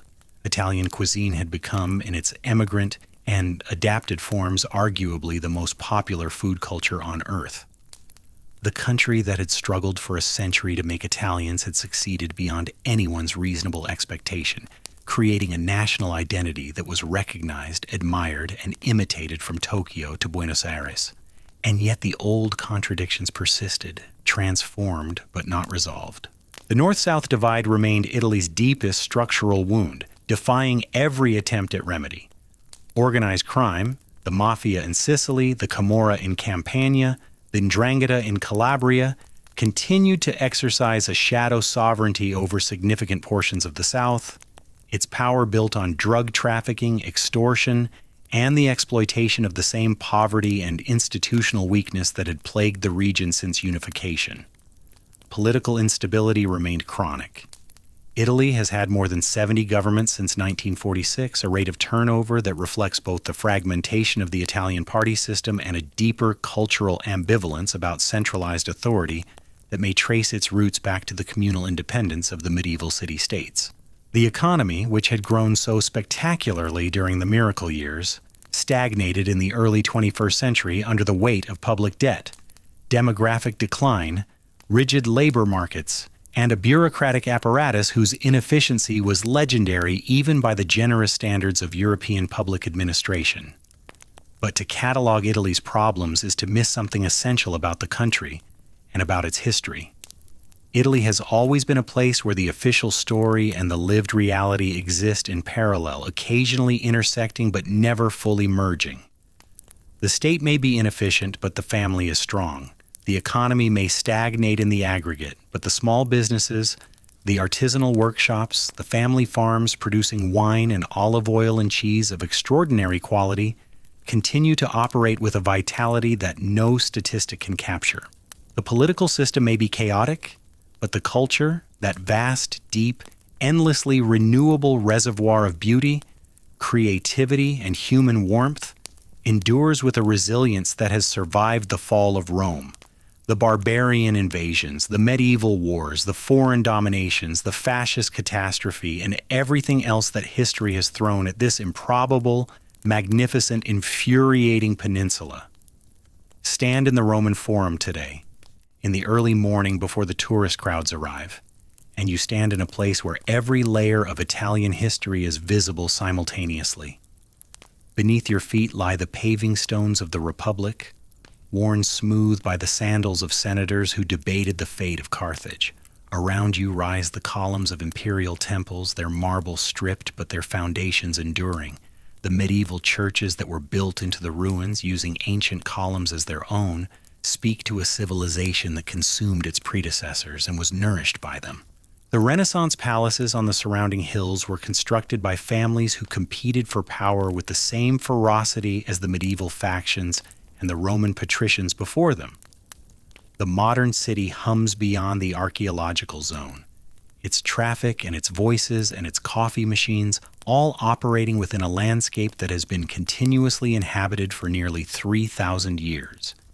This is what makes Italy different from almost any other place on earth.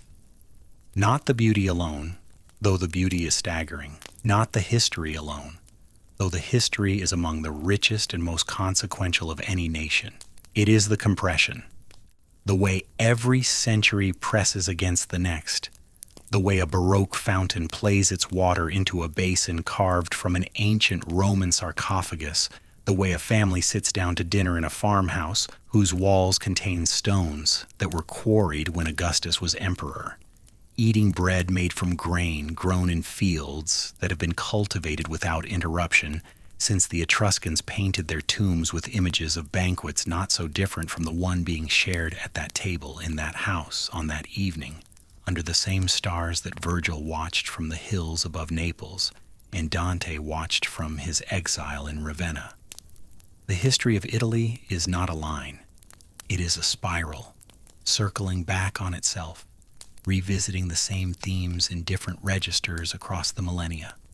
The tension between unity and fragmentation, the struggle between local identity and centralized authority, the creative energy that flourishes in competition and the destructive violence that competition inevitably produces, the relationship between beauty and power, between culture and politics, between the ideal and the real. These are not problems that Italy has solved. They are the conditions of its existence, the forces that have shaped it from the first farming villages of the Neolithic to the digital cities of the present day. And perhaps that is the final lesson of Italy's long, extraordinary story.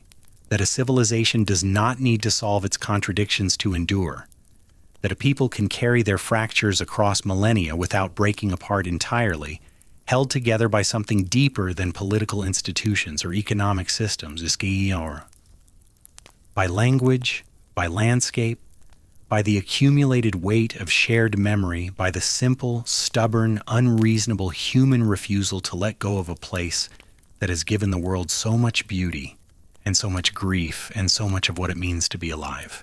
The light is fading now over the Italian peninsula, as it has faded on 10,000 evenings before this one. The sun drops behind the Tyrrhenian Sea, and the sky turns the colors that only an Italian sky seems to produce: deep rose and amber, and a violet so rich it seems almost solid, a painted ceiling stretched above a land that has been painting ceilings since before the concept of a ceiling existed. The hilltop villages glow for a moment in the last light, their stone walls holding the warmth of the day as they have held it for centuries. The church bells ring the evening hour, as they have rung it since the first bells were hung in the first towers, calling the faithful and marking the passage of time in a land where time moves differently, where the past is never truly past and the present is always layered over something older, something deeper, something that refuses to be forgotten. The stars come out. The same